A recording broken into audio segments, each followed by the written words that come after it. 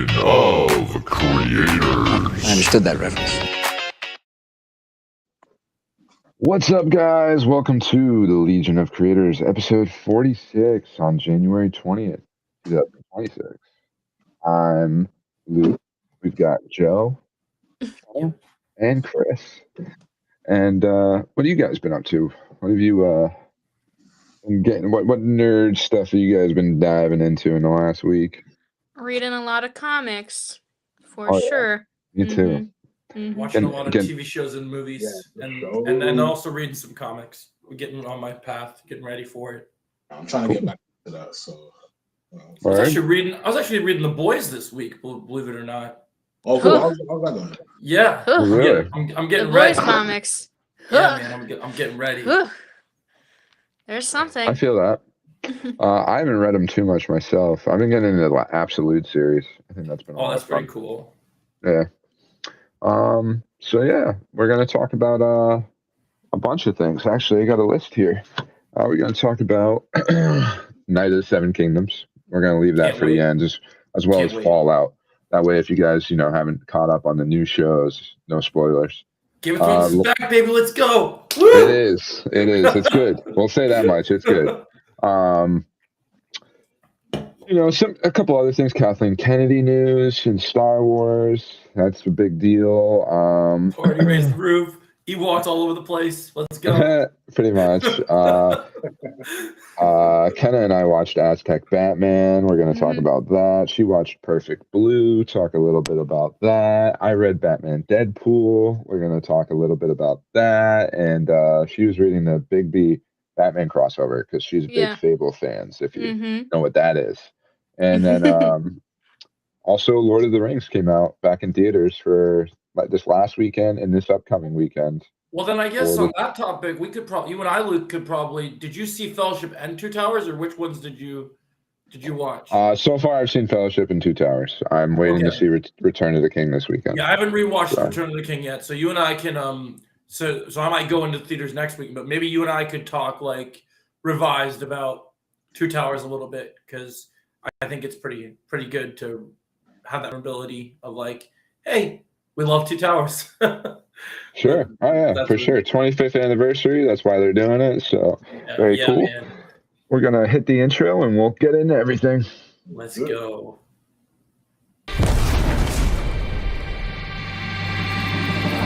Legion of Creators.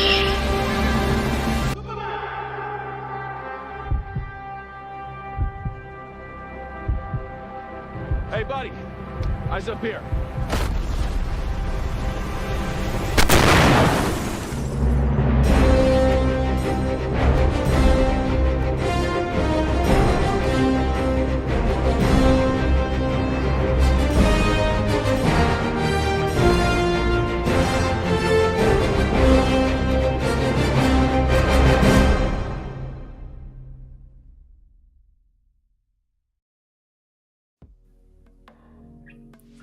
All right, how we all doing? Good. Doing good.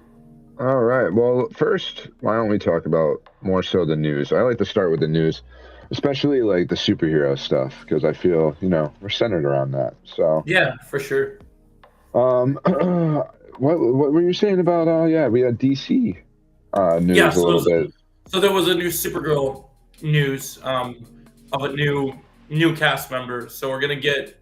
I guess they cast the right-hand person of the villain, and we got more details on the film. I guess that these bad guys are very bad guys. So that's kind of crazy. They're not very bad. They're not your average supervillain. They're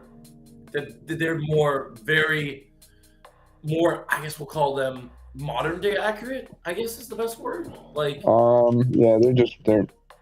they're darker. Yeah, for sure. Darker. Which James Gunn did say it was gonna be darker, so that makes sense. Right. It's they got essay stuff where the villains are bad. Right. But Andor footsteps. I feel if they show it or reflect it, I hope there's another trailer that reflects how dark this movie actually can be. Yeah, let's get a less Guardians trailer. Let's get a more dark. I want to see Supergirl swinging a sword. Give me the darkness. I think it also just would generate more interest. Like people want that dark out of DC because Marvel won't really go there. You know? They won't go to that level. Well, Like, I you know, think that's what when Supergirl finally does come out, I think really that's how the film will progress, is that we see, you know, Supergirl partying, she's, you know, having a good time, and then whatever happens, some turning point happens, and then we'll get the darker stuff with all the villains.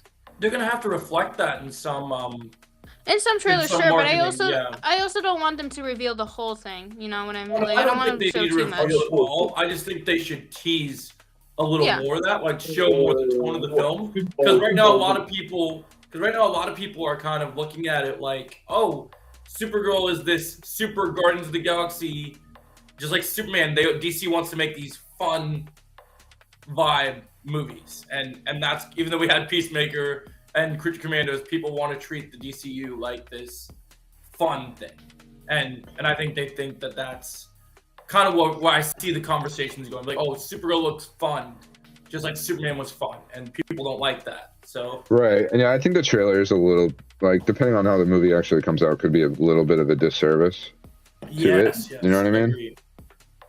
Unfortunately, that's why a lot of people, I think, you know, were so critical on it when it came out. 'Cause I think it's like some you're saying, people- it's more of the same. It feels like from the trailer. Yeah, from you know? just what we've gotten of our only footage so far, I want to believe that they're going to do right by the comic, and they're going to make it a good story. But I need to see that reflected in footage before the movie. Like, I need to go into Supergirl seeing something that indicates, okay, this is going to be different than Superman. Because I was down with fun, silly vibes for Superman, because that's what Superman has always been, and it was good to see that reflected for that movie. But Supergirl is meant to be a darker story, so they Right. need to show us that. But And, she like, does have that side to her as well, I will say. Yes. Oh, you can have a mixture of both. I Right. think that's very true. But they've said this movie's going to be dark, and if you don't reflect that in your marketing, people aren't going to be very happy, because it's going to be like, well, you said this is dark, but this just looks more the same as Superman, but just with Supergirl instead of Superman.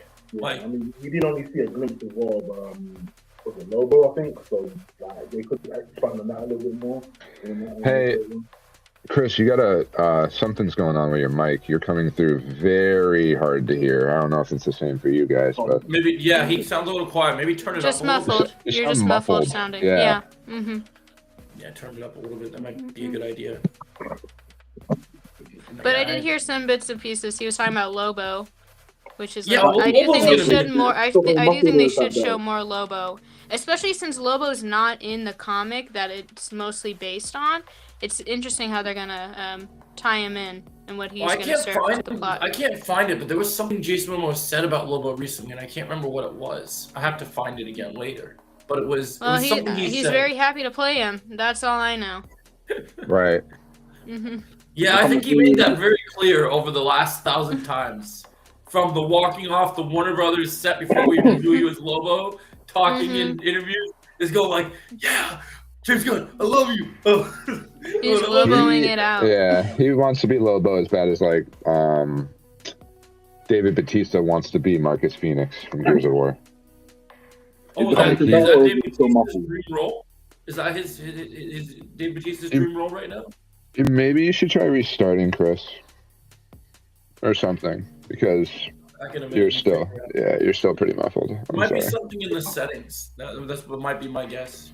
Yeah, but David Bautista's been dying to play Marcus Phoenix. I didn't know You that know. was on his radar. I always thought that dude. Batista's big thing that he wanted was that he still was very much gunning for Bane in DC. But maybe I he's would back love to down. see him do Bane. Yeah, I wonder if he's back down from that a little bit more, because I know he's not as big as he was when he did like Guardians and stuff. He's slimmed down a lot more.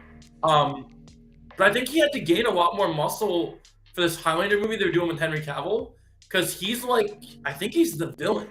Like, if I remember correctly hearing, I think he's the, like, gonna go toe to toe with Henry Cavill. And he said that when they were training for the movie before Henry got injured, that they're swinging swords and doing martial arts, and like, it's gonna be wild. That sounds cool. It's gonna be wild. I kind It's, of almost want, like you were talking about before, the dude who played the villain in season 3 of Reacher, which I haven't watched, but like they got somebody like bigger than the main dude, right? Dude, like I almost wish someone huge. like of that size would play Bane. Well, you know how you know mean? what you would know him from? Because we were talking about Game of Thrones a minute ago. He played the Mountain in right. Yeah. in Game of Thrones, so that's where you would know him from. So it's like before, I think that would be cool. Like people talk Like- about him about Reacher because he's a big deal in Reacher, but like yeah, he was in Game of Thrones as well. Have him already be this like huge wrestler, and then when he gets the Venom, he just becomes even bigger. Like CGI wise, I would They should love do, that. man. Like, I feel like with the Tom Hardy thing, I feel like Tom Hardy is a decent sized man, but I feel like they didn't get him big enough because no one wanted this believable universe. And like, if we're gonna go fantastical, I gotta see real Bane. I gotta see Bane with the Venom. Like, I want Arkham Bane. Like, Yeah. I want to see one day him actually either in a flashback or in a present day moment. I want to see that Nightfall thing. I want to see him actually break his back and we see it. And I hope Batman's not out for like just like a week or something like it was in the movie, and he just comes back for the third act. I want Batman out so Yeah, I long. still haven't seen that movie. Oh, you'll love it. Like, I'm sorry. That you haven't seen Rises, or you haven't seen I haven't seen Rises. You can finish up though. Sorry, I didn't mean to cut you off. No, I just don't want to see him. I just didn't want to see, like, it's annoying because their fight is so awesome. Like, in that moment, they make Tom Hardy seem very imposing for what they have to do with him, and then all of a sudden he breaks his back, and you're like, oh, I was wondering who would speak first, your spirit or your body, and then he just breaks him and goes crazy. But then you would think he would just be out for the whole movie. No, he comes back in the end, and he's like, actually, I came back to stop you. And just like it starts fighting him, and like it's just like, what are we doing? Like, why are we doing this? Why are we back and doing this? And it's like, you know, they had what's his name, Joseph Gordon-Levitt in there, who was supposed to be like Robin. You couldn't have spent extra money and put him in the Nightwing suit and have him come beat the smuck off like, if you weren't gonna go Azrael, you could have gone Nightwing. Could have been like, you're already grooming this cop to be basically Robin and take over. Put on the suit, bro. Come in here and mess him up. Like what are we doing? Like, it made no sense to me. It's just like, come on. What? So I want the real thing. I want to see Azrael. I want to see Bane break Batman, whoever Batman is. Just break him, man. Hurt him bad. I want to see it. I know that makes you sound like a terrible person. You're like, you want to see someone hurt Batman bad? I'm like, yeah, I do. But then that's how you make hurt him bad. That's how you make Batman get stronger, you know. Yep. You have to. That's the thing. It's like, I think it's okay. I think one of the best parts of Batman and his stories is like the parts in the story where he fails, because we're so used to him always being like number one or top, like at the top, or always pre-planning everything just in case. But I like it when he kind of messes up from time to time, because it shows him that he is human. You know, I just feel bad. I just feel bad because like one of these days, ever since my Ant-Man videos, I'm always gonna be known as the guy that just wants superheroes to get badly hurt. Like, everyone always gets mad at me, like, why are you so mean to superheroes? Because I want stakes, bro. I want stakes. That's why you like The Boys. Yes, because people die and they get hurt bad. The Boys is brutal. I'm all about that brutality. Can you? I guess I should be watching that soon. That's Yeah, you're gonna have to catch up on that this year. Yeah, because the season finale is coming out soon. I can't wait. You're gonna watch. I think it's gonna be this. Is it April even? Yeah, it's April. You're gonna watch that kind of, and you're gonna be like, in terms of content, in terms of like superhero content, you'd be like, I'm a virgin. I watch Marvel and DC, and I'm like, oh, this is cool, and I like this, but this is really bad. And then you're gonna watch The Boys, and you'll be like, what have I been missing? What? This is so brutal and so amazing. I mean, you have an idea of what it's going to be like. I already know major plot points. You guys don't know half the things that I'm just kidding. I know, ball. Sure, there's going to be some surprises. I bet. There's going to be lots of surprises. They're definitely going to do something different with how things were in the comics. I already know that it's very different from the comics. Thanks. I know what I'm getting myself into watching The Boys. Do not fresh. Yeah, because I know they're gonna do something different with like the ending. Like since they don't have Homelander having a clone being Black Noir, I'm curious to see how they're gonna take him out in the comics. Mm-hmm. So, Right. or not in the comics, or how they'll take him out in the show version Right, compared to how the they do it side- in the comics. It's got to be his son or something, you know? Yeah, But- they've been Luke, really was, problem. Yeah. Luke was teasing me a while back about like how my username is Starlight, and I still haven't watched The Boys because the girl superhero, her name is Kenna Starlight. Star, So yeah. I guess Yeah. that's a good point. The I think she'll Starlighter. like Starlight. Mhm. Starlight is what I call the better Captain Marvel. That's what I call Starlight. Ugh. It's No, like I if you hear it, I combine hear it. Captain, or maybe not. She's like a Dazzler that's actually a badass.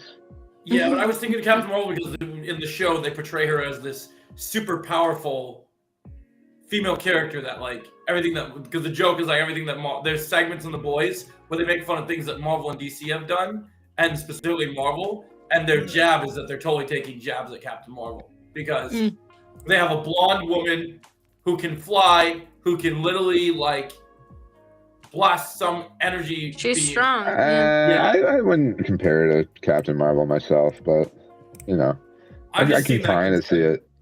I do think Captain Marvel's a bit more serious than her in Starlight. Yeah, she is a little bit more Yeah, serious. and way more powerful too. That's the other thing. Like Oh, Starlight yeah. has powers and everything, but they're very like once in a while type deals. You know what I mean? That's Like true. Captain Marvel's like constant with whatever she But you wants do to have to do. remember that Starlight is powerful enough to stand, not beat him, but she's been powerful enough to stand up to Homelander and other super. Oh, yeah. She still can hold her own. No, she's very powerful. You know what I mean? But I think Yeah. she's like the kind of like it's got to build up. It's got to build Yeah. up, and she's got to get Oh, like yeah. really angry or really, you know what I mean? Like her, I think. Yeah. Well, she's kind of emotion based. I think in her She has powers. that whole Yeah. thing going on where she's got to get angry to get really strong. Right. Yeah, Because that she makes gets sense. super angry in the very beginning, the first episode.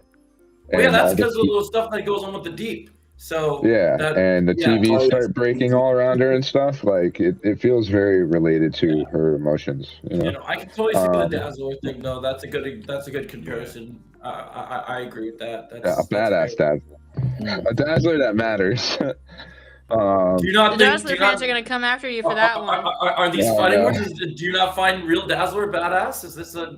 Is Tell me a Wait, story. doesn't give some Marvel Tell me rivals. one story Dazzler's in. from the comics? Yeah, tell me one story that To be Dazzler's fair, in. I'm not the target audience for that conversation. Yeah, but I because- can't. Nobody here can. You know what I mean? Because she's Oh, just not exactly. like important, really. You know That's what I what I'm mean? saying. Like, There's gonna be, if you were on Twitter right now, there's gonna be someone that somehow pops out of how nowhere. dare you? 100%. Dazzler's amazing. Yeah, You're gonna They're know. gonna start Better some- sleep with one eye open tonight. yeah, they're gonna come for some. There'll be one person that will find. Someone's some gonna knock comic on my book door. and try and yeah. You're gonna lock get in with your that? attention. Yeah. Oh my god.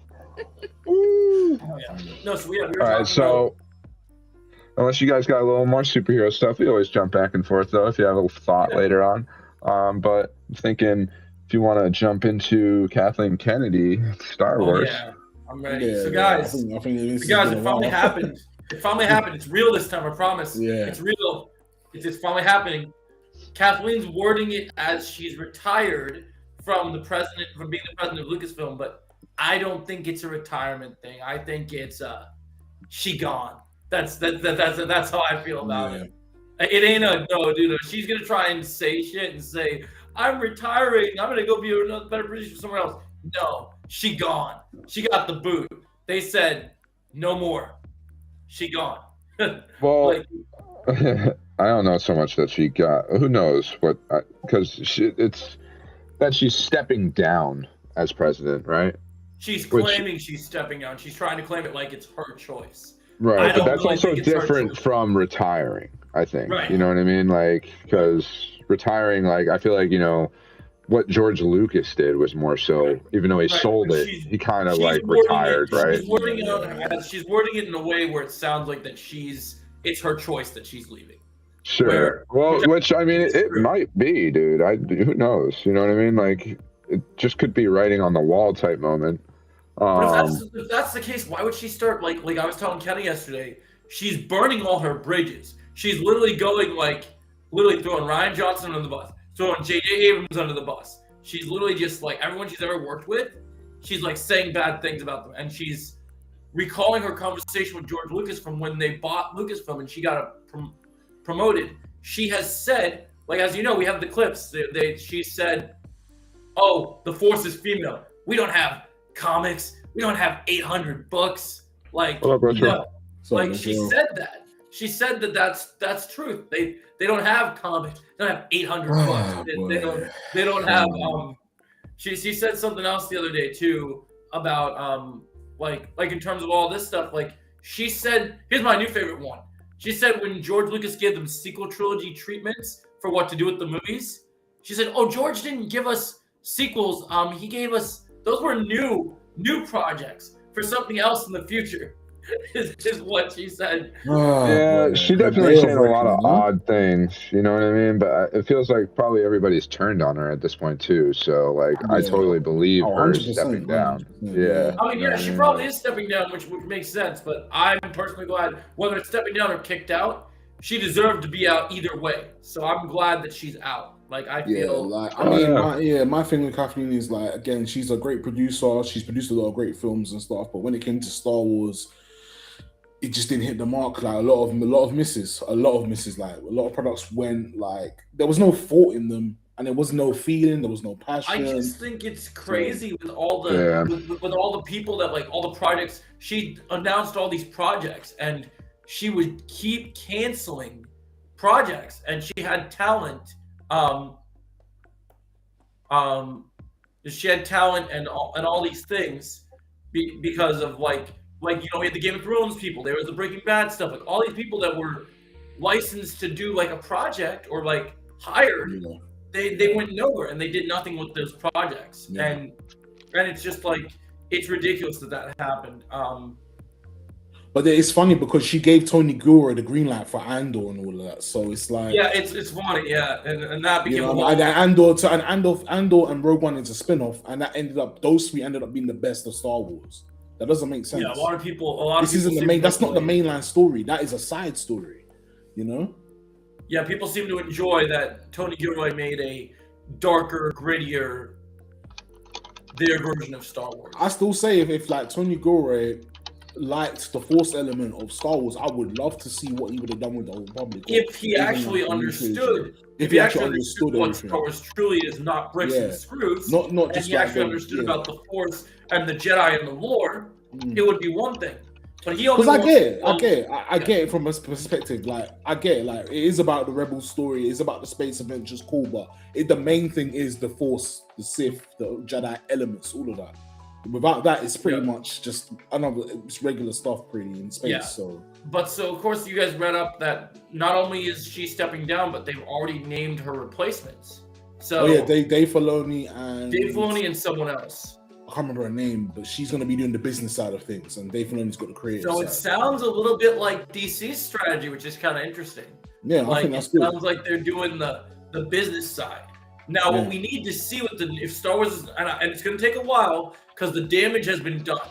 I don't think that this is going to mean that Star Wars is fixed now. No. It's going to take time. We need to see if Dave got the shots. What I want to see is if a project is not. I want to see him take the James Gunn approach. If a project is not looking good, like if you look at the script and it does not look good, like if you're looking at Obi-Wan Season 2 and Reva Returns, cancel that shit. Just don't even make it. If that script isn't top notch, the lore's good, all these things, get rid. Yeah, I did hear something about what was it, a soft reboot or something like that. But my thing is that I feel like if they were to do like a soft reboot, it has to be from The Force Awakens to the sequel trilogy. It has to be from there. I'm still talking about like it's broken. I'm not saying I have hope. I'm just saying it's damaged, but nothing is beyond repair. Things, if the right people get involved, they can make things better if they try. It just has to be done. It's going to take a long time because the damage is so significant. Like people complain about Marvel, but the damage to Star Wars is far worse than what it is to Marvel. Way worse. Like Marvel's made some bad mistakes. But Star Wars has to be. Oh, go ahead, Luke. I just want to say it to Retro, the reboot Star Wars of the Old Republic TV series, as much as like everyone I feel like wants Old Republic content. Yeah, I don't think it they should. sounds like a good from idea. there. No. I just think not even just not reboot it from there, but like I don't want to see Old Republic get touched until there's been some course correction. Yeah, okay. I don't want to see them ruin that. You know what I mean? Like, yeah. Oh man, mate. Honestly, I'm glad because they was gonna get who is they gonna get to direct one of the Old Republic films, and he had no like knowledge of like he didn't want to use any of the old like Old Republic books or anything like that. Oh, that was the situation with James Mangold and Dawn of the Jedi. There, okay, right. Because they were going to do Dawn of the Jedi. So Dawn of the Jedi was going to be a movie they were going to do, and James Mangold, who did Logan, was going to do that. And he claimed in an interview, I did a whole video on it. He did an interview where he said that, I don't want to use the books to tell my Dawn of the Jedi story. And it was frustrating because there's books about Dawn of the Jedi. Yeah. Oh yeah, Retro, to add what you were saying, what did he say? He said Luke can do 10 seasons of the Old Republic if it's done right. So many characters. That's true. I mean, don't get me wrong. Like the thing is about the Old Republic is that era of the Old Republic. It's the expansion on it is crazy. So 10 seasons of particular characters, it could work. But I know a lot of people, especially us Star Wars heads who know about the Old Republic, we want to see more because there's a lot of other characters that we're going to see more. So, and I totally agree. You could do 10 seasons. It's just you'll never get 10 seasons if it starts off and it's terrible. Yeah, right. If it's at the Acolyte quality, you're getting like 2 seasons and it's canceled. You know what I mean? Like, I do think when it comes to the media, so when Mando and Grogu comes out, I think it will be okay. It will definitely make the money that Disney needs. But I really do think when it comes to the film side of things of Star Wars, I really do think maybe Starfighter will either make or break it a little bit. Yeah. Because Starfighter, I feel like because we haven't it's been 7 years since like Rise of Skywalker came to theaters. And so our next major film that we're getting in theaters that's Star Wars, that's not a Disney Plus show, is Mandalorian and Grogu. And it just feels awkward a little bit to me. But also I understand why they're doing it because again, they need to make something that will make easy money. And then they can do something with Starfighter. And I'm still feeling a little optimistic about Starfighter. It has a good cast, and I'm sure it will be at least enjoyable. But I do think, and I talked to like Chris the Fourth about this like a long time ago, and then I saw that he made a Star Wars video. But like really, video games right now seem to be their bread and butter. Yeah, that's. And there's definitely been misses. Not every Star Wars game is perfect. Oh, 100, but it's 100. not. Yeah. It's not as bad as the misses when it comes to their film side of things. Right. You know, I look at it from this point of view. Like, I know everyone's gonna be like, we need to run to the Old Republic and fix everything. I want them to fix the damage that they've done. So like they've got to fix that. We need to fix what we've done. So like for me, if we're gonna start like, we're getting these movies and now we're exploring these other timelines. The next plan is to make for one, I know McGregor wants and everything. The right step right now is to make an Obi-Wan season 2 and to make it good. Redeem, because that was one of the first things, like obviously the sequels are a bad thing to happen, but Obi-Wan we were already in a bad place. The Obi-Wan show really damaged us. So if we get a good season of Obi-Wan, I think that could start things. Obi-Wan was bad, but the Acolyte, I think, was the final nail in the coffin. I mean, you know what sucks about that? You know what sucks about that is that the Skeleton Crew came after. I didn't watch the Skeleton Crew because that wasn't bad. Yeah, I heard it wasn't bad. So many bad shows. I heard it was good. What's really interesting is like, so now Dave Filoni's president. I'm glad you mentioned Skeleton Crew because I had something to say about that. So Dave Filoni, after Mando and Grogu, him and Jon Favreau were supposed to do a movie, and his movie was going to be like the Star Wars version of like almost Avengers, where Thrawn is basically, so they're going to do Heir to the Empire from the books, and Thrawn is like Thanos. Where they were using Boba Fett as, even though it wasn't good, Mandalorian, Skeleton Crew, Ahsoka, to all kind of bridge the gap to this movie, and each of these characters we're going to contribute to going after Thrawn. because Thrawn is a galaxy-wide threat. And that movie now, just to tell you guys the bad news, it's going to be put on pause now. Because now Filoni has to oversee all of Star Wars. He can't make the passion projects he wants to make right off the bat because he needs to do total damage control. So we could still get that movie eventually. But right now it's going to be put on pause because his job is going to be to clean up Kathleen's mess. Like, to literally sit there and go, we need to fix this because this is bad. Now, the test of time to know if Filoni's going to be our future is going to be the Maul show that drops this year. Yeah, if the Maul show is fantastic, then I think we're in safe hands. Because if Maul's good, I think that's good. Because that's a good sign.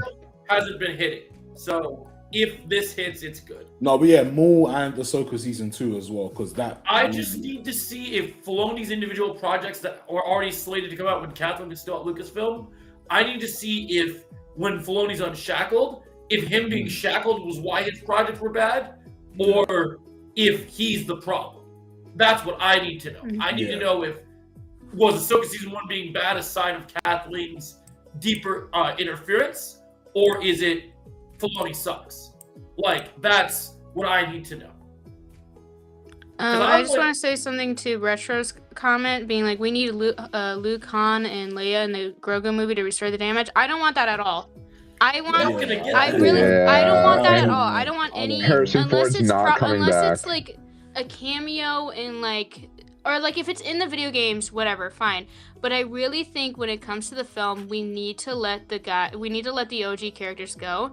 And as much as I think it would be cool that we will eventually get Old Republic stuff, I truly think now it can be a little messy and it's a little risky, but I truly think, because I feel like Star Wars is so stagnant right now, that, and this is why I'm optimistic about Starfighter, is that it's set in the future. It's not in the prequels, it's not the original trilogy, it's after the sequels, and I truly do think for them to prove that they can do the Old Republic right, they need to actually make really good projects that are set in the future timeline of Star Wars, instead of constantly going backwards. I would be cool. Go ahead, Luke. I would absolutely love, though, if they made an animated series called The Adventures of Luke Skywalker. That's how you do it. If we wanted to do original trilogy characters, animation is the way to go. Yeah, animation. You could have Han and Leia, all the OG characters, actual cool missions. Base it off the expanded universe stories. There's so many of them. You know what I mean? Like, if you're gonna do that, the necessary piece of that puzzle, because even though I like Leia and Han Solo, and people will say like they dick them over, the mistake on that situation is you do anything in animation because you can't use the original trilogies, you have to do what was promised to us already. You have to make an animated Luke Temple show. So you have to make it about Luke. You have to make it because Luke's where the damage is. That's what Luke was saying about a Luke show. Oh yeah, Luke, 100%. What do you mean? No, you can't do original trilogy. Who's saying we can't do original trilogy? You just did. Oh no, I'm not saying that. I'm just saying that the other characters, when you were talking about Adventures with Han and Leia, their role, you could include them, but they're not the problem. You need to fix Luke. So Luke is the. Well, I think it's all the problem, to be honest. You know what I mean? Actually, like, you got Wars is. But look at Episode 8. Look what they did to Leia. And then that's true. That's true. And also, my thing is like we've already seen. I understand that Mandalorian is set a few set years after Return of the Jedi, but it's like we've already seen Luke already in the show. We don't need to see him again in the movie, because then they're just milking it. Yeah, I know. I'm just kind of saying with like, yeah. Well, I devalued Retrolad's thing because it doesn't make sense because it makes sense for him to show up because again I totally understand that it's in the era timeline. Of Star Wars, I get it. Cool. It's in the timeline, but I think it would be unnecessary, especially since Grogu is already done with training with Luke because Grogu clearly wants to stay with Din Djarin. Yep. And I mean Han and Leia could be cool maybe. Maybe less Leia and more Han, I think, honestly. Han would be a better choice if we had to pick an original trilogy character to star in the Mando movie. But again, actually, Fuck it, Lando. I actually just want more Lando. I would honestly. love to see Lando. I mean, they were But- trying to do a Yeah, they were trying to do like Donald a Glover. side story, innit? Yeah, with Donald Glover. Yeah, I think that's still happening, but it's just taking its time. Oh no, Donald Glover, he had a because he was performing recently a month or two ago, and I think he said he had a stroke, so he had to take a step back. So yeah. Well, yeah, just remember that any project that was set up during Kathleen's time, nothing's certain anymore now, because even if Kathleen made a promise, if Filoni wants it, Hold on, guys. I'll be right back. Yeah. Okay. no worries. If Filoni wants it, we can kiss that Ray movie goodbye. Like, if Filoni no. wants to, Listen, he can listen, literally. listen, he listen, can listen. No, that's the literally thing. pull- That's my one Disney. thing about Starfighter is that since it's set in the Gosh. future, there may be a possibility that it ties in with that Rey movie, if that Rey movie is going to happen. And then before you guys go into what you're about to go into, I just want to say to Retro again is like, I want to see Luke and Ahsoka season 2 sees Anakin in the recordings. That I'm fine with.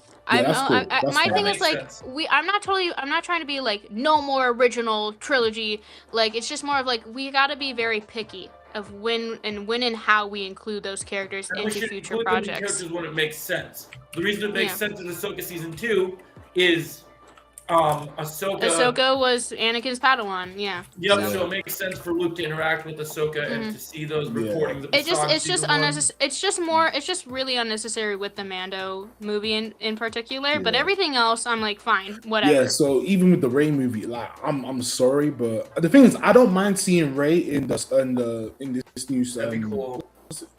I don't mind seeing her in the Ryan Gosling film with that film. That's Well, I'll fine. tell you, Oh, I'll tell you Starfighter. this My one. problem I'll tell you is this- I don't want to go see ahead. her. I just don't want it to continue. Like we say, oh yes, we're getting ready. She says something like, oh, I'm getting ready for my story. Like no, like your story and John Boyega's story got ruined completely. Both of their characters got ruined completely. We don't want to see them anymore because look what they've done. You know, what I We mean? just Well, need to move away from the Skywalker. if legacy. you pay attention, I think that in general, I think all that Ray stuff. If you look at what's been going on with the directors, the PR team, with the one person who was supposed to direct it, the writers, with all the bad signs, I think that movie was only going to exist if Kathleen was still Yeah, present. was still at around. Lucasfilm. Oh my god! The You know fact what I that mean? she's That's not the around, I thing. think it's dead because My thing well, is. yeah. My thing is that if you can, if Dave Filoni says, all right, we're gonna scrap the sequel trilogy, we're gonna completely erase it from Star Wars, and then some of the shows, I'm gonna be like, all right, cool. If you do the sequel trilogy again, you have to, and you want to make John Boyega like you originally planned, because he was told he was supposed to be the main character, but he wasn't. That's what it is. Rey secondary. She can still be a Jedi, but she doesn't have to be like, oh, the main forefront anymore. Like John Boyega. It should really be so. If Finn is the they- character, is the main character, and we just have Rey be his trainer. But we mostly see Finn going through his arc. Because literally the last time I saw the last thing that I saw of Finn using a lightsaber in training as a Jedi was literally in a Lego Star Wars holiday special. Why do you think Ray will be in Starfighter? That's not been confirmed. Where do you get that from? I did see that on Twitter apparently that she might be in it. Right, that's what I was Well, yeah, saying there's- earlier, that she might be, But There's a that's all couple sources theories. That's that all will say. hearsay. Yeah. There's been no concrete. I heard that a lot of plans with Starfighter were dependent on how long Kathleen was going to be around, because Kathleen wants to push things into. She wanted to push things into the Rey movie, because the thing that's interesting about her stepping down is cameo. You think? Okay. Yeah, 'cause- cameo. That's what it is. because No, from not, what I no, like understand- major role, just a cameo. I mean, and it's just rumor talk. You know what I mean? Yeah. Like, Yeah. so Because yeah. the whole thing that I understand is that the Rey movie was supposed to be the last thing, was supposed to be before she chose to step down. I get it's sequel timeline retroline, but the whole point of this Starfighter movie is to move away from that. Like, Yeah, the whole- I do the wish whole they would. idea I is to want them move to away move from away. If this Starfire film does move away from it and it's in that same timeline, I'm cool. As long as it's good, I'll be like, all right, well, cool. I mean, even if it's in the sequel timeline and it's a good story, I'll give it its flowers. As long as it's a good Yeah. movie, Yeah. I'm willing to give it the respect it deserves. I like Because the this thing movie is, we doesn't just have any of those characters. like in it's it. like what Kenneth said. The animation for like Star Wars, has been so good. Like we got Bad Batch, we got Visions, we've got I'm Clone just Wars. sad that I'm just really now bummed this about War show. So Yeah, I'm just really bummed on the animation side. The one project that really bothers me, because I know Filoni worked on it, but maybe he didn't work on it that much, is I'm still kind of bitter about the Tales of the Underworld, because I really liked all the stuff that they did with Ventress, but I really don't like that. Not only did they give Cad Bane a backstory, but I really don't like that. Now I look at Cad Bane and I see this damaged guy, and like that I see this guy that's like. Yeah, I think I got 2 episodes in and I just gave up. I said, no, I'm not. It No, I makes can't. me Well, that's the sad thing because- is that there's just still. I mean, obviously, it's like Star Wars is in a trouble spot right now. I think we all Right. know that. But there's gonna be projects that just aren't gonna that we just aren't gonna like, Yeah, and like that's there's fine. still gonna be some hit or Yeah. misses. But like that does not mean it will be the end. Like I As don't long as- agree as long with the as we get to- statement that Star Wars is dead. That people are always saying, because the IP is so popular. Even with the worst projects set in the universe, Star Wars is never gonna die. Yeah, I mean, Right, It's you just so popular. You know who That was recently originally said that that Star study. Wars is dead, even in this Filoni situation now, after Kathleen leaving? Nerdrotic was on some news show, and he said Star Wars is dead, and I'm not gonna watch Star Wars anymore. Oh, 'cause this it's guy, dead. he's You guys always put it complaining, on. ain't he? That guy is always complaining about something. Bro. Oh, God. Come Literally, on, man. Get it's over almost it, man. Star Wars Get is over like yourself, Star bro. Wars. No one cares. My thing is Yeah. this is that when it comes to like again, like do I think Star Wars is dead? Not really, because we have the first 6 films, we've got the old Public era, It's just the really books, the hurt games. right it's now. like, That's all. it's more so the news, it's the new stuff. And because of the sequel trilogy, it's a part of the old stuff of the main timeline. It's like, well, that part is very, very damaging now. And now we're like, so now we don't know what really is truly going to go on. Honestly, I think the damage really started to show. It's like, yes, the sequel trilogies were bad, but then look how good season 1 and 2 of Mando was. Yeah, 100%. And then We got Clone Wars season 3 went 7. downhill. We And then got- that's the really damage was the started- turning point, The damage I feel really, like. other than the sequel stuff, the thing that really hurt, because the Mando stuff was starting to be like, okay, we're getting this with Luke. Okay, this could kind of make us forget about this situation. Yeah. So for me, I think that the biggest thing that happens is the fact that for me, I know Luke says that Acolyte was the final nail in the coffin, but people were done when they saw the Obi-Wan show be bad. And the reason they were done at that point is because we were hyped. They were promising us. We wanted this character to return, and they were building this up. No one gave a shit about the Acolyte before it came out. There was nobody saying the Acolyte was going to be this hyped up thing. There were people that would watch it, but nobody's like, they might be intrigued. No one was hyped for the Acolyte. People were hyped for Obi-Wan. And then we saw Reva. And then it all changed. Yeah, then Like, we saw Reva. I just want to say, Grand Inquisitor's head as well. Like, bro, come on, man. I just want to say, like when I was saying earlier, Star Wars is Star Wars, in the way that, like, the saying that is popularized now in the like lore of nobody ever really dies. It's kind of like Star Wars is like that now, where like Star Wars never really dies. You know what I mean? Like, it can get bad, it can get real bad, but like it's just such a popular and big IP. I don't think you could kill it, because literally, like, you could throw the worst at it, and that's what's happened. You know and what look, I mean? they're Like, still going strong. right, and we're still hopeful, and we still get excited about like potential new projects, like this Knights of the Jedi Old 3. Republic thing. You know what I mean? Like, yeah. Oh, and the Pod racing game.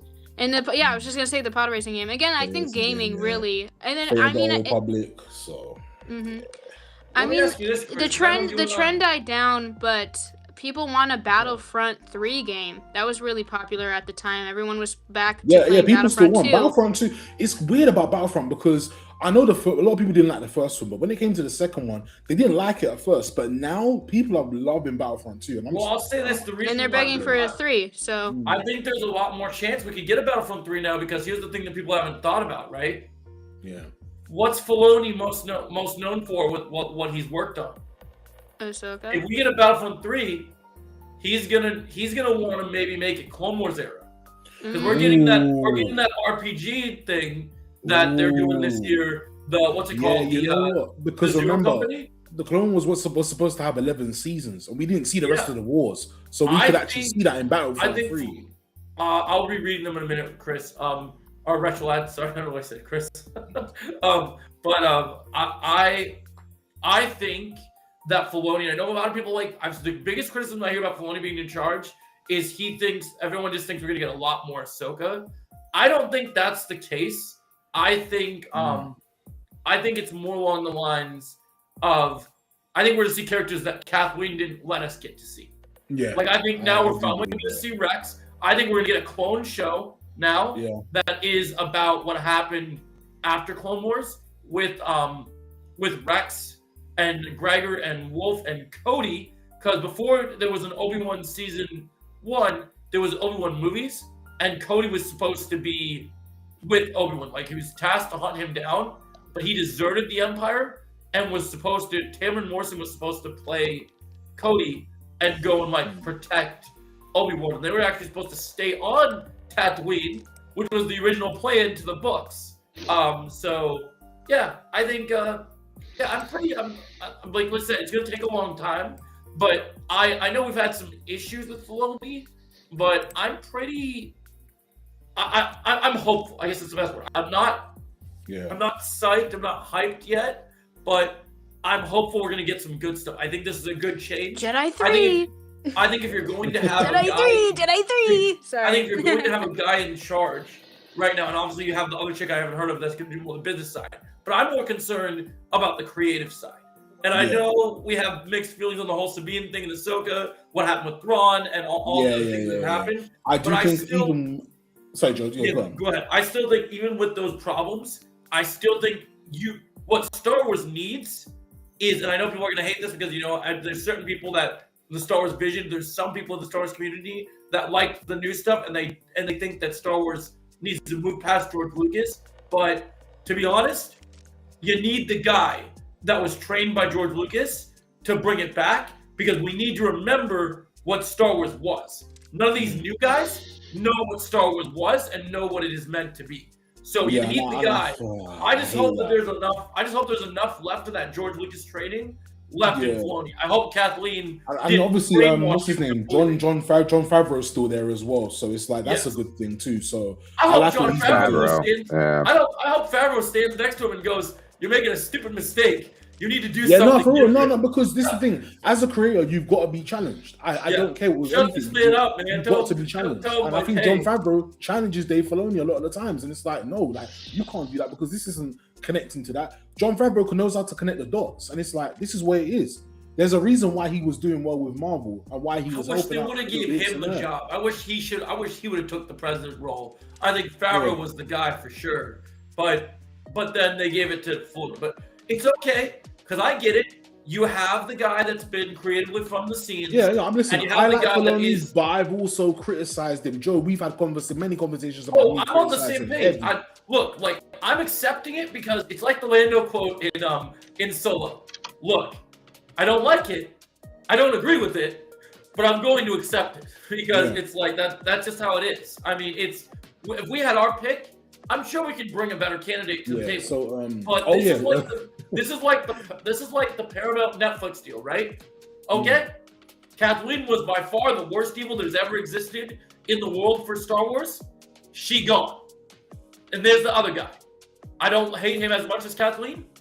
I have reservations about him, but I'm hoping he steps up to the plate and plays ball. And not only that, he's gonna be in the chance. He's gonna be hiring new directors to do certain shows and certain things. So it's he's got to make sure that they know what Star Wars is about, and it's something. He better do an extensive interview process. He better literally be so do you know how Han Solo made the Kessel Run in 12 parsecs? I need hard lore. And even to add on to what Kenna was talking about Jedi 3, for example, I said in the video that I made last week, about a week and a half ago, and basically I said that in Cal Kestis' story, I'm expecting a Darth Vader versus Cal fight in that, because I don't necessarily see him winning, but I want to see a fight, because it's either his story ends or he gets injured badly, he escapes, and then obviously he continues with something else. Here's the thing about that, though. If they do that, here's the thing, okay? And I know that people aren't going to like this because of the damage that Disney's done with Vader in the Obi-Wan show and what we've seen so far, that there's so many Jedi that survived the fate that they're not supposed to survive. Yeah, For me, if you have Vader and Cal fight, you need to definitively come to a decision that we're never going to see Cal again in present day stuff. Because I need Vader to what kill him. What I commented on Chris's video was that I was like, okay, this is how they're gonna do it. If there is gonna be a big fight between Cal and Vader, and there has to be, because why do you have him show up twice and then just not have him showed up in the third game at all? That would be disappointing.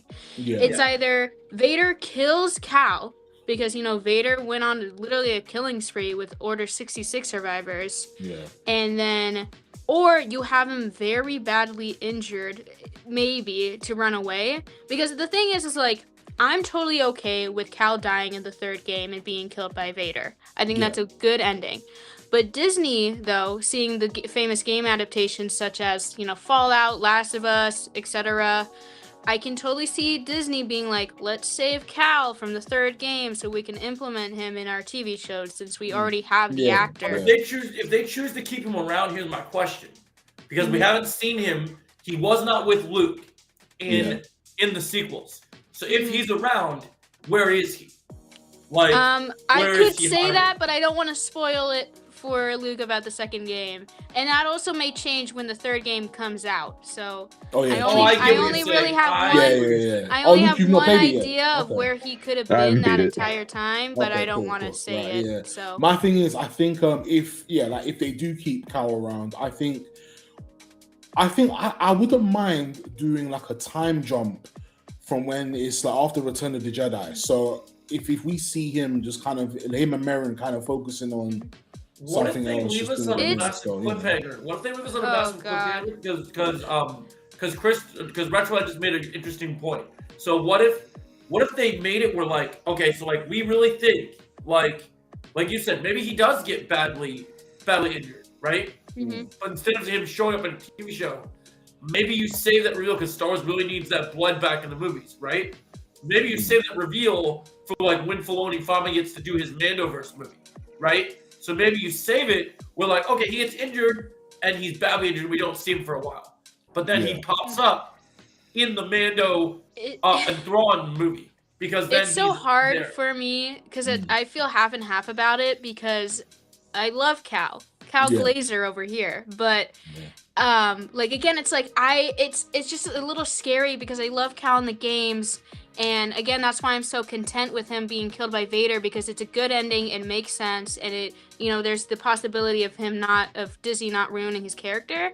But there's also the part of me who will be obviously sad when if he dies, being like, oh, no more Cal. So part of me does want more Cal content, and that's honestly, I'm kind of on the side of like, maybe not live action, but maybe we could do animated Cal. I feel like we can just have Cameron Monaghan do his voice acting.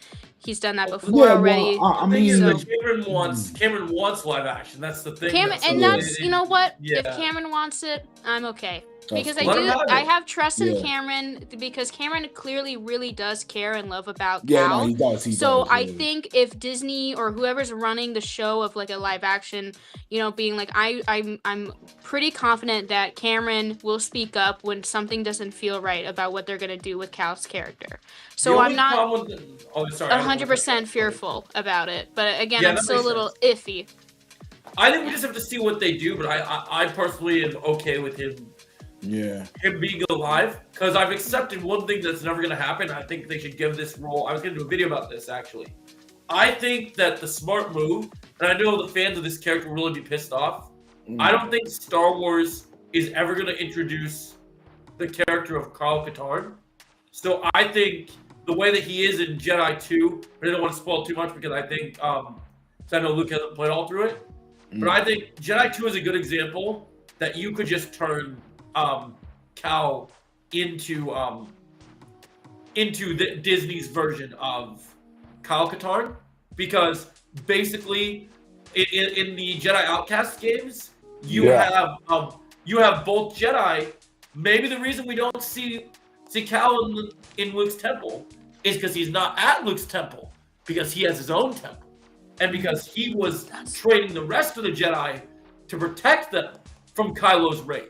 So that's very. Here's my thing though, is that in the end, so this is the ending of the first game. So yeah, Star Wars nerds. This is the ending of the first game. Literally, the first game is Cal, Grease, Marin, and Seer is finding the holocron, which the list of all the Force-sensitive children.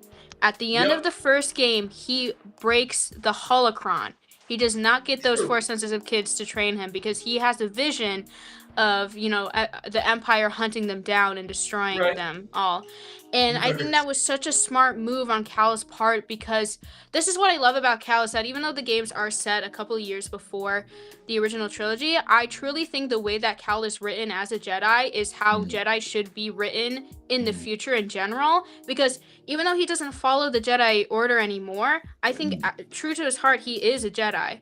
And and here's my thing, is like, technically he falls under the term gray Jedi, but I don't even want to call him that, because I think at his heart he is truly a Jedi, or he's what a Jedi should be at all, without having the rules of the Jedi Order placed upon him. I think the reason why he gets called a gray Jedi is because he breaks the one rule that Jedi have, which is that you kidnap. As a Jedi, you are not allowed to use that's the what I'm dark saying, side. though. That's what I'm saying, though. It's like, just because he does, that doesn't make him evil. Like, he is still a heroic character, and he has more freedom. Like, again, you're not allowed to have attachments. Well, he's in love with Marin, and I think that's really, I think just think it's so good. I really because even with that, it's like, it's a bit like when you look at Qui-Gon, for example, when the term, like, in the 2010s, like, Grey Jedi first came about, like, everybody looked at Qui-Gon and like, hey, hold on, Qui-Gon's not exactly like the original Jedi. Like, he's a bit different. Like, now Qui-Gon isn't a dark side. He doesn't use the dark side, but it's more so on how he views things. And how he views things, a lot of people saw it too late. Yoda saw it too late. He said, you're making sense now, because I didn't see what you were seeing. Okay, so Retro that's said, what I said, if I think this is alive, you think the twins are in the holocron from Jedi Wedding? I don't know. I saw somebody said, like, Ezra was on that list. I mean, it really could have been anyone. Well, that's the other, just any Force-sensitive children. That's the other elephant in the room. That's the other elephant in the room. I just thought about, Kenna, instead of the temple thing. This is the other thing that could happen, right? There's one other variable that we don't know yet, depending on how Ahsoka Season 2 comes out. Yeah, true. And I asked this in the sequel trilogy too, just from a standpoint of a Rebels fan. Luke and Ezra is older than Luke. So even though Luke is the chosen one and Luke goes on and creates his own temple, Luke and Ezra have to know about each other. So 100%. If they did their temple, what if all the students that died? What if that wasn't all the students? And that was only a portion of them?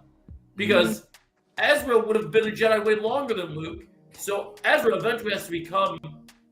I mean, even though I know a lot of people weren't crazy about Ahsoka Season 1, I do think they've been kind of paving the way for Ezra to be a Jedi Master pretty soon. Oh yeah, and I'm fine with that. I'm fine because with he's that. following in Kanan's footsteps. Yeah. When he makes the lightsaber, I think he's still following on that path.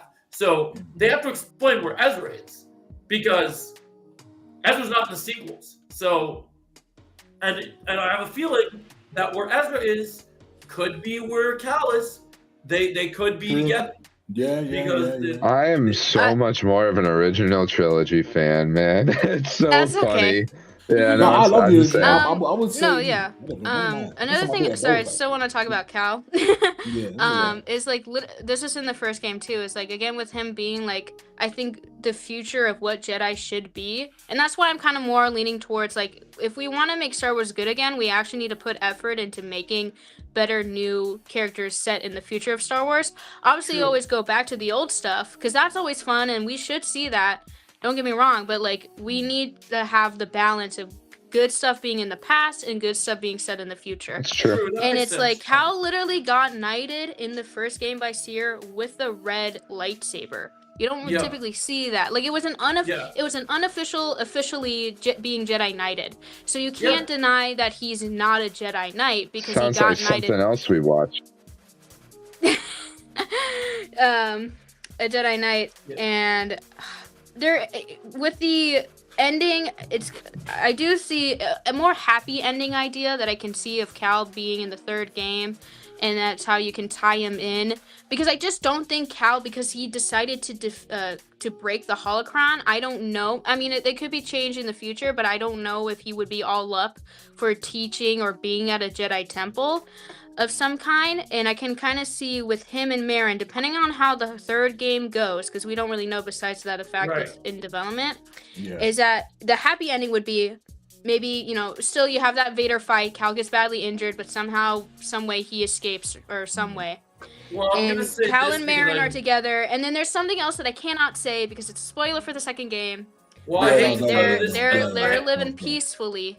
I hate to in tell you this, Ken, wherever because they even- are. But even though Cal will probably survive Jedi 3, here's one thing I'm gonna tell you. I don't want Marin to die. I think that's don't stupid. I think Marin is cooked. I think she's I think cooked. Marin dying. This is why I don't like the idea of Marin dying, because it's just gonna be like, oh, let's kill off the main dude's girlfriend to push him off the edge. Sorry, boring. Yeah. Done that before. Literally, Anakin and Padme. I just think it's lazy. I'm looking at it from a bigger standpoint. She's not in Ahsoka. We see what's left of the Night Sisters, and she's not with the evil Night Sisters. So, Well, if you remember, we first meet her on Dathomir, and then in the second game, she's not on Dathomir anymore. She Yep. does her own thing. So it Yep. doesn't. I mean, just That's because, like, it crazy. makes sense that she's not with the other Night Sisters in Ahsoka, because she's That with would her. be cool, Retro. Sorry, you finish up. Oh, Cal. no. well, it's yeah, okay. when you were talking about the I mall think show, Callan I know will you kill were Cal. Ooh. because he was Ooh, talking I'd about like that. like from the previous comments. Do you think Talon will betray Maul in the Maul show? We might see Maul was trapped in Rebels. Season 2 wanted Talon in his sequel. Yeah, that's true. George was building Maul's apprentice as the original villain.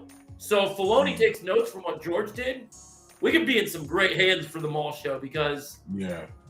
we need. I'm sorry, I love Thrawn, but we definitely need to fix Thrawn. But for a villain movie, for a villain to set into center stage, we need a lightsaber wielding villain. If we're gonna have all these Jedi around in a Mandoverse Of movie, course. so 'cause There's we have to one remember. more. Oh, Oh, sorry, were you Joe. gonna say, Jenna? Finish. Yeah, so I'm I just think gonna- that yeah. we need another Darksider to step up because Kylo Ren's dead. He turned to the light side. We need a new Darksider. Yeah, And I Talon would like be sick, Talon. man. Talon would be And sick. Talon for me, it's always been long Talon, overdue. man. Long overdue. My one last thing about the Jedi games, and I'll stop. I What? promise. My one last thing is that even though we're not 100% sure of who's gonna die, you know, Cal can be up in the air, and obviously I don't want Marin to die, but there is the possibility. I think Grease might die in the third game. I can see I don't know. Grease. Yeah, I'm more certain Because- about Grease Yeah. than I am on. Oh, Joe, James Gunn says DC will not produce. Oh yeah, we knew about this. AJ, this is not news. James Gunn says DC will Yeah, not they produce said that the two other day, different innit, on Batman Twitter. movies I saw in the that. same year. Yeah, it's just smart. It's Makes smart, and they're sense. focusing on one Batman movie. They don't Yeah. want to confuse audiences. It's like I told you. It's like I told you today, man. This crew you got here, we're on it. And in terms of my sources, I'm on it. And so when it comes to this like stuff with the James Gunn Batman thing, dude, it's okay. We're gonna wait a little bit to see our Batman. We might get him a hint to that in Clayface. But the Batman 2's got to come first. It's just the way it is, and we. What about accept that. Batman? Yeah, pretty much. What about Um, Batman? So on the regular topic we're talking about, I'm looking forward to this mall show because I think this mall show could be set up. I think mall's done after this show, obviously, but I think What's the time period with the Maul show? Is it like after it's gonna Clone Wars? be right after Clone Wars. So you're gonna have they're using that timeline of before because Filoni is the one that decided the kid and that Maul died in Rebels. So Filoni's going to keep that promise. They're going to keep Maul dead. And so that's why I think Talon is good, because if Talon ends up being trained in that Maul show, she would live long enough to carry it into the Mando stuff. So I think that you could, you could have her. She could team up with Thrawn or be another threat. And honestly, I'm gonna say something else wild in terms of like the timeline of things. I would love it because I know they were talking about having Maul in a Fallen Order game, but I was thinking another idea with Fallen Order 3, even though you could have Vader at the end. I really hope that what's it called? I really hope that we get to see other villains in this third game, and we're not just focusing on the Empire again. So since we already touched on the Emperor and we already did the what's it called? We already did the Night Sisters a bit.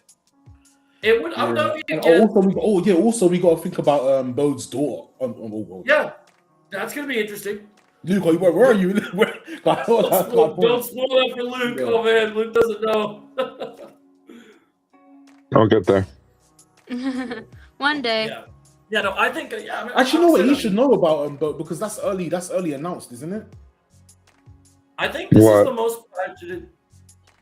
Have you met you've met Bode, right? In the game, haven't you? Yeah. Okay. Yeah, but he doesn't. He's met Bode, but he doesn't know. Why Bode dies? I'm pretty sure I've even seen that. I don't know.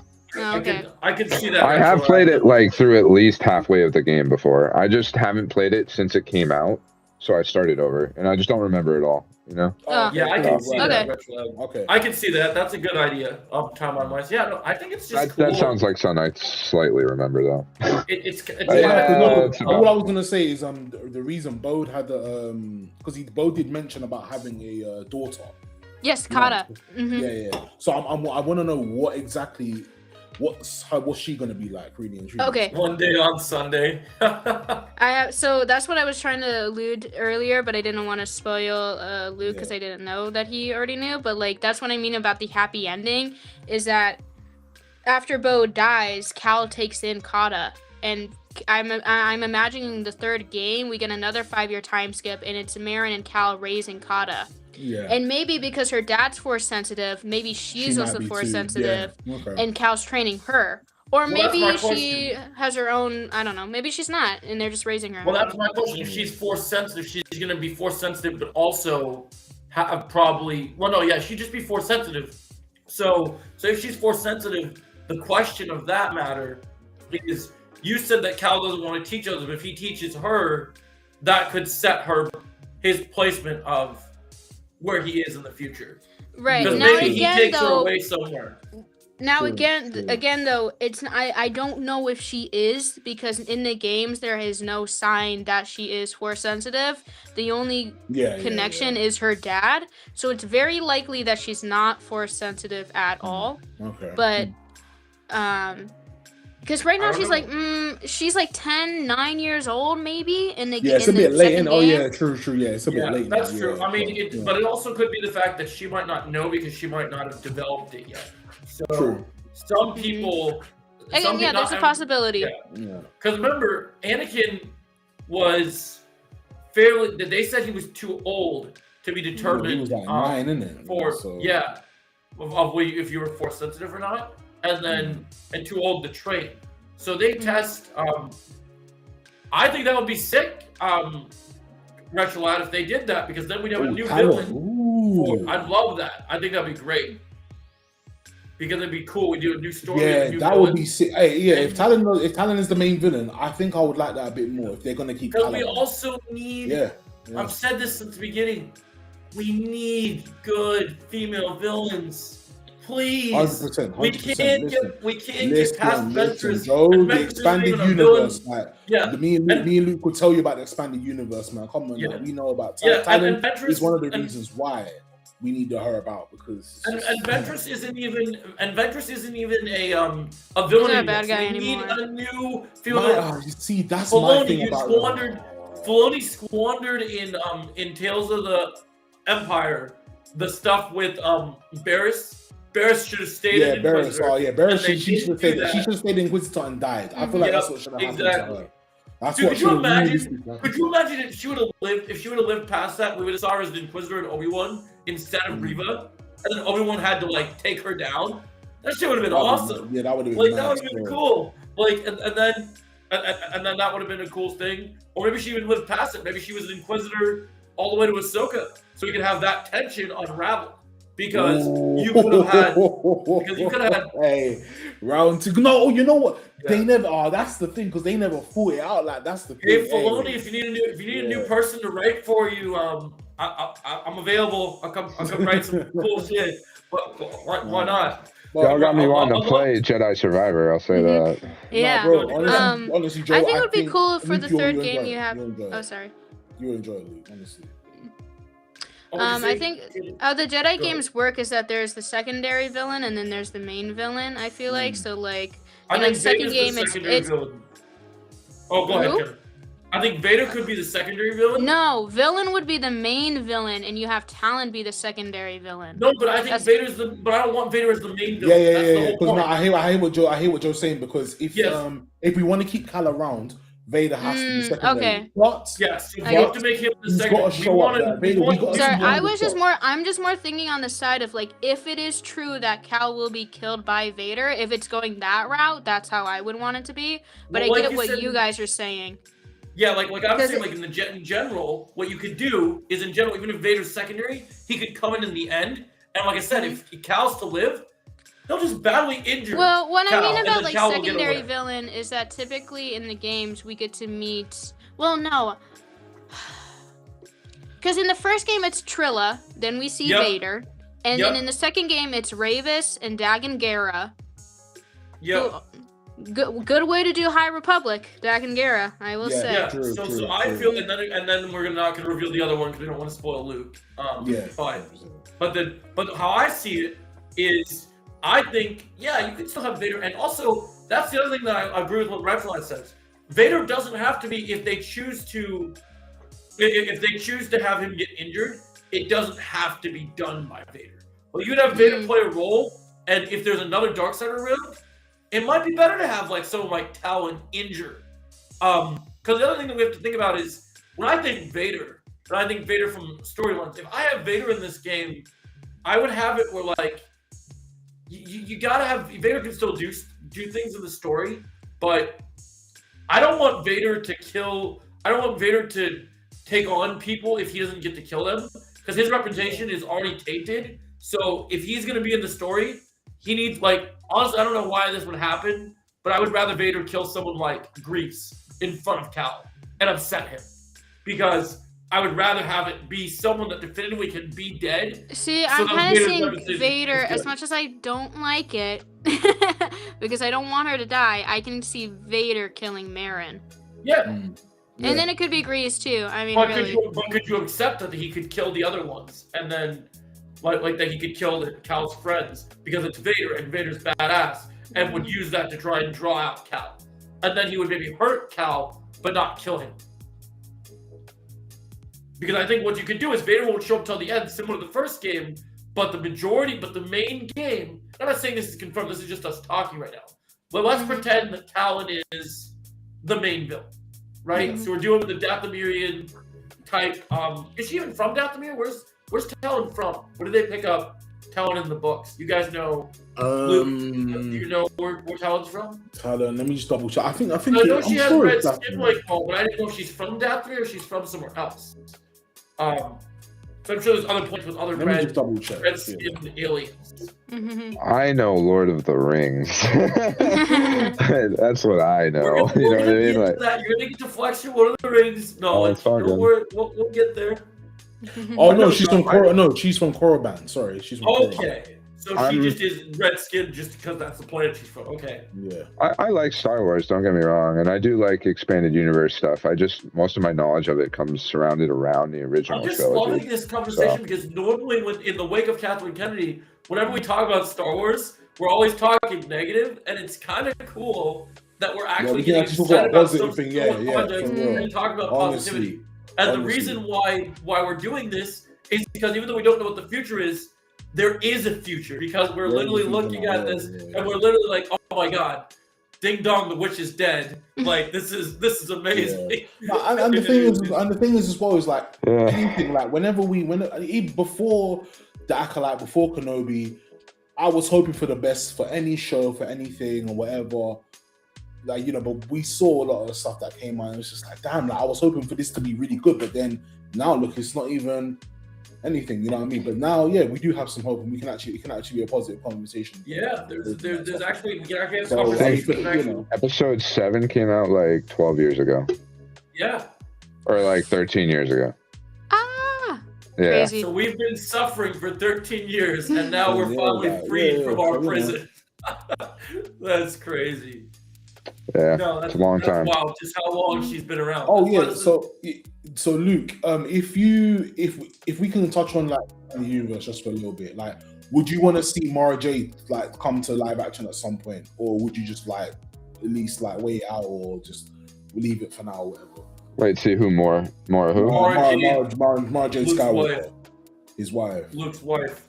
Oh, I'd be fine with that. I don't know, like, it's weird though because when you're doing live action Luke, that's what we're talking about. You know what I mean? Like, I just think they've already decided that they changed. You know what I mean? Like how Mando season 2 ends, and like you get that little bit in the Book of Boba Fett, right? Yeah, because even when Luke was looking over the cemetery in episode 8, it's like whose thing was he looking at when obviously the burial. I'm thinking who did he bury there or something like that? It must have been someone real close to something. I don't know, maybe, but it's one of those things that I've always wondered, like, who did he bury up there? Or I've just kind of come to the place where, like, since she didn't show up in the sequels, they didn't reference it. I know Mark Hamill had his own headcanon for it, but I like the idea just because it's different and not everything. I mean, you know, adaptations don't have to copy and paste. I'd rather just see Mara Jade and just getting to see Mara Jade as her own. I don't think we need her to be. Yeah, we don't need her to have a relationship with Luke Skywalker. Well, I've heard rumors, and I don't know if it's confirmed yet, but I've heard rumors that in Starfighter that Amy Adams that Amy Adams might be Mara Jade, and it might be to just take the Skywalker part out, and it might be that we just get Mara Jade finally, because Mara Jade had her own books, like she stands on her own. Yeah, she's more than just Luke Skywalker's wife. Yeah, it's not like, oh, it's Mara Jade Skywalker, but the Skywalker part doesn't always have to be there. So you could still do Mara. And Mara could even, for crying out loud, Mara could even get her own Disney Plus show or her own movie, and you could do something awesome with it. Like, she's a cool character. She wields a purple lightsaber, and when I remember her in the book, she's an assassin. So, like, that's the she served Palpatine in the book, so maybe you change that a little bit, but there's still a storyline that you could probably go down where you could make her interesting and do something cool. So yeah, I'd love to see Mara Jade. I think she's awesome. Yeah, but I think overall, I just think we can relax now and just like kind of like be like, okay, what's next? Is it gonna be good? And hopefully, it's a wait and see. You know, we just gotta wait and see. I want a release date for this mall show, man. You guys get me excited to watch this mall show now. Yeah, it's this year. It should be summertime, I think, or something. Maybe hopefully. Yeah, so watch it be May the 4th because they love that, especially with their animated projects. They love May the 4th. Oh yeah, they said actually, you know what? They did say they were announcing something on May the 4th. So who knows what it could be? They gotta always leave something for May the 4th. Yeah, they've done that the last couple of years, so I could see them doing that again. Because there's no Celebration this year. I don't think Celebration is coming back till next year. Next year, 2027. So yeah, that was the underground. So let's see. Rexolad, Chris said the grave should have been Mara Jade because in the sequel trilogy, that's why Luke is broken. Yeah, for real. That's what I was thinking. That's what I initially thought. Like that's what I'm saying. So I thought that might be Mara Jade, but they didn't go with that. So it'd be great if they thought about that, but they didn't think about that. So for now, we can kind of have the headcanon that she could still be out there. So, and she might have never even met Luke. Maybe her story hasn't even had Luke in it. So They might Honestly, just I bring do her think to- that's the way to go. If Amy Adams is gonna be Mara Jade, then Then I want them to actually have a relationship. You want them? Oh yeah. Okay. Well, here's my thing though. It's like, That's just because my name's Luke. Though. yeah. I was just. You want to find your own Mara? Okay. I see how it is. You must really like Amy Adams if you want to be attached to that situation. My thing though is that Disney's Star Wars is clearly does not have any interest besides cherry picking, obviously, from the extended universe books. So my thing is though, even though they said Ryan Gosling isn't gonna be Cade Skywalker, I feel like though his character he'll be going by a different name. But personality-wise, it will be the same, and I can see that for Amy Adams, where she's not, her character's not called Mara Jade, but she's obviously very much inspired by Mara Jade. So that's the. I mean, the thing is, I have no problem with Gosling being like Cade Skywalker. I feel like he's got that look. He pretty much does look like the comic version or whatever. But yeah, I mean, I'm okay if they're new characters and they don't even say that they're the same characters. They just that's really what I'm saying. inspired by it and make them like that. I'm cool with it. You know what I mean? I just, you know, I'm looking. I think I'm more interested to see Starfire than I am Mando and Grogu. That's me personally. So. Mando, I think that's same, because Mando and Grogu, I think it's gonna be a safe movie. You know, again, like I said before, it will make the money. People will come and see it. But Starfighter, it's like very vague of what it's gonna be. Remember, from what we know, Mando and Grogu was made by, even though he didn't actually produce it, that movie was Bob Iger's idea. So that's a Bob Iger move. That's not an other person's move. So Bob Iger's looking at all the numbers and going, people love Grogu. Put all the Grogu dolls on the shelf. Well, it does. That's what I mean. It's like they're gonna make money. I mean, Star Wars has always been a merchandise giant, so. Yeah, true. I do think though that Mando and Grogu will be a fun movie, good or bad. It might just be okay. If you want to make it good, give me Cobb Vanth, damn it! I want it. I need to see it. I need to see Cobb Vanth, man. I think they're making Spaceballs too. Yeah, they are making a Spaceballs too. Okay, yeah. I'm excited for that. Merchandise. I totally see Spaceballs 2 having like their own Grogu, but it's like some fucked up animal. Yeah, you see it happening. That could be a really funny movie. They have a lot to make fun of. They're gonna make fun of a lot of current day Star Wars stuff. I guarantee. Yeah. I can't wait. I can't wait to see some African version of woman in there that's gonna be a joke on Reva in there. It's gonna be great. Isn't, what's that actor's name? Is he even coming? I heard he might be coming back for it even. Oh, the guy who played the parody of Vader? That guy? Yeah. I think so. I would be very surprised if he wasn't.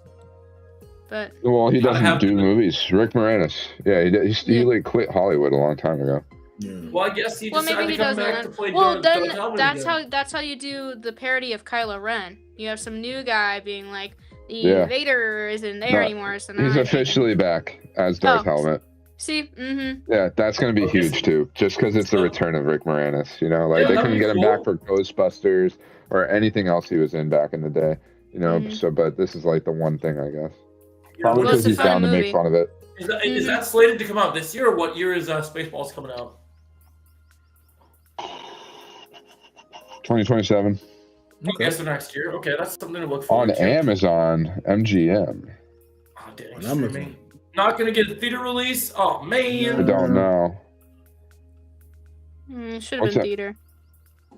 Well, the film is in production with Amazon MGM Studios, so I don't know. Okay, so it could still hit theaters then. So they do that all the time. They do that all the time. It could still hit. It could still hit theaters. That's a good take. So that's cool. It's not the Paramount Last Airbender situation. God. No, God. Oh man, please. No. We could have had what we were. It's like I wish I had the clip of Krennic from Rogue One. We were on the verge of greatness. We were this close. That's the animated one, right? Yes. Yeah. What a misstep. Because like, look at how well anime movies are selling in theaters. Yeah. And like, you take away this chance to see how this movie is going to do, and you probably would have made so much more money than they will. You know, it's sad. It's like Krennic also said in Rogue One. Are we blind? Deploy the garrison, because literally, look at this. K-pop Demon Hunters animated, got a theater Demon Slayer. release. Demon Slayer the movie. Didn't they also had Jujutsu Kaisen? The anime. Jujutsu Kaisen and Chainsaw Man. Yeah, lots. Yeah. Anime and animated dominated this year. Yo, Paramount. The only thing I can really say about anime movies though is that I feel like a lot of animes are gonna try and end their shows with movies and make people wait and stuff. And it's like I feel like for certain animes it should work. It's only gonna work for certain animes where it shouldn't work for every anime. You know what I mean? Yeah, that's true. Disney fight it. I mean, that's a good point. Live action remakes of everything. Oh God. Oh man. No. I don't think we'll get that. I don't think these companies are that stupid. That would be. Well, you'd be They're gonna surprised. try. Yeah. True. They already have before. They've done Live anime. action Yeah, Dragon they've done Ball live Z. actions with anime before. Dragon Ball Z, Ghost of the If it's Shell. popular, they're gonna try. Period. You know what I mean? Like that's just the way it goes. So most of these things already have attempts. Live But they action just haven't Naruto, done isn't well. that a thing Right. that's gonna That's happen? happening. Yeah, Akira That's as happening. well. But that's happening. But I have faith in that because they got good people working on it, and the fact that they got the guy that's kind of popping off right now working on it, which is they got the guy that did Shang-Chi, and then Okay. Yeah, That's good. So That's good. it's That's kind of good. popping off. That guy knows his shit, man. Nah, he knows. Yeah. The ending of Shang-Chi felt like an anime battle, so I'm kind of down for that. But this whole casting is on point. But any last minute thoughts on the She Gone hot topic? Are we She moving Gone? from Return of the King Return of the Jedi to Return of the King? Yes. It Yeah, sounds. that's good. Is it That's good. Lord of the Rings time? Yeah, let's go. Lord and Yeah. Lord. We're not gonna talk too much about it. Not like Star Wars, but So guys, Luke and I got to see we went to go see the extended trilogy for the 25th anniversary this last weekend. So Luke saw Fellowship and not Return of the King, Fellowship and Two Towers. I just saw Two Towers, but I've seen all three of the extended films. This is just to celebrate the 25th anniversary. I went out to see Two Towers. yeah, no, I've watched the extended films a lot of times, but I've actually never seen any, even the theatrical cuts in theaters when they came out. So for me, this was like a big deal. It was really cool to see it up on the big screen for the first time. And yeah, Fellowship and Two Towers. Still waiting to see Return of the King again. But Two Towers, I got to see in laser, and that was really cool. Like just like really deep blacks, really bright light, like bright colors. Like it really, especially after watching Fellowship, just like normally, and then seeing like my first movie ever in laser after for a movie I've seen it a million times too. Like you could really tell how much nicer it looked. It made it look more modernized without actually editing anything to it.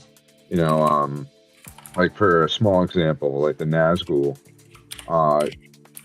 you can like see their face in the black hood normally when you watch that movie, like just covered in black. I like that the details were so on point for that. That's cool. That's good. But in Two Towers, you can't even see that anymore because the black is just that deep. You know what I mean? Like that was part of what I really liked about it. Just in general, it just had such a crisper look to it, which I really loved. Just seeing them in theaters again is awesome too. Like being around other people that are there just because they love it that much too, that they're willing to get to the theater to see it again. Like everybody there is in a shared love of the thing that is being shown. And another cool thing is when you go see them, you get to a little snippet of Peter Jackson talking about the movies before it starts. So like for real deep Lord of the Rings nerds, like I got to see it for Fellowship. I got there early. For Two Towers, I had to drive through like a little blizzard, so I was a little late and I missed the very beginning. But when it came to Fellowship, like he was talking about, just behind the scenes stuff, and one of the things was like how one part in Fellowship, like Vigo like got into a surfing accident and got a huge black eye, like with the board flipping around in the water. And there's like a whole section of the movie, a small one, but he had to like film him from the side, like never showing his full face. Just like, how am I going to get around this? And you can tell in certain scenes he's talking about that. Like, as a Lord of the Rings fan, like the classic example is every time Vigo kicks that skull in the helmet and like actually breaks his toe in real life. And like the scream he lets out, like every Lord of the Rings. It's That's real. The Yeah. That's the scream. You know what I mean? So like, Yeah. it's just another one of those you get to add to your collection of like, I got a black eye surfing, So yeah, it's kind of funny seeing him in theaters and like being in this quiet room. I still have all those like urges to say stuff about the movie. I had to like quiet myself in my own head, just out of habits and stuff. What's crazy, and I don't know if you guys know about this, these extended cuts that we've gotten, there is an even longer version of these that Peter Jackson has not released yet. Like there's I heard. I heard we're getting a second extended cut. Yeah, that's going to be I've extra been long. waiting, man. Yeah. I thought he was going to announce it at the 25th anniversary, and he didn't announce it. I was like, come on, man. We should be talking about it. 30th anniversary. Let's hope, man. Peter Jackson 30 before he is dies. bigger. Because when I saw Two Towers, I actually did get to see the thing that he talked about in the beginning, and it was crazy because he talked about how hard Two Towers was to do, and the task of like literally going like, okay, I made the first movie, and this is the middle movie. So how do I make this movie? How do I set this movie up, make a sequel to the first movie, but also still carry into the third movie and make it still a worthy movie, right? Because everything we get in Return of the King, that's the gloriousness, that's the ending. But like, how am I gonna do? Is there anything I can do in this movie that's on the level or just also epic in scale? And of course, we end up getting the little showdown with the orcs on the way to Helm's Deep, and then of course we get the big showdown. We get Helm's Deep, and I had that playset when I was a kid, so I get giddy every time I see it because I love Helm's Deep. I remember playing the video games. People kind of joke around about how Helm's Deep is such a short part in the book, and like how Peter Jackson took so long on it, but like I give credit to that, man. I think that's where Peter Jackson excels in some of his Lord of the Rings storytelling. It's like he'll take something that was a small bit and like bring it to life of like, yeah, it deserved to have that much attention on it. It was a big deal and a big part of the story, even if it doesn't take long to tell in writing. You know what I mean? Like, and yeah, he definitely catered to like the whole action side of the movies in that way. But Chris says he's never. Retrohead says he's never doing the extended cut, another extended cut because he said the deleted scenes didn't fit in the whole story, and I'm like, I don't remember him saying that, and. Yeah, I don't know about that. I'm looking it up, but yeah, no, I don't remember that either. They changed the ending in Return of the King because in the books, the hobbits become slaves. You would know more on that one because you probably read more Return of the King. Yeah, I'm pretty sure that does. It's the only one I haven't finished reading. Yeah, there's a whole part. I read those books, man. Yeah, there's a whole part at the end of the story afterwards when they go back to the Shire, and it's like all messed It's been a while up. since I read Return of the King, even though it is one of my favorite books. It's been a while since I've read it. But I love the movies. Yeah, no, I'm glad that he made a bigger deal of and I also love not only did he make a bigger deal about Helm's Deep, but also if you guys have seen the movie and you guys are eagle-eyed and looking around at all the characters in the battle, you can actually spot Peter Jackson as one of the soldiers in Helm's Deep, which is kind of cool. Retro's lad. He did say he's not going to do it. It's like any additional material would be disappointing bits and pieces that don't form substantial new storylines. Okay. So yeah. Fair enough. Could he just release the deleted scenes as individual deleted scenes so people could see them? Or I don't know. Like I just wonder. I don't think that'll happen. But who knows? I mean, it's okay. I mean, I'm happy with the extended cuts we got. I mean, there's things. So I'll tell you this. I've seen the extended cut for not Two Towers. I've seen the extended cut for Return of the King so much that I know every scene beat for beat, right? But when I was rewatching Two Towers in theaters, was it last Saturday? I was shocked because I forgot that there's a scene when they're introducing Faramir right? I forgot that there was Faramir and Boromir's backstory of like when he goes off to go to the ring. That scene's so good. Like his speech, and they said to do it in a 25th anniversary documentary. Oh, that'd be kind of cool if they did that. I'd like to see that. Hopefully they'll make that. But yeah, I love that scene. Like that whole scene is great. I love some of the stuff that they have in these extended cuts. Yeah, I love that scene where with Boromir and Faramir back in time, and Boromir just won a battle in Osgiliath, and then Denethor shows up, and he's like, "You have no quality." To Faramir, that whole thing. Yeah. Oh yeah, it's so good, man. I love that. Such a good scene. Yeah, that's one of my favorites. I like that scene a lot. It's really good. Yeah, Two Towers. I mean, if you guys haven't seen any of these extended cuts, guys, whether it be in theaters or at home, you need to take the time to watch them because they're so still good. got the box set of the Like, trilogy. So. I can't watch the theatrical versions anymore. I can't do it. Like I saw them when they first came out. The moment I watched the extended cuts, I'm like, I can't do it, man. I can't do it again. Like Return of the King has some of the best scenes added to the movie. The movie the stuff that's in the theatrical cut is good, but some of the stuff that are in there that you just wish were in the regular version of the movie, especially Return of the King, where I feel you notice it the most. It's like, man, I wanted this in the movie. Like one of my favorite. They added a lot in that one. Yeah, like some of my favorite stuff in there. Even though we'll talk more Return of the King probably next week if we both go see it in the theaters. I love the stuff. I love the added bit of Gandalf talking to Gandalf talking to the Witch King. I love that bit. Or the mouth of Sauron. Yep. Oh, I love that too. And the Witch King. Yeah, that's part 2 when he first flies down. Yep. Yeah.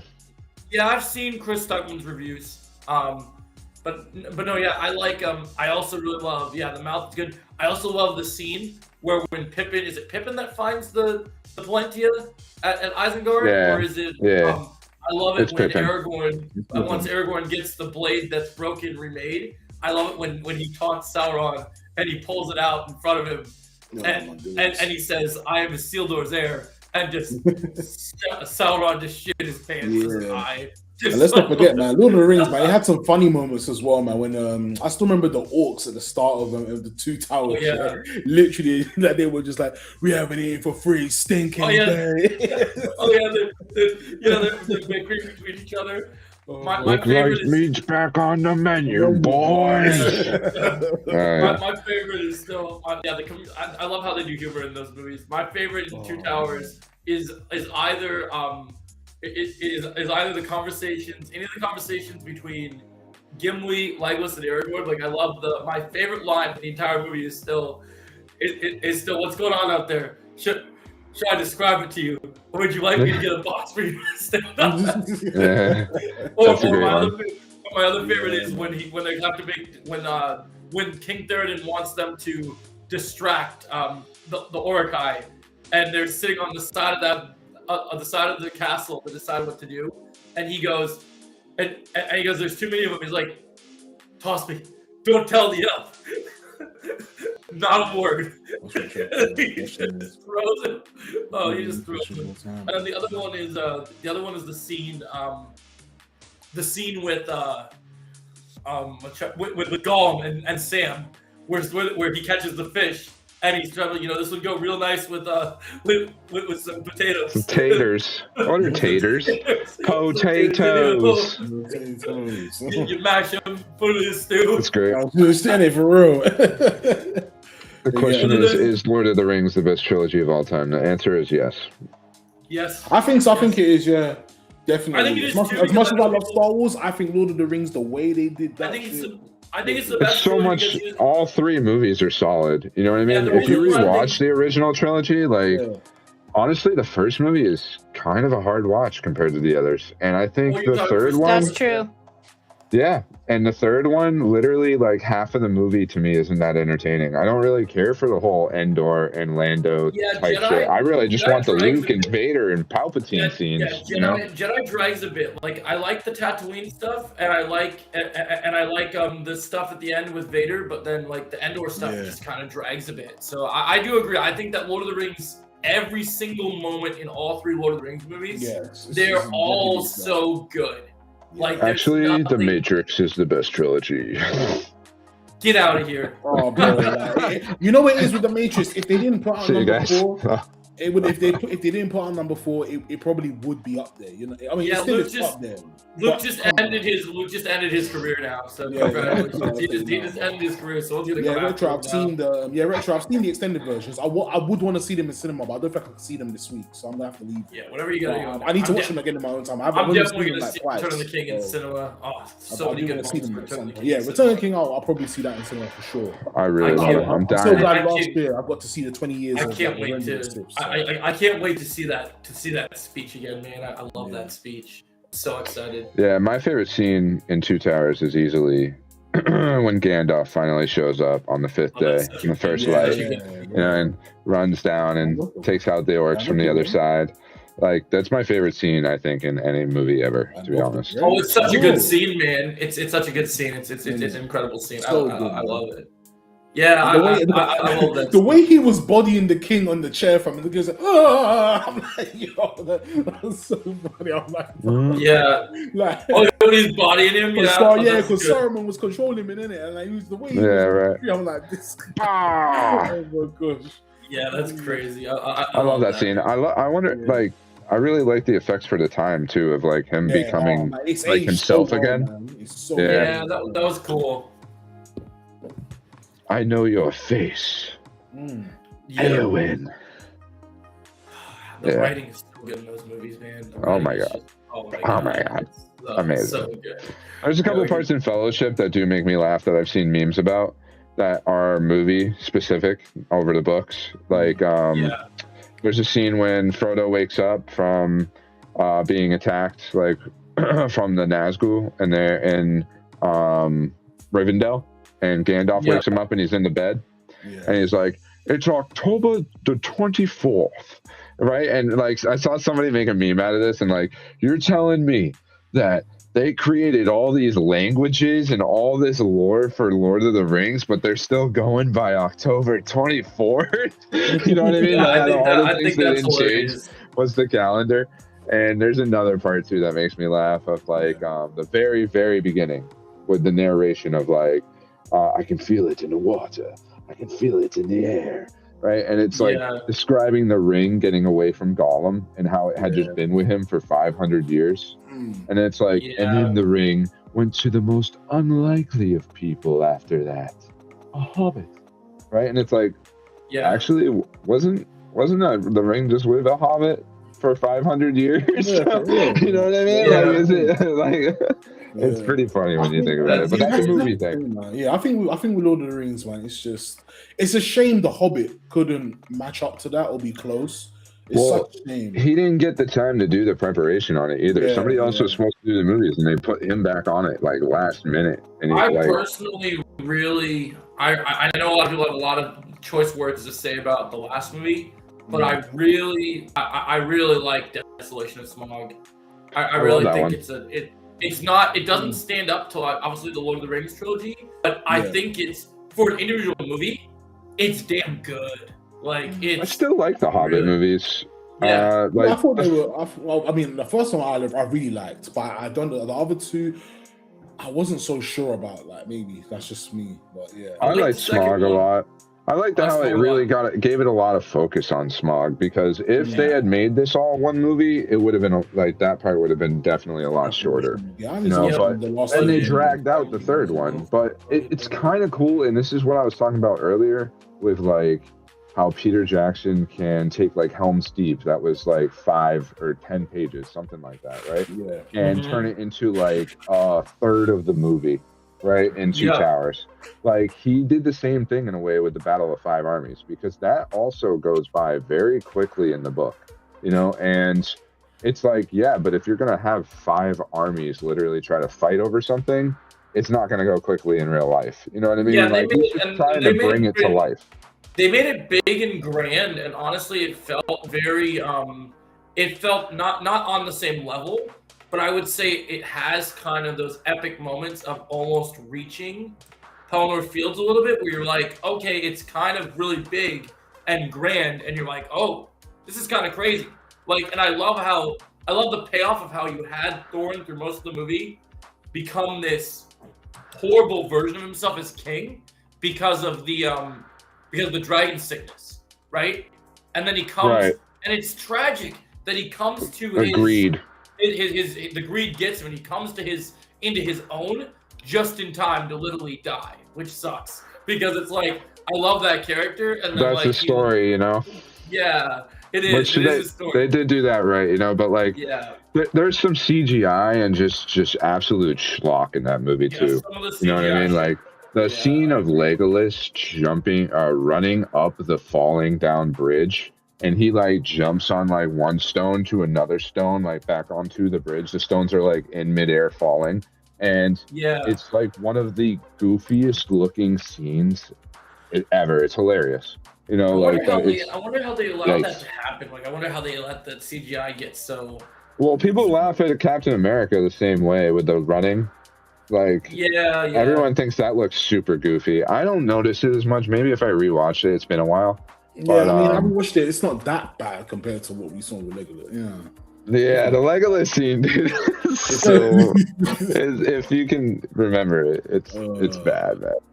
That's the other thing that was so cool about the Desolation of Smaug was the fact that we get to go through some familiar locations that we haven't explored that much in the movies, like for Lord of the Rings. Like I love that we got to see. But we also got to see more of Mirkwood, which I thought was really cool. That's cool. Yeah, you know, like I always enjoy that, and I think that's a forgotten part a lot too. And it's cool to have Legolas there. And actually, like, it's not like, oh, we just put Legolas in the movie because we wanted to. It's like, no, it's actually a part of The Hobbit, which is awesome. I did like in both the second and the third movie, I do like I think they do a good job of establishing the Tauriel and I think it was Killy, the relationship between those two that forms. I did like how it was set up, and then because movies have to have stakes, I like how it was so hard to see him ripped apart from her because it's like, man, that was kind of insane. Just the fact that we have these bad armies and just it was intense. Because what was nice about the Hobbit movies is, you know, in the Lord of the Rings movies, we don't see Sauron's armies till like the very end, and then we see more of Sauron in the beginning. And then we see, like, of course, the Nazgul throughout. That's true. Yeah. But like, I mean, they show his army a little bit. It's like little bits and pieces, really. It's very little. But you don't see them in full force till the last movie, so it's kind of nice. It's kind of nice in the Hobbit trilogy that we actually see Azog and leading his forces to go take on Erebor, and I think that's kind of cool. I like that. I think that's really a nice part of that. So, to end off Lord of the Rings for now, what do you guys think about Hunt for Gollum? I'm looking forward to it. I want to believe it's going to be good. Is that a new show? It's a new movie. New movie? Okay, cool. So we got Peter Jackson. We got Peter Jackson back producing it. We got Andy Serkis is back as Gollum, and he's directing it. Yeah. Okay. Good. Right. All right. And then Ian McKellen's back as Gandalf. Elijah Wood's back, I believe, as Frodo. And I hear though they're replacing Aragorn. We just don't know who's getting casted yet. No, they're working on it. They couldn't get Viggo Mortensen to come back. He's but too old. If they got him to come back, they would have had to deep fake it. I'm glad they're getting someone new. I think because what I heard the movie is it's going to be a story about basically they're going to explore the time gap of we're going to see more of the Rangers from the North besides just Aragorn, and it's going to be Aragorn and the Rangers from the North taking Gollum to Mirkwood, like trying to keep the ring out of the hands of the enemy, and they're going to explore that. I believe Aragorn's from the South. Yes. He's from the South, but they have other Rangers of the North that were joining him, I guess, from what is described. So unless they're all from the South, I don't know. I just know we're going to get more of the Rangers more than we've seen before. So I think that'll be cool. And yeah, I think hopefully they're really smart about it. I really hope they cast someone unknown that gets the chance to kind of make a young Aragorn their role. I don't want them bringing in a big actor I agree. And messing with that. I think it'd be nice to just because then Some we're just gonna people- see that guy. Oh, go ahead, Luke.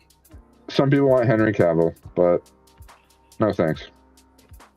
We don't need someone that's been known already. We need to get someone. Yeah, with a we need chance someone to new. win. Someone new. Yeah, someone brand. Don't get me new. wrong. I mean, Cavill. I think Cavill could pull it off nicely, but it's just like, come on now, let's get somebody who's not that established, man. Give him a chance at least, you know. Yeah, he's already the Yeah.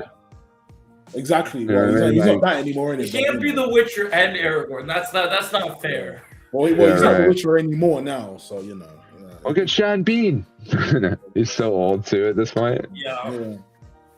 that's true. I mean, And yeah. he's already I mean, Boromir. I'd be like, what?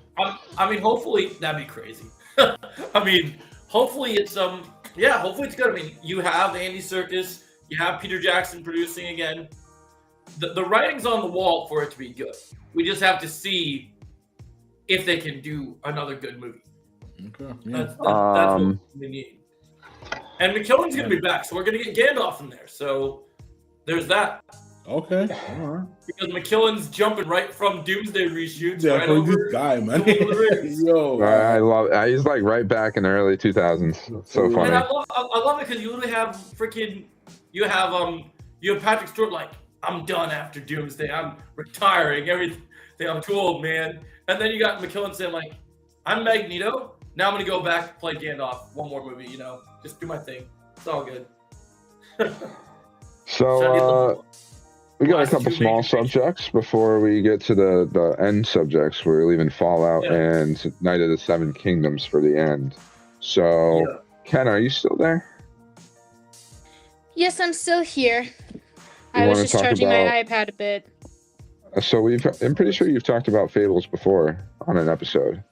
I But sure if you- have. If you want to get into Big B Batman, Yes. All right, Big B Batman. I found it when Googling. So, Fables is a comic series that's not set in the DC universe, but it's published by DC. Yeah. And so in 2021, there was a crossover where it is Batman versus Big B. And for some background information, Fables is about fairy tales coming into the modern world, like New York. And so Big B is the big bad wolf. He's like a werewolf type of creature, and he's also a sheriff within the modern world. And basically the story of it's called Batman versus Big B, A Wolf in Gotham. So Big B is in Gotham with Cinderella as like his who is typically always his like spy that he uses, and also in Fables.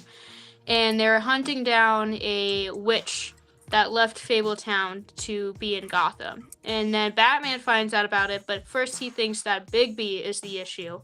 So first he hunts down Big B, and course. then they have a big fight, and then they team up. classic. It's only six books,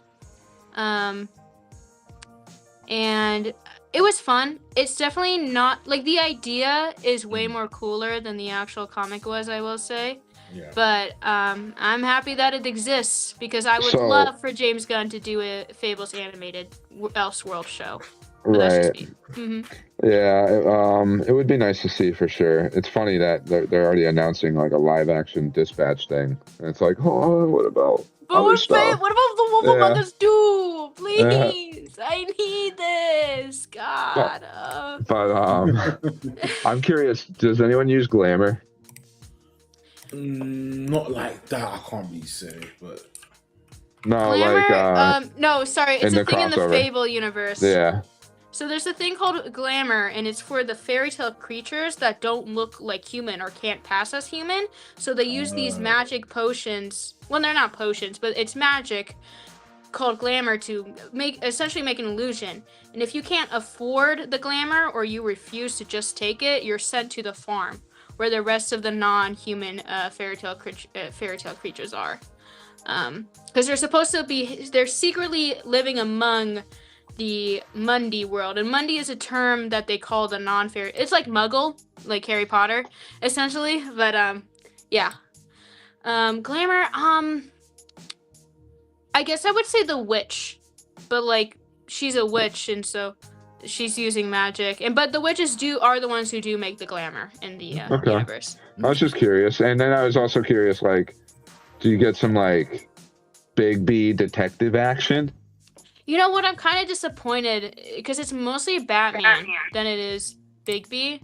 And like it's more you kind of do because Bigby, because he has heightened senses, he can smell Bruce Wayne, and he can tell that he's Batman because he met Batman first, and then he's at a Bruce Wayne party, and then he goes up to Bruce Wayne and he's like, "You can't fool this nose," and he whispers to him saying, "You're Batman," and I then love he's that. like, "Oh." I So love that. they kind of like capture Bigby. They like lock him in the Batcave. And then basically, because again, Batman still thinks that he's the one who's causing the trouble. But then they literally figure out. What's interesting is that they have actually one of Bigby's children show up, like his daughter. Now I haven't gotten super far into Fables yet, so the children are still little kids. And I think his daughter is still little, but like the daughter was the one who transported Bigby and Cinderella into Gotham. So maybe something when I get later in the Fables comics, because like the kids can fly and they can also turn into wolves, but I don't know if one of the daughters have unlocked the ability to teleport yet. So maybe later I'll get to that part. Yeah. That's about it. It's like really much. I don't know. I guess that was like the little disappointing part about this comic is that it's obviously it's set in Gotham, so it's gonna be, Gotham things, but Batman doesn't really go deeper into really asking about Fabletown or about Bigby. He's just like, Right. okay, you're a werewolf. Right. Okay. Well, that's kind of normal for him in a way too. But Right. who wrote it? Do you know? It was Bill, who is Oh, the really? original. It's Bill and some other person. I can't remember. That's cool. But That's I what I would recognize Bill's want. name. Mhm. Right. Cool. I'll have to read that at some point. I'm trying to get back into Fables. And if you guys want like a good entry point for Fables, we definitely talked about it before, but The Wolf Among Us is the game they have, and it's a Telltale game. It's really good. Considered one of the better Telltale games out there. It's so good. I've heard about that, man. I need to play it at some point. It's the kind of game like where you beat it, and if you get into it enough, you will probably be like, I want more of what this universe is. And that's how I got into comics in the first place, was playing that video game. And like I was like, oh, let me check out Fables, and then I was like, let me check out like DC and Marvel comics too, and thus begun. Because The Wolf Among Us, because the original comics came out during 2002, and I think ended around maybe 2006. There's also obviously other like comics that are tied into the universe. And The Wolf Among Us game came out in 2012. And I will say because obviously it's a different time of writing, I like how the characters are written in the game, but the game is a good prequel, so you get into the comics. Right. It's a good starting point. On top of it, yeah, right. So, really want Wolf Among Us too. Yeah, because with the Telltale games, I've only really played the Batman and the Walking Dead. So those two really. I really wish. I mean, Wolf Walking got Dead the is recognition of honestly, Walking Dead. One of the best. I need to play that. Yeah, again. Wolf Among Us. So good. I know a lot of people have played it though. Like, even though it's not quite as popular. Community. Yeah. It definitely. It's up there still because it's one of the best Telltale games, and there's a lot of weird ones. Like there's a Game of Thrones one, and that has like no, like people don't even know about that one. It's I know about that one. I didn't really bother. So I've platinum, The Wolf Among Us, and I've literally done every, which route you can go with the story, and even I'm like, I kind of want to replay it again. Kind of want to. Oh, just because you liked it a lot. It's really good. Yeah, it's just good, really man. replayable. And that's what makes it a good game. Yeah, it's just a good detective story, really. Yes. And then it's got all this other element. It blends in the Fables universe so well into a detective story, better than the comics do. You know what I mean? Like the comics are getting less mystery. It was a mystery at first, and then as you're going deeper into the issues, like I'm literally on volume 10, it's like now it's a big war is happening. Well, they got to take the material and refine it essentially into a 5-episode thing. Like, how do we do Fables into something shorter that you can congest better? That's like, what I would love. Like I told you this last night, is like if James Gunn or DC were to ever actually adapt it into like a show, it would be a really fun like crime Elseworld. Literally make it more based on the game but obviously take the plot elements from the comics if it were to continue further. Right. Okay. Oh yeah, Mhm. I agree. Yeah. What's really my one No, thing go is on. like they have the popular characters that we all know mostly because the Disney movies, but what I love is that they also have the lesser known fable like fairy tale characters that most people wouldn't know, but I knew, so I was pumped. I was like, "Oh my god, I know that character." Sure. And also what's fun is like again because it's like in a modern setting and like they do the typical fairy tale relationships very differently. Like Bigby, the big bad wolf, he is in love with Snow White. And Snow White's not with Prince Charming typically. They still have Belle and Beast, Beauty and Beast, of course. Cool. But they always change it. They change it up, and so that's what I like about And it. I guess Wolf Among Us 2, which people have been dying for a long time, and we still barely ever get updates about. There was a rumor you were saying that Wizard of Oz would be in that. That sounds cool. So there's a so in the first trailer, literally the only trailer that we've gotten, there's a silhouette of Scarecrow and the Tin Man. Oh, Or like it's a scene where Bigby, he literally like jumps into a wall, and then it's Tin Man and Scarecrow in like their living room, and they're like, "What?" Just or like they see the big wall break that Bigby caused. Which is interesting because I have not gotten into, at least maybe they further in I get to, I have not seen any Wizard of Oz characters in the comics yet. So I'm very curious of when we ever do get the Wolf Among Us 2, is like what's gonna be the story. Is there a current release for that or No. There's no current release date. Yeah, no, we need some updates about it. That would be nice. You were joking around about Santa being in Fables, and then he actually showed up. And then yes, I always joke that Santa. So Bigby. So his father is called the North Wind, and he was living in an ice castle. He has a big white beard. I literally said, "Is this Santa?" And then it's not. And then I get further. Literally, the last volume that I read, Santa Claus shows up and he delivers gifts to Santa Claus coming to town. Yep, literally. And I was like, "Oh my god, I was just joking, but it's real." I would imagine he's got to be pretty powerful in that universe, just because he's such a big fable, right? You know what I mean? Like that's another thing too about this universe. For you don't know, is that characters, they can die. However, depending on how popular their story is, they're essentially immortal. So like, there's literally a story where Snow White gets shot in the head. But she's A-okay. She still had to recover, of course, and she had to be in the hospital. But, like, she's fine. But that's because everybody knows Snow White. Everybody knows that story. But the less popular you are as a fable character, you have a higher chance of staying dead for good. I also think it works differently if you're in the Mundy world, because sometimes, like, the witch that they find in the Big B Batman crossover... Yeah. She has died hundreds of times. Because she's that same witch who was in the gingerbread house. She's like that other witch. Like, she is, she's good. But when it comes, I think, like, I don't know yet because Hansel and Gretel came in, but Hansel is there, but not Gretel.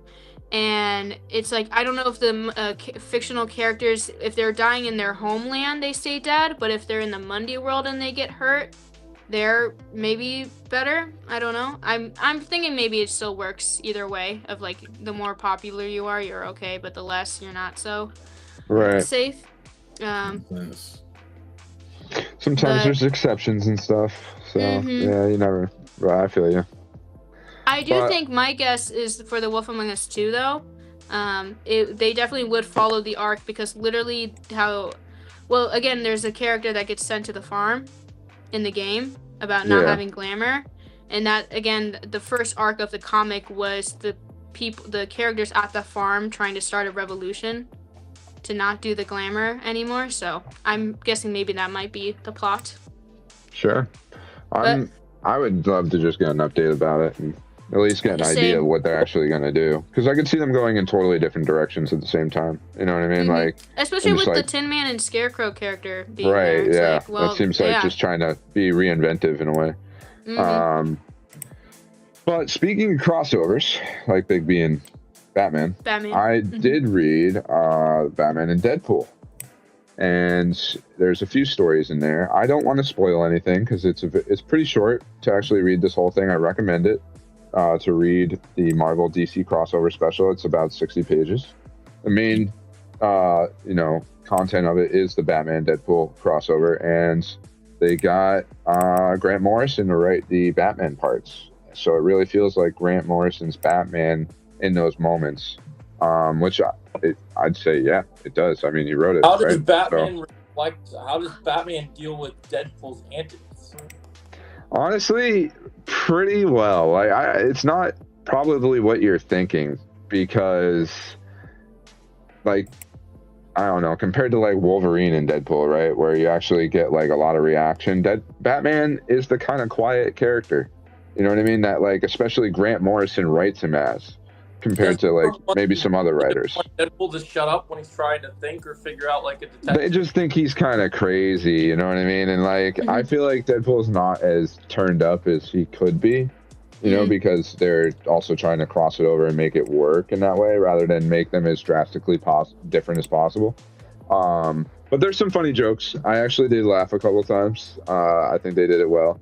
You get more than just Batman Deadpool. You get Wonder Woman, Captain America. That's interesting. I think people may have feelings about how they did that one. It's just also funny. Feelings like...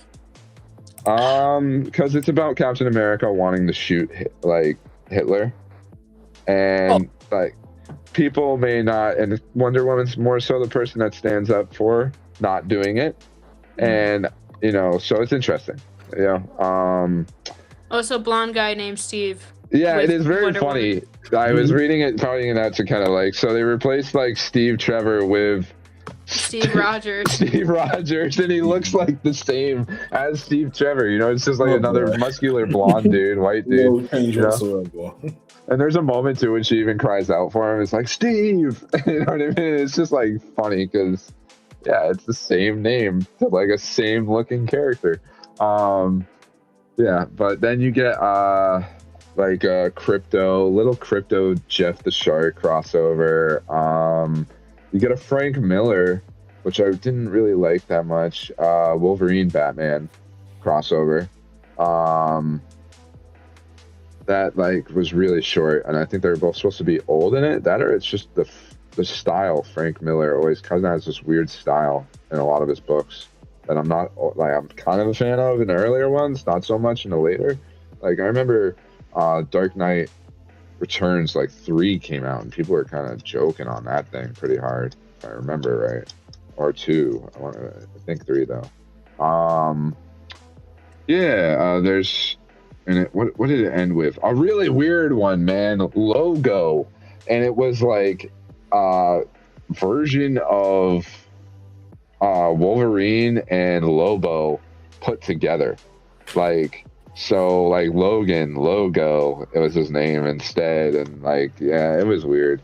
It like instead of book about that continued, or like just as like that's the it could continue. It was like an enters Lobo, the end ? Blah blah blah. I mean, like that's part of what these events do too, is they like to test out popularity for things, see how people like stuff.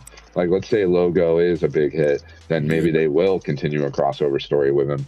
The thing, though, is like it was really a big deal to get a crossover. We haven't had a Marvel DC crossover in a long time.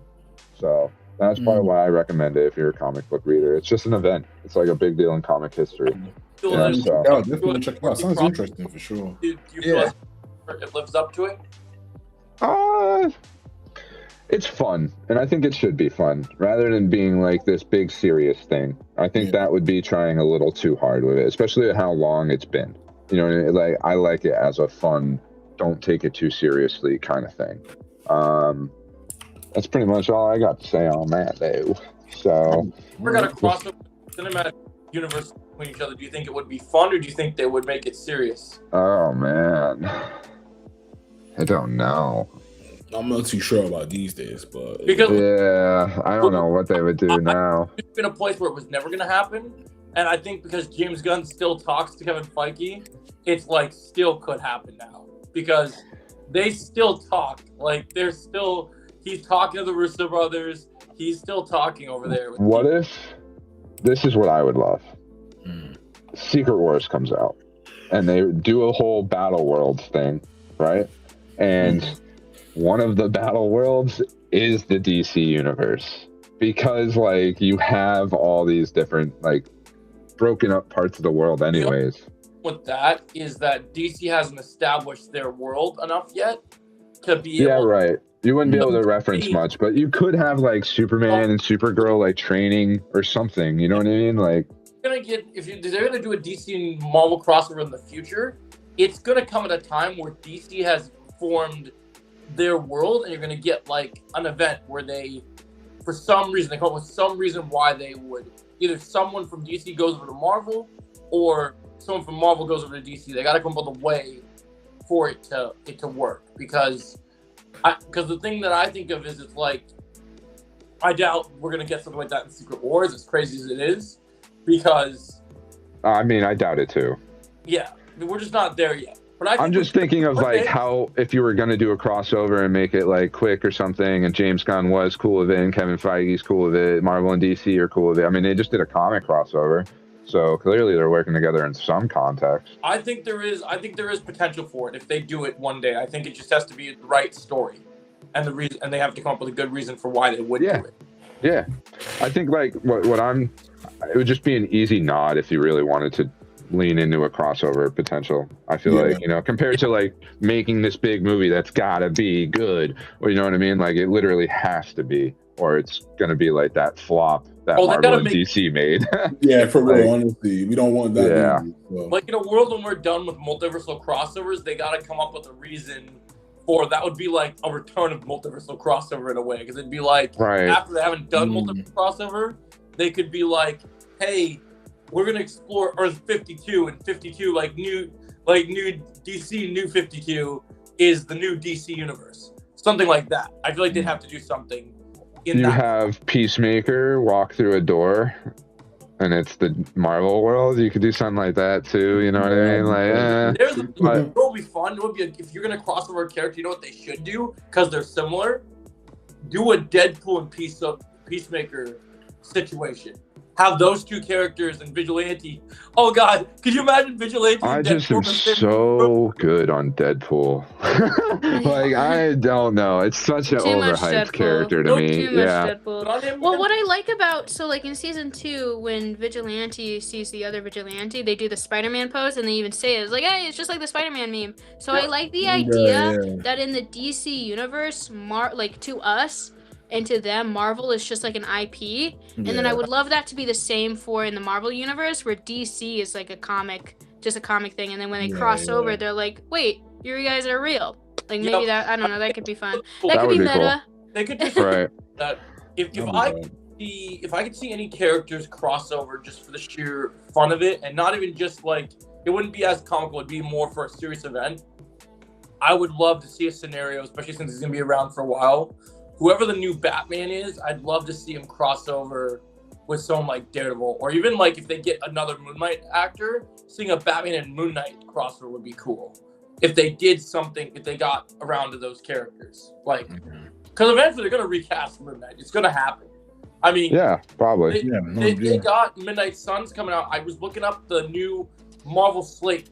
Dude, the next Marvel slate after Secret Wars is weird. Like.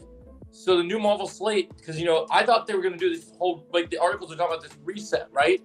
They're still doing phases after Secret Wars. It's not even like a proper reset. It's like they might be resetting characters, but we're still getting, like, so this is phase 6. We're still going to get a phase 7. Like, we're still taking... I mean, what is I'm not surprised. You know? Yeah. But I mean, it's like, come on, man. We know, like, you guys already said soft reboot, so soft reboot means back to phase 1. So they might. Yeah, but it's soft, dude. So there's still continuing elements. You know what I mean? They just have to have an event to explain why the new ones are coming in, and then it is a phase 7. You know. And so, 7's gonna start with Black Panther 3, and then it's gonna have Fantastic Four 2, the first X-Men movie of the MCU. And now a new movie that was just announced is we're gonna have Ryan Reynolds has been working on an X-Force movie. So X-Force with Deadpool, Wolverine, Cable, please. Storm, and Cable, and Josh Brolin again is happening. So that's something we could have talked about that we didn't talk about on the show, is that we're getting an X-Force movie. It's confirmed. Like, I want more Cable. We're gonna want more Cable. we're supposed to get Cable, Josh Brolin Cable, Ryan Reynolds Deadpool. It says Wolverine, but it doesn't. But there's a new report going around that the MCU is gonna get. We're gonna get 2 Wolverines, a younger one, and then a Hugh Jackman one. So it's interesting to see. Like, I wonder if we're getting. Obviously, I think we'll get the Hugh Jackman one, just because they want to keep Ryan Reynolds, Deadpool, and Hugh Jackman together. So I'd imagine it'll be those 2. I think he's going to start moving towards old man Logan at this point. You know.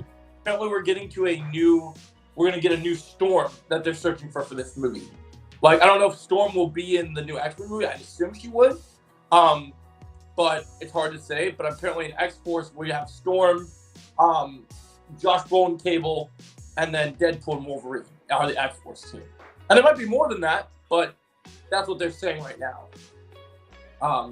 So we're getting X-Force. And then, of course, because all these big phases have to have a big event, right? Do you know what the new big event is going to be instead of an Avengers movie? Midnight Suns in Phase 7 is the big event. Okay. So, I work with Midnight Suns. That's good. Supernatural team. Instead of an X-Men big event or Avengers big event, it's gonna be Midnight Suns. Huh. So that's interesting.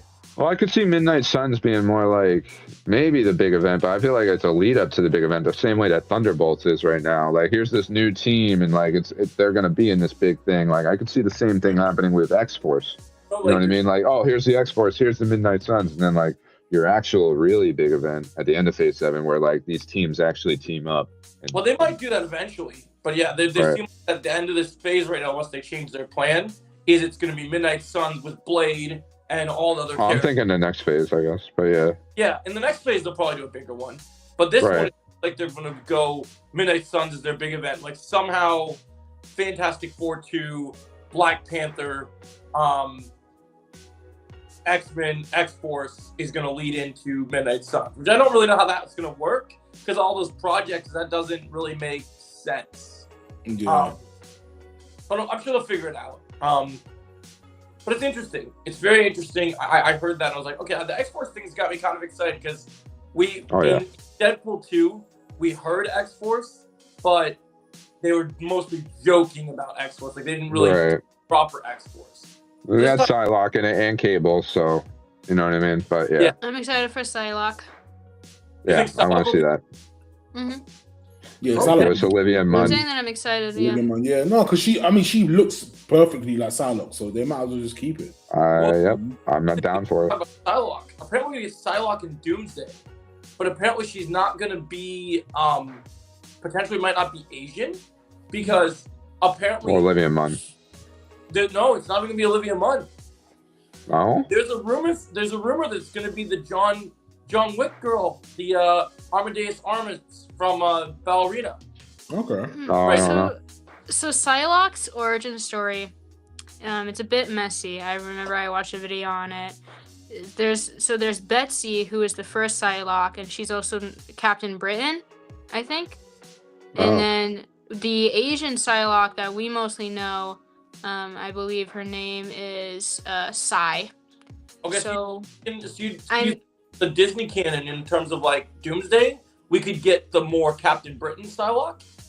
Yes, we could get Betsy as Psylocke. If it's not going to be Asian, it would have to be Betsy. I could believe, considering if the Amadeus Armas thing is true, because I remember we heard early on when they were getting Doomsday ready that Amadeus Armas was going to be in this movie, but we hadn't heard anything about it for a while.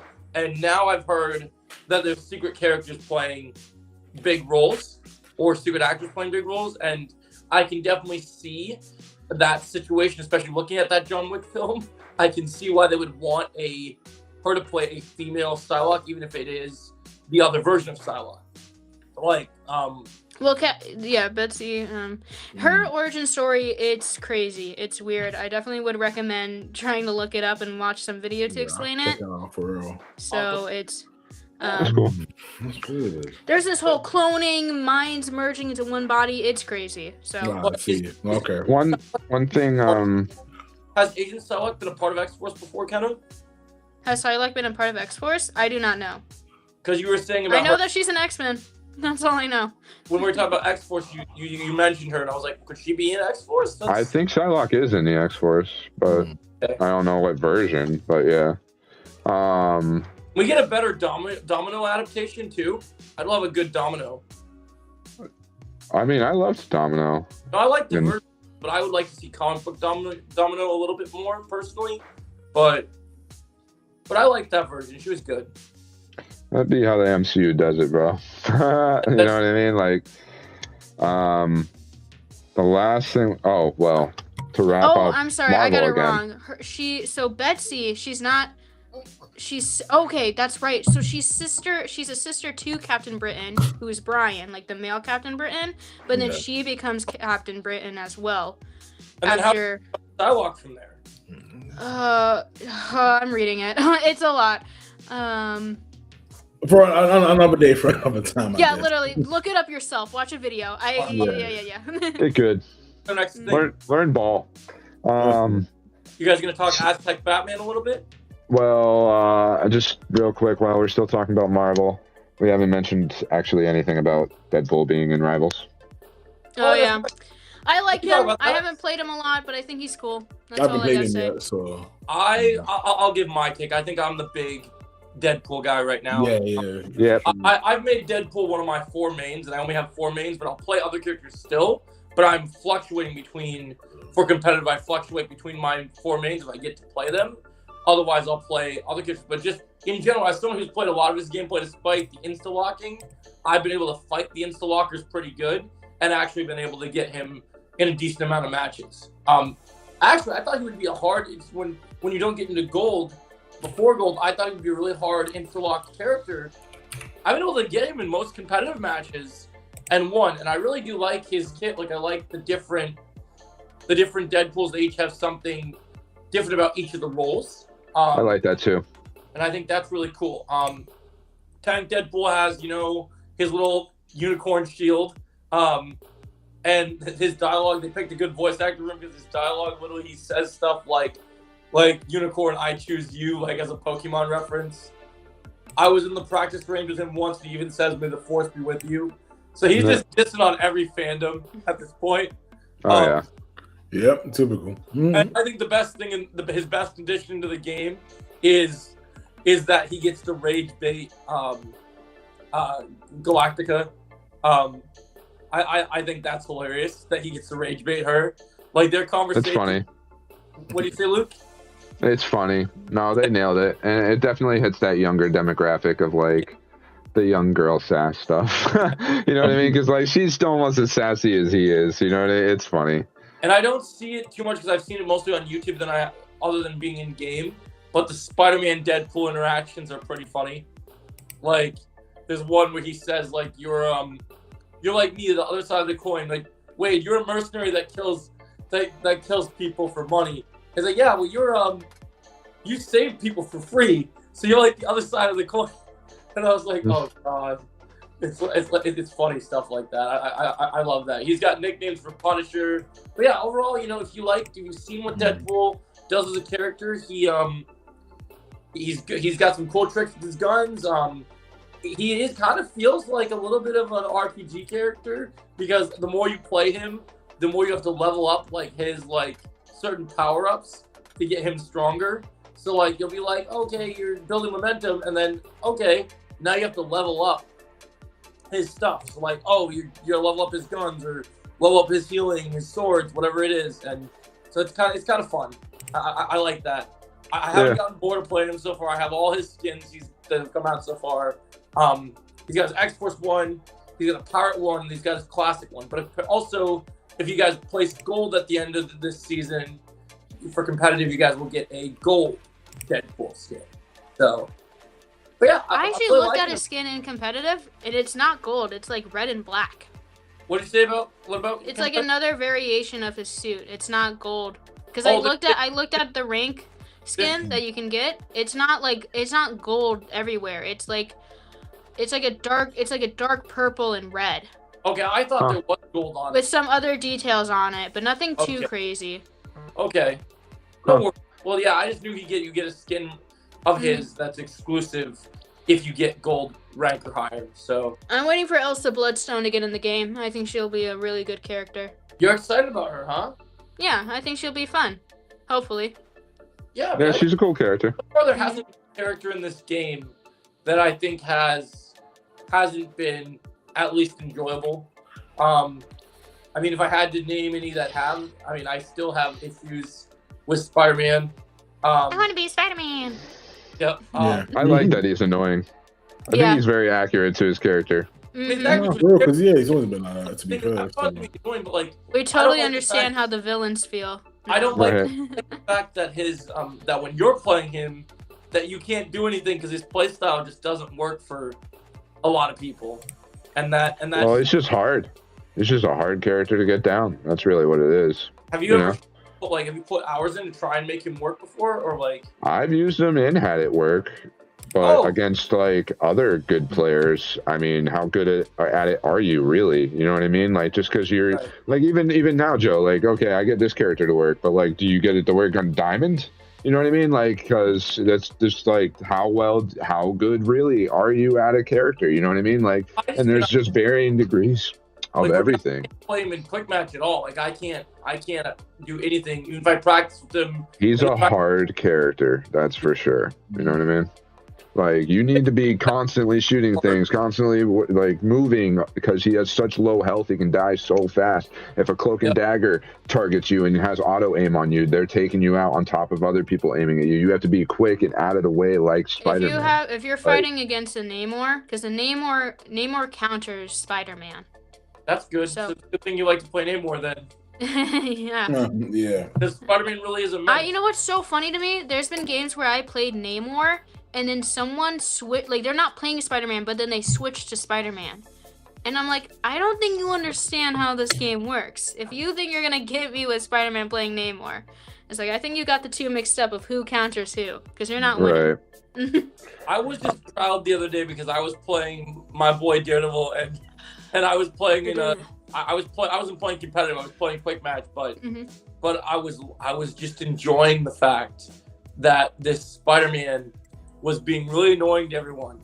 But I was deleting him, and basically, I was his Eddie Brock or his Flash Thompson.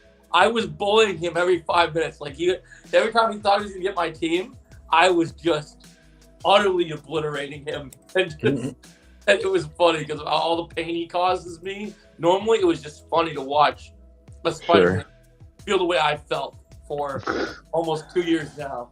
Right. That's So funny. I thought that was fun. But yeah, no, Deadpool's a ton of fun. I'm curious to see how Elsa Bloodstone will turn out. I mean, she's a cool character. The cool thing about her is that unlike Deadpool, she's not a super known character. So I think I mean, there's a lot of characters that I'm excited to see to get in the game, but I think the next one after, probably, or maybe not right after Elsa Bloodstone, because obviously we have Charles Xavier and Cyclops coming, and Juggernaut and Colossus. But I would really love Moon Girl and her Devil Dinosaur, because that was in the animated trailer with Deadpool. So Well, we we know might that- get her soon.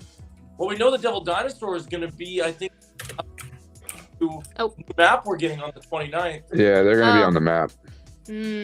So they could, Yeah.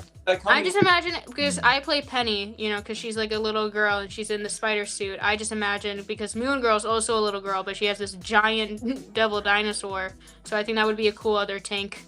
I know she's not a very well liked character, but I know that she would probably be a lot of fun in Marvel Rivals. Just to be like I this wouldn't giant really say dinosaur. that she's disliked. I think she's just not as popular. That's really it. Yeah, I just remember it's just part of the whole modern Marvel comic thing, and I'm like, okay, now we're adding another character she that supposedly rivals has a Reed. good animated TV show. Yeah, So. no, I've actually heard that too. You know, Mhm. but I remember a lot of controversy around her when she was first coming out and everything. You know, People just because hate. like it's just.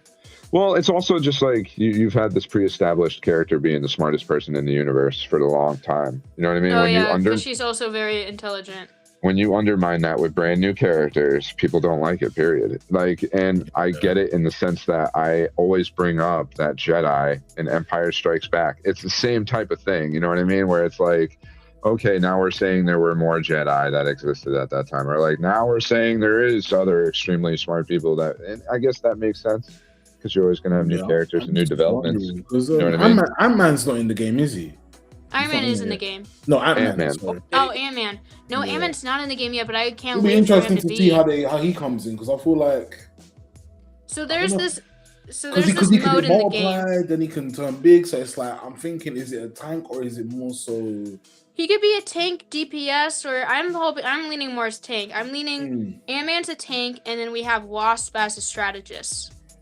Yeah. Okay. Yeah. That makes sense. I would like it if Ant-Man had 2 roles.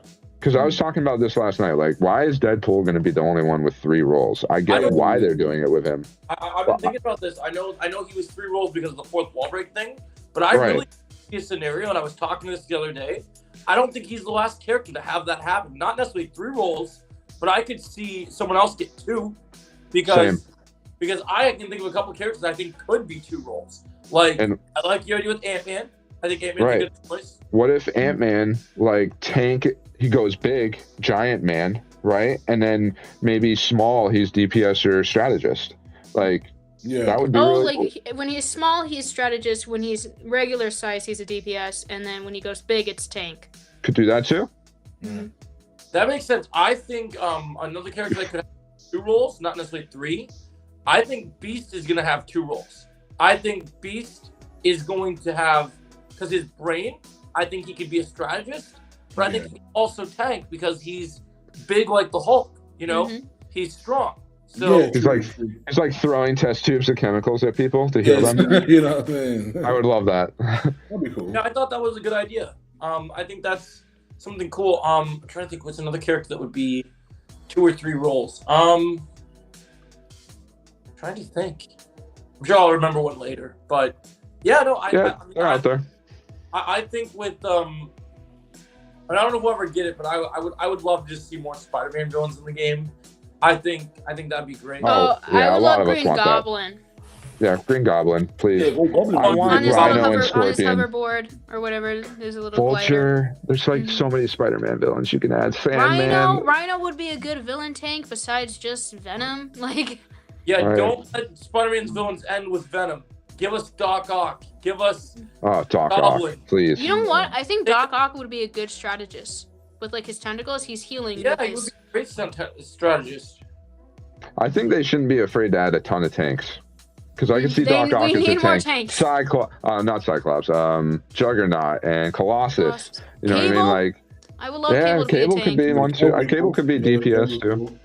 But I would want Cable to be a tank because I feel like, I mean, they're very different characters, I know, but like I'm thinking of the weapons is like, well, Punisher. It's just big. Yeah, Punisher is also Punisher a damage. Punisher is a DPS, but I would like Cable to be a tank. Yeah, I think they could have a team up if anything. Team up. We just need more tanks for sure. I feel like, especially, I mean, I haven't been able to use a lot of Rogue because I've been using Magneto. It'd be kind of cool if like Cable could like use his Technovirus and turn it into like a giant shield or something. Like he could do stuff like that. Yeah, I would like that. I was playing as Rogue today. Actually, I still really like Rogue. Rogue is good. I just haven't played her a lot. Yeah, she's good. I like her. But like what I mean is like we definitely need more tanks because the options are very limited, and especially when some tanks just aren't as good. Obviously because it depends on the player, people can make it work. But like for me personally, I can only really use Penny, Emma, and Magneto. And even though Magneto's a little rusty, but I'm like been getting better at him. But like my main 2 are Penny and Emma, and it's like, and I will try out more Rogue. I definitely see that happening soon, but I'm just thinking we need more options. Because obviously I'm playing a lot of healers, and I also have like a few DPS, but I'm like, I want to play better tank. We need more healers too. We really need more tanks and healers, Yeah, when it comes to tank, I don't play Venom. I play Penny, Rogue, Magneto, and of course the Thing. And then sometimes Emma, but for the most part, I play those I rotate between Thing, Magneto, and Rogue the most of all the tanks, because they're the ones that work for me. But I do think, okay, let's see. Colossus, Juggernaut, definitely going to be tanks. There's no question. Like, so those are 2 tanks. but I also see a really strong deal because I have heard that he might be even one of the next characters after Elsa Bloodstone. I know people have all complained about. We had that one conversation about people complaining about mutants, but we're not just gonna be getting mutants from now on. I've heard there's another character after Elsa Bloodstone that's not a mutant that's gonna come to the game, which is after Elsa Bloodstone. I've heard that one of our next characters is Ghost Rider. Oh yeah. Yep. Would love that. I think Ghost Rider will be. I think Ghost Rider as a duelist. I think like one of his vehicles is gonna work into his tanking ability. Okay. Like I could see him as a duelist though. Or the car is gonna be some part of his tanking ability. That's the problem, Chris. Is almost every character we can see as a duelist. Yeah. And there's too many duelists. That's the whole issue with this game, man. Like they need to just like the way that people are like stop adding mutants. No, people need to get on that with Marvel characters stop. in my Marvel game. Yeah.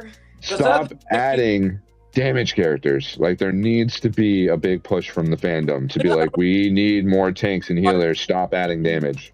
The thing that I don't understand is like I don't know how they would do this, but I really wish that they'd make Cyclops a tank instead of being a DPS, because I really think you could make him a tank and make it work. Yeah, I mean, but yeah, tank. I mean, his it just makes more sense as a his damage beam and though. everything, but that makes sense for him to be a tank because he's unstoppable technically. You know Yeah, what I mean? that's true. Oh, Cyclops? Emma has her like laser thing that you could make it really smart. Or, ooh, I just thought of something. You're talking about characters with multiple roles, right? What did I tell you, Kenna, that Cyclops uses his optic blast for, right? Mm-hmm. He strategizes, right? So, what if you made him a strategist tank where he could strategize how he's going to use his blast to either heal teammates or to do or to block damage or whatever. I don't like that because like I get Deadpool is this fourth wall breaking character, but I don't even like the idea that Deadpool, okay, so he just shoots and hits his own teammates and they heal when he's a healer. Like, I like it when the characters actually make sense to a degree. And like Deadpool, I can kind of pass because it's Deadpool, but like, I don't want to see Cyclops with like a blue ray that heals people now. That's never been a thing before. You know what I mean? Like, I just don't want that. I don't think situation. I don't think he would change colors at all. I think either way. Either way, you know what I mean? Like, I just don't want to like see like characters that really have never been healing people heal people. Like with Beast, you can get creative enough with it. You know what I mean? Where it's like, sure, but like, how do you actually have Cyclops? Like when it's never really been a thing. And you can do it. Here's another thing too, is like, okay, the banning system. When you get to a higher rank and you start to be able to ban people, there's only 2 slots that each team gets. And with Deadpool being 3 different roles, the way that it works is that you're not just banning Deadpool. You have to be specifically banning either the tank, the strategist, or the DPS Deadpool. And I think that causes issues because then you're wasting space. It's either you ban all 3 Deadpools with just banning Deadpool, or you get lucky enough where your team bans one version of Deadpool and then the enemy team bans another. It just creates a lot of more issues. And then if anything, if we're gonna get these more hybrid roles, I would hate for it to be like we ban tank Cyclops, but then we can't ban healer Cyclops. Like that doesn't work. Or if anything, we need to have more space, more slots. Because more characters or more bands, right? I mean, that's what you kind of should do. Different because Cyclops is such a beloved character, and I think just locking him behind damage is too easy. Like you're complaining about. I'm just thinking, honestly. To be fair, I don't think. I don't know. I'm kind of more leaning on the side of like we can have like pseudo kind of like Mr. Fantastic. He's a damage, but he can tank for the most part. I think that's more of what I'm leaning towards, and I don't really want officially more hybrid characters. My whole thing that I'm trying to get you guys to understand, the reason I came up with that idea, and it was more of a proto idea, was just the idea. I don't want Cyclops to just be. Well, if he's like Reed, I'm fine. Like if he did something that makes him different, I just don't want him to stand with Daredevil, Blade. No, and that's what I'm saying is like have Cyclops be a tank. Yeah. end of I'm it. fine Just with it have with him be a one tank role. and future characters Multiple too. roles. I'm I just thinking see that we just keep Cyclops as a Deadpool damage as a hybrid. character. I just see Cyclops as a damage character, personally. I don't see how you make him even a tank. You know what I mean? Like, he literally all he does is like shoot eye beams at people. You know what I mean? Like, I don't know. Well, I guess. Listen, I'm honestly at the point where like, I'd rather just have the characters. I don't care what roles they are. I I'll agree. take them. I want him to. That's the exciting part about the game is every month we get a new character. You know? Yeah. Yeah, I mean, it's going to be fun just to have him in the game because we still haven't gotten him in the other game we want him in. So He is hype, though. I don't think anyone is as hype as Cyclops in this game, dude. People want Cyclops so bad. It's funny. I'm more hyped for Cyclops than I was for Deadpool, and I just thought Deadpool was fun. But I wasn't like Sure. hyped by Deadpool. But I'm having fun playing Deadpool. But Cyclops, oh man, dude. My favorite X-Men, I will lose my mind. Yeah, it's going to be good. We had a breaking news here, too. AJ sent something from Twitter. Not Twitter, just some article. He said, breaking news, reporting reveals that Dave Filoni was not impressed with his lunch yesterday, with sources close to him telling us that his pizza slice lacked Ahsoka and could have used more ingredients named after mythical wolves. Where did this come from, AJ? Is this meant to be a joke? Yeah, like, basically. Where is this from? Oh man. So he was dissatisfied with his lunch because he claimed that his pizza slice wasn't good, so he needed more Ahsoka and needed more ingredients named after mythical wolves. Is someone just clowning on him? He's joking, he said. He's just joking, yeah. Yeah. Oh, it was a joke. AJ, I thought you brought a real article. You started breaking news. A pizza more That's important. part of the than Star joke, Wars. dude. That's Come crazy. on. Yeah, that's So But AJ, you had me for a minute, man. You had me for a minute. Kenna watched Perfect Blue. Do you want to talk about that a little bit? Yes, I will. Kenna, Perfect Blue is yours. Yep. Perfect Blue was an anime movie that I've been wanting to watch for a long time now, but it was never on anything that I could have access to. But now it's on Max, and so I watched it last night, and I had a very vague idea of what the movie was gonna be, and I was a little nervous that I was gonna overhype myself up and just find the movie to be okay. But luckily, it did not disappoint because. Again, like I said, I went in like very vague, like half blinded, and it's so. The story is just so good, and it has a great animation. I think it came out in 1997, and it's very trippy. And the story is that it's about this girl who is a pop idol, but she's quitting to be a pop idol, quitting as a pop idol to be a actress. But as she's trying to start up her acting career, the people around her keep getting murdered. And so it's like a mix of murder mystery, psychological horror.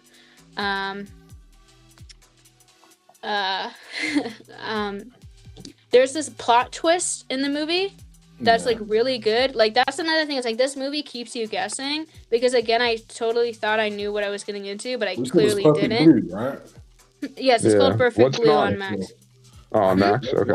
Oh no, I've seen that. I probably haven't seen it in a while, to be fair. But yeah, okay. It's like really popular. Like it's known I as. think I've only seen that like once. There's some animated films I've only seen that once. I'll have to check it out. I just haven't had time, really. Yeah, well, I think I would recommend this movie to anyone who simply likes anime, or even if you don't. It has it's a mature movie. The warning, I will say that there's some scenes that may be uncomfortable for some, but that's kind of the point of the story that it's trying to tell, because it talks about fame and identity and stalking, because that's where some of the horror comes in. Yeah, I would say like if you watch The Substance, they're very different movies, but if you like the themes of Substance, you'll like the themes of this movie. So I'm gonna love it. I think so. I think you will. Hopefully. Yeah. It has mature themes. So I definitely wouldn't recommend it to anyone. But again, if you are of age and you're liking anime and horror, I'm trying to think what else. I feel like, Who's oh our yes, podcast that's not of age? That's my question. I don't know. I'm It just happens. saying in case. Mhm.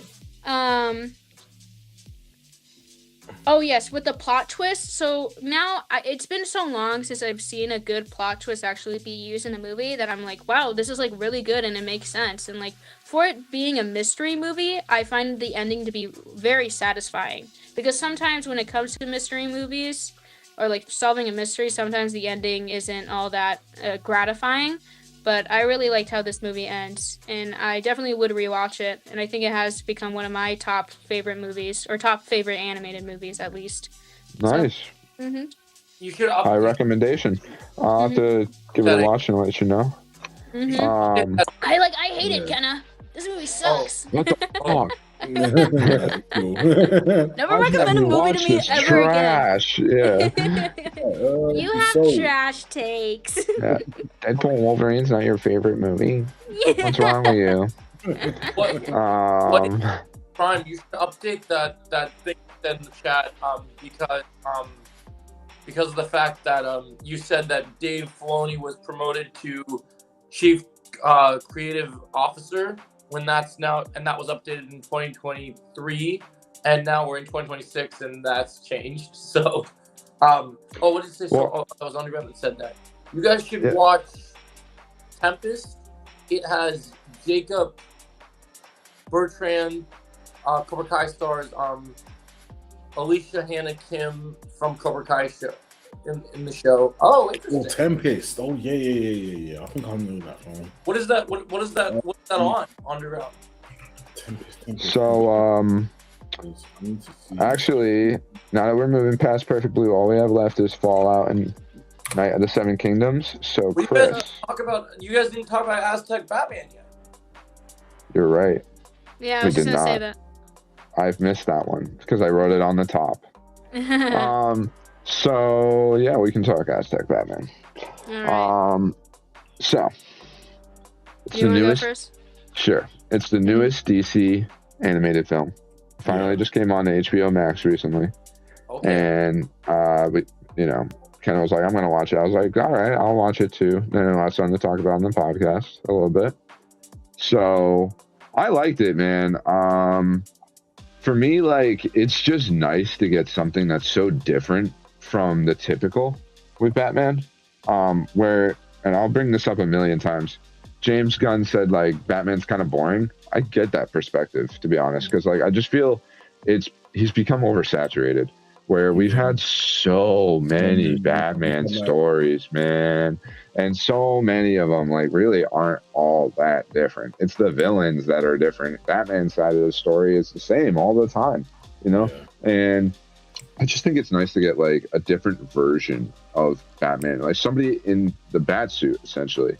And while this takes place in a totally different time too, like, you get like a completely different version of Batman. And like, I don't think it's like the strongest of stories, but I just was entertained being in an Elseworlds like story, where this is, sure, it's got the elements of Batman here and there, and these characters, Two-Face or Joker, Catwoman, Batman, right? Alfred a bit, but just taken in different ways. And it's a simple movie. It's not trying to be overcomplicated. And it's very much reminiscent of Road to El Dorado, which is... Yes, I got that vibe a lot. I love Road to El Dorado, so maybe I'll love this movie. Yeah, that's part of what made me really like this movie. It was like a love letter to Road to El Dorado in a way, while also being a Batman property. It's not my favorite thing ever, but I enjoyed it quite a bit. I think it was a fun ride. So, project, is there good action scenes in this animated movie? Like, I think it's light on the action, to be honest. It's more of a builder, I think, and I don't want to spoil like anything, but it definitely seems to be leading to a sequel, and I believe the sequel would be much more actiony, having everything already established. Because I know people have ridiculed this movie online. Yeah, here's the everywhere. thing: it's like people don't like this movie. I think mostly because it's a little slow. I feel like For sure. sometimes, Yeah. and then two, really, it's not Bruce Wayne in the bat costume. It's not, Which I like. and it's like, and it, yeah. But people I mean, like, it's Aztec, isn't it? Like, what else? What do they expect? why does that matter? If it's called, It's because people don't like change, you know. Yeah. So that's, but yeah, literally, yeah, kind of think of like Terry McGinnis. You know, it's like it's somebody else in the Batman suit, not a big But deal, there- and like he's honestly, so why? Lu- That's crazy.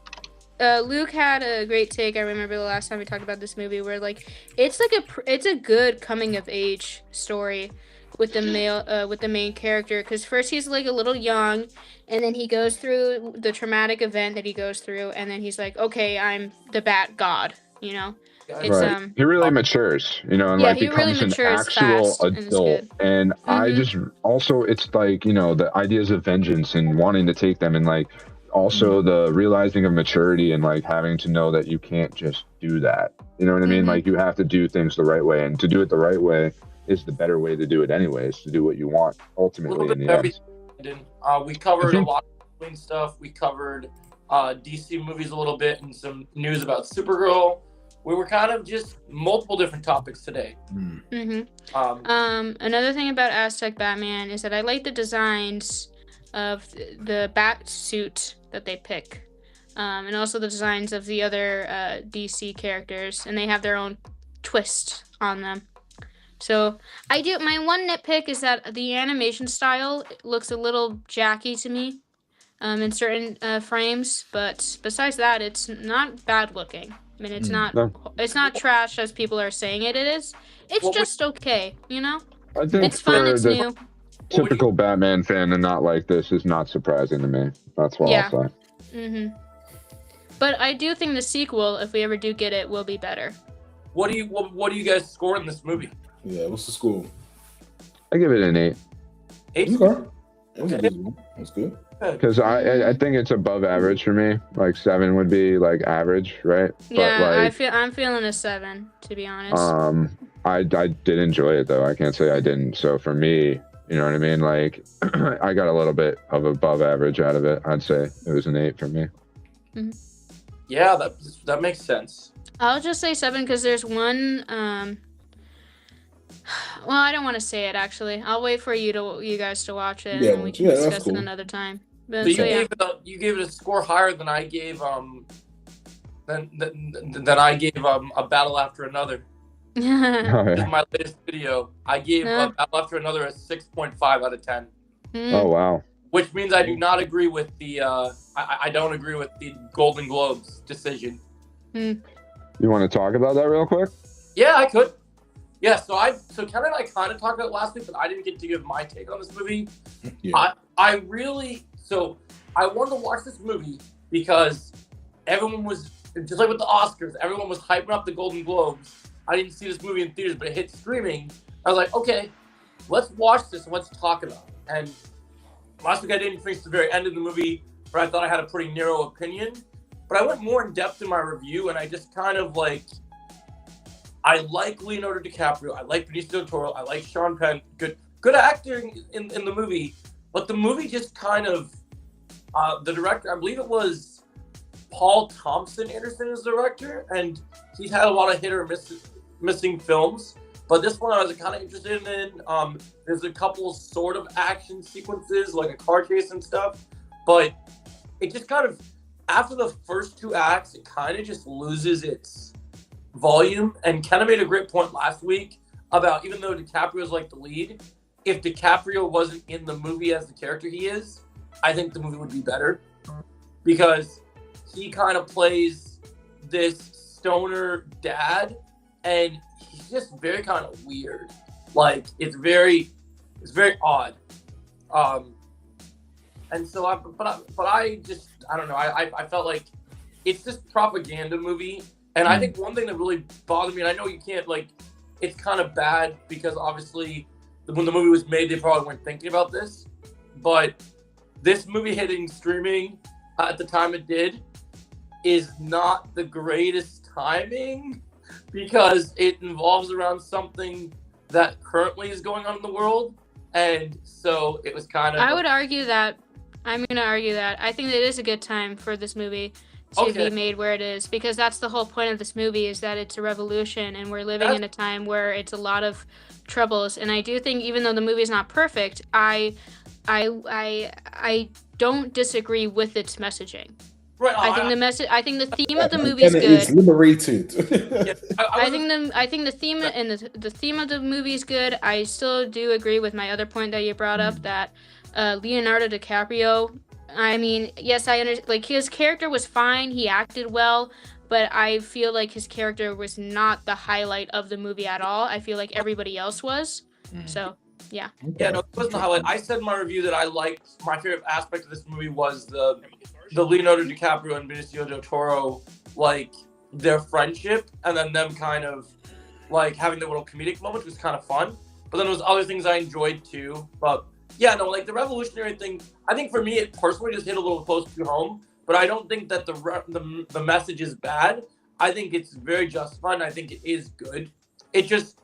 I just don't think it deserves the praise that it got the Golden Globes. I'm not watching this movie going, I'm mind blown, and this movie deserves to be up there with Sinners, like some other people are saying. I said this before the last time we talked about this, is like the beginning actually hooked me in. I was like, oh, I'm kind of liking this more than I thought I would. But near the end, I'm like, okay, I'm waiting for it to be a little over now. You can kind of feel the runtime of the 2 hours. Yeah, that's my other issue. The runtime, you can definitely feel it. Oh, Brandon says, update on Dynamic Duo. Last thing I heard, Underground, was that it was, they were still working on it. And James Gunn debunked something saying that it's not as DCU canon so far as, like, it was previously, like, reported to be. Like, they're still kind of deciding what to do with it. And then Brandon said on top of Underground, unrelated question, but did you heard, apparently Kathleen Kennedy said Breaking Bad creator Vince Gillian might do a Star Wars show in the works. Can happen. Did that get officially canceled? I think it's, I think she mentioned it in this interview, her exit interview. I'm trying to find it right now. I posted it in our Discord actually about that. It said Breaking Bad creator Vince Gilligan was in talks to create a Star Wars TV series, confirmed by ex-Lucasfilm president Kathleen Kennedy. And then this is a quote. I've had early conversations with David Fincher, with Vince Gilligan for TV. The minute you say their name, you go, oh, that might be an interesting Star Wars. Kathleen Kennedy on having talks to create new Star Wars projects via Deadline. So it could still happen, but I think that was only going to happen when Kathleen Kennedy was still on board with Lucasfilm. Right. I will laugh, though, if, like, it turns out that she's not the issue and it's what everybody wanted. Like, it'd just be, like, a lesser of evils, right? And then you get Dave Filoni and watch him be worse. Because, like, dude, some people legit hate some of the stuff Filoni does. You know what I mean? Like, what he's done with Ahsoka in particular, like, a lot of real Ahsoka fans feel that character has been destroyed. Tell me about it. Because remember as well before. I'm currently on podcast on my phone, buddy. Before you can just say whatever it is here you want to tell me. I think before Ahsoka got announced, well, when it was like saying it got announced, everybody thought, oh, it's going to be CGI, so Dave Filoni's going to do his thing on that. Then when you turn out it's live action, and everybody's like, why does this need to be live action? This could be like its own thing as a CGI, like Rebels and Clone Wars, because it's Ahsoka. You know, because Disney wants to make everything live action. That's what I'm saying. They want to make everything live action. My thing is, and I've said this before, if you go back and watch when they were hyping up Ahsoka in the behind the scenes videos, Dave Filoni was very excited about when he found out he got to do this project and direct and showrun this project. He was super excited, right? But when you watch the behind the scenes of them making Ahsoka and getting excited, teasing the lightsaber fights and all the things, he doesn't look happy. So I think Kathleen was running his show into the ground. Obviously had their imprint and stuff, Awesome. Because he did not look happy. And he was psyched about this show. Like, he had plans. He looked excited. Like, in the earlier stuff when it was announced, he was very thrilled about it. And when you watch a lot of interviews with Dave Filoni, he gets it. Like, unless something has massively changed. I saw an interview the other day that was recent, and just the fact that he remembers and talks about the lore the way he does, he just knows his stuff. Like he's made some slip ups. There's been some, like, nobody's perfect. There's things that they've made mistakes. Oh yeah, 100%. Yeah. I just refuse to believe that he's worse than Kathleen Kennedy. Like, I just, No, I don't can't believe believe that. that. I can't I allow don't myself believe that. to believe Because that. my Because thing the best part is actually, if Dave Filoni is not the guy to make good Star Wars again, yeah, there is nobody else. Like, this is it. There isn't going to be another person that steps to the plate that can do Star Wars. Like, it was Kathleen Kennedy was who had it, and then this is the guy. Like, I know people like to think, like, oh, I love Andor, I'd love to see Tony Gilroy take over things. Tony Gilroy could have never been president of Lucasfilm. nah, he can't be could have president never because he doesn't get the aspects. He gets one aspect of Star Wars. He doesn't understand the Force. He doesn't understand the Jedi. He doesn't understand. Like I said, John would be the next guy. It's like, yeah, I'll say this: John's the only other option on the table. So forget that I said that there was no other option. If this does fall through, John is the other option. But with what George had done, I heard things, and I don't know if you guys have heard this, because my sources are different than a lot of other people. But I had a friend that used to work for Lucasfilm, and he doesn't talk about that often, but I'm allowed to talk about it, he said, since he's no longer employed there. And he said that when the whole Kathleen Kennedy stuff was going on, that Dave and George, they talked, like, all the time. Like, when like George was like, I think there was like times during Ahsoka and even during Mando where David invited George to come check out the Mando puppet and all the other stuff. Oh, what do you say? Okay, he says Shill Jacob, YouTube.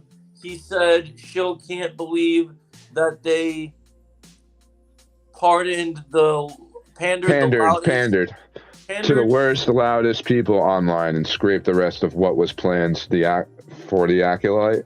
Deeply upsetting that the series never had a chance to continue and grow beyond the first season. Super frustrating. Is it? I don't know. Like, the thing is, my thing is this: if the Acolyte had about, let's say, 5 good episodes, then we could be like, all right, well, you know what? It's actually a solid project, despite. You guys know why people are so mad about the Acolyte, though? Do you guys know the big secret why people want a second season now? Because Leslie Headland, when she made her, like, years where she hadn't said anything after her show was canceled, she came at YouTubers and fans, and her direct thing coming at people was to try and build intrigue for a season. Yeah. And so she dropped that the Acolyte is actually a prequel to the sequels.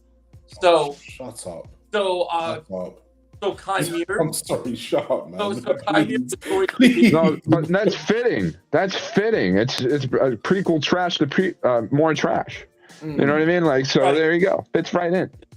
No, but this was for the sequel trilogy, not the prequel trilogy. No, I know. Trash trilogy and a trash prequel for it. There you go. You know what I mean? Like, because this guy Jacob, that's a YouTuber, but he likes to hide off YouTube. He mostly likes to be on X more. Like, he actually is a sequel defender. Like, he thinks the sequels are better than the original trilogy, better than the other stuff. I mean, the thing is, bro. You know what it is? I've always said this. Like, he's an idiot. There's people who are consistent in the Star Wars fan base, and then I've seen original trilogy lovers and prequel lovers love the sequel trilogy, and I don't hate them because I don't even so much hate them. I don't bother with them because it's more so a thing. It's like they look at it like, okay, they've watched Star Wars for a long time. They're excited about certain bits, whatever aspects. I'm like, okay, cool. They've said their reasons why. They can explain themselves, but there are people who are defending this, and it's like you counteract what they're saying, and they're like, "Oh no, but this happened, and this could have been so much more." It's like, no, because this happened before. So, like, why would you even say certain things anyway? But again, like I said, Disney, splitting the fandom. If the sequel trilogy was like its own timeline, like another universe, dimension, whatever, reality or something, and then we have our main timeline. I'd hate that too, man. Or Cool. like, I mean, I guess if it was like an Elseworlds type thing, but not Yeah, like a yeah. multiverse. Do No, not yeah. add a multiverse to Multiverse Star Wars. Yeah, unfortunately, yeah. Because it's already big enough galaxy as it is. But yeah, like I do feel like if it was that, I'll prefer it a bit more. I missed that conversation. I was rebranding new things. A lot of EU fans are cautiously optimistic about Dave Filoni being president of Lucasfilm because Republic Clone Commando game got retconned with Bad Batch, and are worried he might retcon more EU. Oh Well, yeah, no, I think get honestly, that's almost out of his control. I kind of think that that's what Disney wants. Yes. They've been doing this with Star Wars since they got it, where it's. And that's what we have to ask ourselves. Like, we know that Bob Iger was hands-on with Kathleen Kennedy with a lot of this. Is Bob Iger gonna let Dave do his thing, or is he gonna meddle now again? That's what Right. like. Well, he's gonna want things done. He's the one in charge, really. But to let him just kind of, with his knowledge of Star Wars and the fact that he can make money for them, are they gonna trust him to literally go and do things with him and his just co-president, the chick that's the business side of things? Do they get to run free roam, or are they shackled now? Instead of shackled by Kathleen Kennedy, they're more shackled from Bob Iger. Like, our hands tied. Like, are we getting Star Wars, but it's still Star Wars from Bob Iger's image? Like, that's what I want to know is the big question. Does Dave do this on his own? Is he doing this with just his co-president there in charge, or is he still getting interference from Bob Iger? remember how we weren't gonna get a Spider-Man 3, and then fucking Tom Holland asked Bob Iger himself that we need Spider-Man 3. Like, do you guys remember that? And then he's like, that was the reason why we got Spider-Man 3 is Tom Holland pushed for it to Bob Iger. Yeah. Do we get Mark Hamill to be like, hey, can you stop fucking up Star Wars?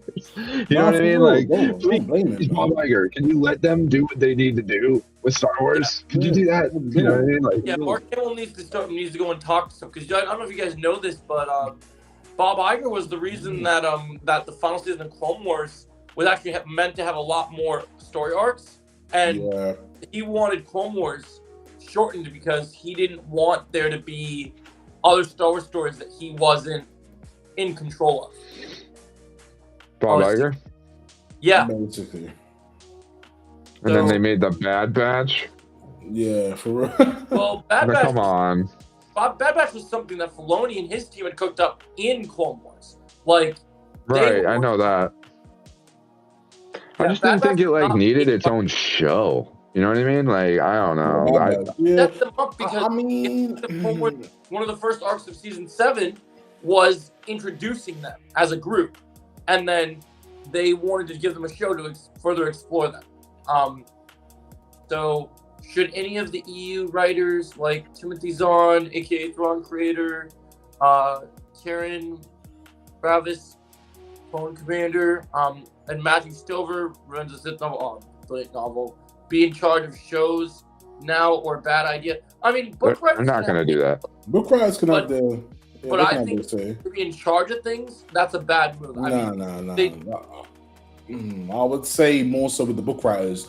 They're just there for story and plot. So as long as they have a good vision of that, then if we want to see Star Wars things, it's the way to fix everything, or not fix everything, but the way to make things better. And I said this before, I know Chris is going to agree with me on this one. He won't be president because obviously Dave Filoni's president, but you talked about Jon Favreau challenging Dave Filoni. You know who's the only person that really challenges Dave Filoni's knowledge of Star Wars, Chris? Yeah. Whitworth. Yeah, so I did say I've been thinking Sam Whitmer would be a good. They need to hire him as an actual writer and not just a voice actor. If they're done, because he gets it. He does. I do admit he does get it. Or consultant, and the second Dave Filoni wants to do something, have Sam be there and say, "No, you can't do that. That's not happening." Have him talk to him and have him go, "Hey, I want to do this," and then Sam's like, I don't think the fans would like that. I don't think you should do that, Dave. I think, my final note on Dave Filoni, I think, is that I think people just need to really and truly, he's not really messed up much. So I do think that I've criticized him where I needed to criticize him, but I was never like crazy mad at him. I still like appreciate what he done. It's like, but you're still allowing BS to happen. But I'm more for looking at it just like, let me see what you can do now. Now that you're not being controlled or anything else. The only thing I'm not really sure of right now is I need to know more about what went on with the Sabine stuff in Ahsoka and who was behind the Thrawn stuff. Why Thrawn was dumb. That's what I need to understand. What were you just trying to say though, Chris? I didn't catch the end of that. Sorry, I must have missed this ending too. My bad. Oh no, I was just saying. Basically, I just said like, just give Filoni another chance. Really, just like not even another chance, but it's just more so. I just criticized him when I need to criticize him, and then obviously I'm just gonna see what he does for like the next segment of what he can bring to Star Wars again. Hopefully, he can maybe give us something that is worthwhile again. Rather than I just need to see him. I need to see him like kind of like I want to see what happens with some of the mistakes he made or some of the stuff that he allowed to happen. I would love to see him comment on some of the stuff. Like I really hope Dave Filoni, because I think one of the things that Star Wars needs is kind of the thing that Marvel's been struggling from too. I really hope that Star Wars. Disney. Oh, what'd you say? It's the same thing that Star Wars is struggling from. I said Disney, because they own both of them, and that's the real issue.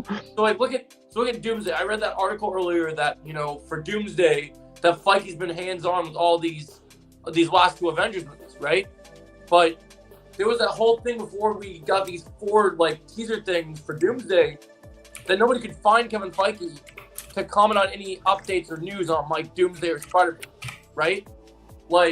So we can't have these studio execs or these leaders of these companies disappearing.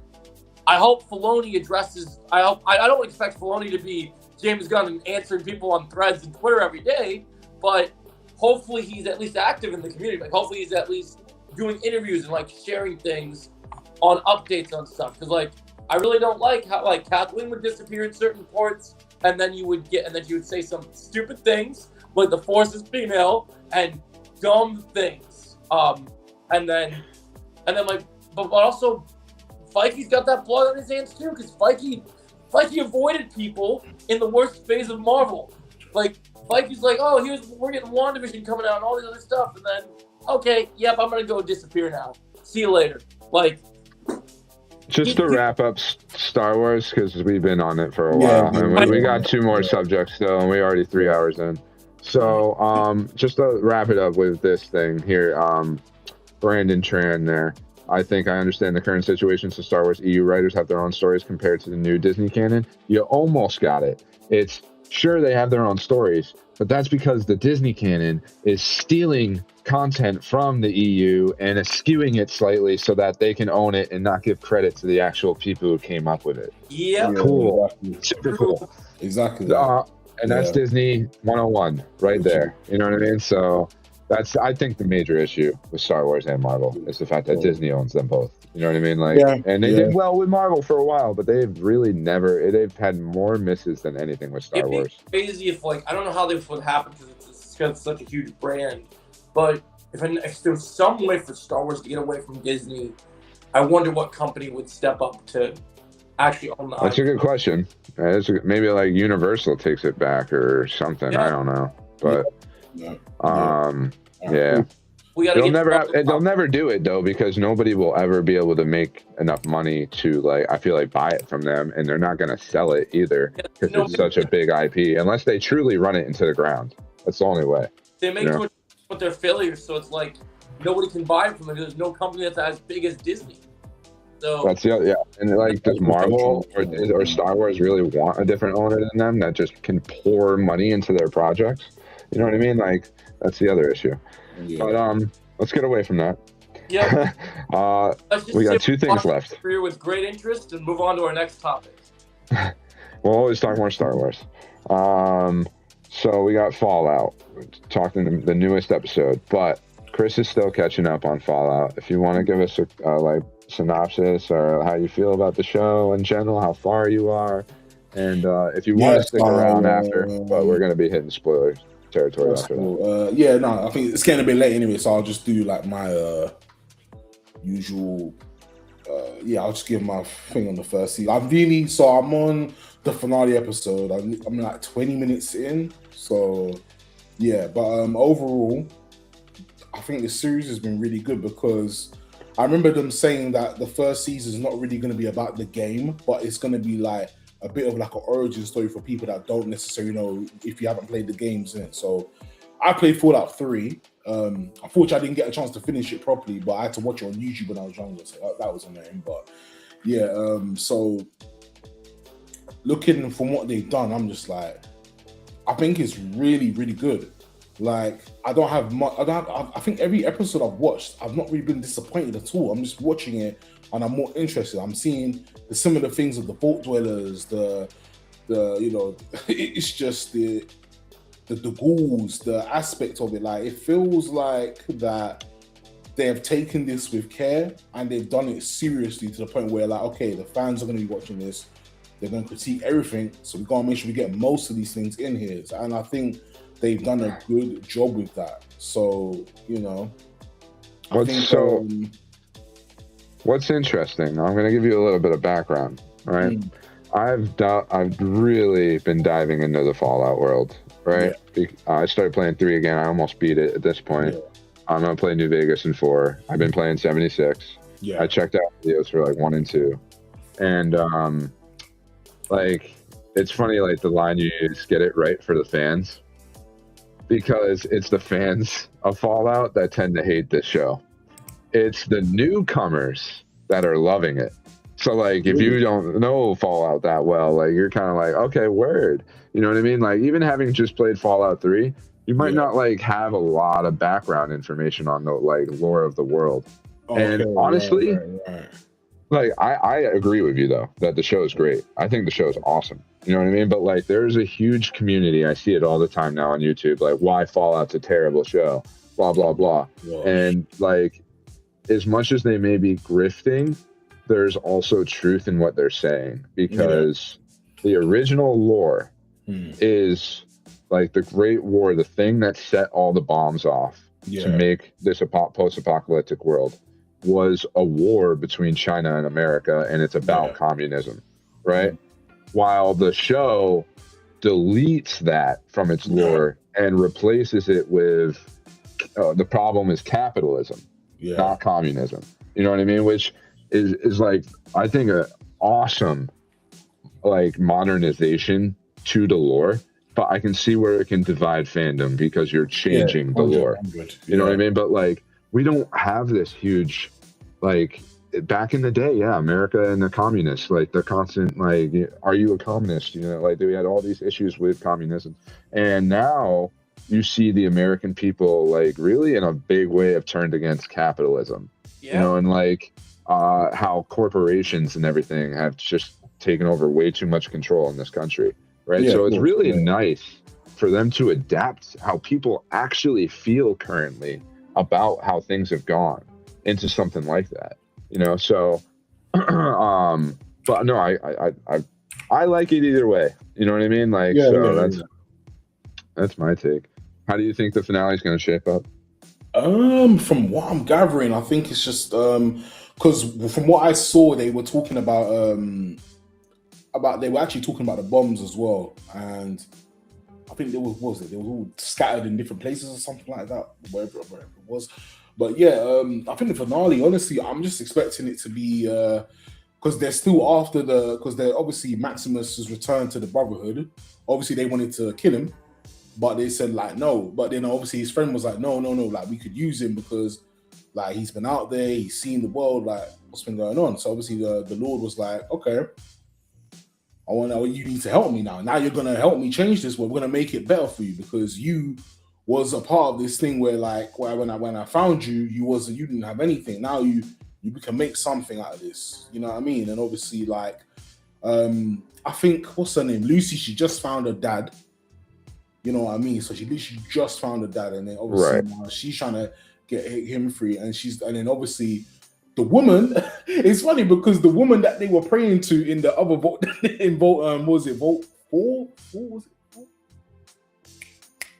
Was it Vote 4? Yeah, Vote 4. Yeah, the woman that they were praying to in Vote 4, she's actually alive. They think she's dead, and I'm thinking like, but she's alive. She's on the wastelands, yeah, and she's become one of them part of the outsider groups in it. And obviously, I'm just thinking, but so you're praying to this one, you're praying thinking that she's gonna come back here, but that means she's not. She's got her own group already, yeah, really establishing that. So yeah, it's gonna be interesting. I don't know if Lucy's gonna get her dad in one piece or he might die. I'm not too sure, but we'll see. But it's gonna be interesting to see.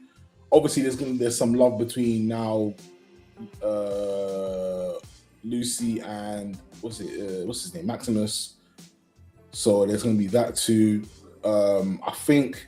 Oh yeah, Walton Gog. Hey, that guy, man, he is like on point with like the ghoul. I don't care. He is on point. Like yes, sir. That to me is literally him. He's embodied that role, and I'm thinking this is exactly what the game is. You know what I mean? If you see him in the games, like I can't remember if he's in all of them. Was he in 3? I'm sure he was in. The ghoul? Yeah. Nah, bro, he ain't in any of the games. He's in Fallout 76. He's a brand new character they created for the show. Okay, is it? Wow. And then they added him to 76 recently. Oh, wow. Okay. Yeah. So he's an original character. Okay, they cool. actually asked him, like, they told him that he didn't need to play the games or anything. They're making you an original character in the lore. They told Lucy and Maximus the same thing. Yeah. Or Ella Purnell and whoever plays Maximus. Yeah. And Ella Purnell actually did play the game a bit. Good on her. You know what I mean? Like, I guess the dude who plays Titus or Maximus, he said he tried to and he was like terrible at it. But like, I guess Ella Purnell like actually tried to quite a bit, which is cool on her, man. Yeah, no, it's a good show. I'm curious to see what you'll think now for season 2. You know, because we already know things you don't, and it's funny to hear you think how things will go. No, for sure. So yeah, no, that's good. We're gonna probably get into the new episode. So Chris, if you don't want to get spoiled for the rest of the episode, we're gonna talk about the new stuff that you haven't seen yet. If you want to stick around, no worries. But if you don't, you can head on out. No worries. Cool. And then I'll catch up with because I won't be here for the Game of Thrones, was it 7 Kingdoms, right, as well. So yeah, that's something I can catch up on. So yeah, catch up. Definitely, dude, you should watch that today. It's so good, for real. Definitely. All right then. I think let me head off and I'll let you guys do the spoiler stuff. Cool. Sure, take it easy, man. Nice to have you. You'll be back next week. Yeah, back next week. Yeah. Awesome, cool. Yeah. So yeah, next Tuesday, catch Chris the Fourth of us talking up all the new stuff. All right, guys. All right, chat people. See you. All right, take it easy. Yeah. Yeah, thanks, man. Appreciate you being here, Chris. Well, can't wait to see you next week. Sorry, guys, I had to run to the restroom real quick, but I'm back. So we're diving in. What is this? Episode 5? Yes, episode 5, Fallout. Boom. So I'll start if you guys want, unless somebody wants to. You can go. So we left off on episode 4 with the Death Claw, like, you know, just coming out of the building. Lucy and the ghoul have to fight it, but we don't get them fighting it. An episode starts and we get a bunch of other Death Claws start coming out of buildings, right? And they're like surrounded by Death Claws trying to make their way out of it, which I like a lot. And then when they do escape the area, like they need to get back into the building they're near, but it's surrounded by a bunch of Death Claws moving around like in this caged in area, which is awesome. It feels video game-ish. Like, I like that a lot. We got the Hank stuff developing a bit. We get a lot of Robert House finally making like his debut, and we get quite a good end. I think it was a pretty good episode. The ending people might feel differently about of the episode. I think it's good. It takes some risks, I think, in a way. If we're in the spoiler territory here, like the ghoul gets impaled and we're in a will he live, will he die thing. But the ghoul probably will live. He'll live. He can regenerate. Are you really the ending, because we're jumping around to this episode. I'm of the mind that out of all the episodes that we've had so far, this ending is probably the ending that I've watched the ending of it and gone, yeah, because they come out on Wednesdays, right? Yeah. Yep. Oh, so I'm excited for to come home from work tomorrow and to watch this episode. Like, what time does the movie come out? Does it come out at 7? 3 a.m. Oh, sick. So it's My gonna time. be out. So I'm 2 gonna come home a.m. from your work and time. watch it right away. That's awesome. Oh yeah. Because it's 3 a.m. On Wednesday morning, right? Yeah. Okay, so I'm gonna come home from work at 12 and I'll be able to watch it when I get home. Oh yeah. Yeah. No, I'm glad to see you hyped for it, dude. It is a good show. You know what I mean? I'm to be honest, I like the show and I like the episodes, but I don't think there's been a cliffhanger at the end of any of these episodes until now that I'm like, okay, I need to see the next episode like now. Oh, Like, I want to see it too. I want to see how they deal with the ghoul. I want to see how Hank and Lucy are gonna interact with each other for this final. Like, Lucy's finally back with her dad, and she's like, "I'm gonna bring him to justice." And I can almost bet you she's not gonna do that at all. You know what I mean? Like, we'll see what happens. I'm very interested for it. He's probably gonna talk her out of it or something. He's probably gonna say something to her, and she's gonna be like, "Oh, yeah, you're right." I don't Dad." know, man. I think she might kill her own dad. I think Ooh. she's heading towards that headspace. I feel like he's gonna hold her captive and not allow her to, like, until she agrees with him or something. Oh, and then for sure, we yeah. might see the ghoul save her again. Like, I could see that. You know, like, it might be the end of the ghoul season. saving her, but she's the one who takes out her dad. I agree. Fully. Right, and like she gets the last shot off or something, and she's like, "And Do you think this is her dad's last season? You think he's gonna die this season? I mean, Maybe. maybe. I don't know. It's possible. Yeah, I don't think so just yet because he just got He saw it underground." Bye Underground. Because he just got his device working finally.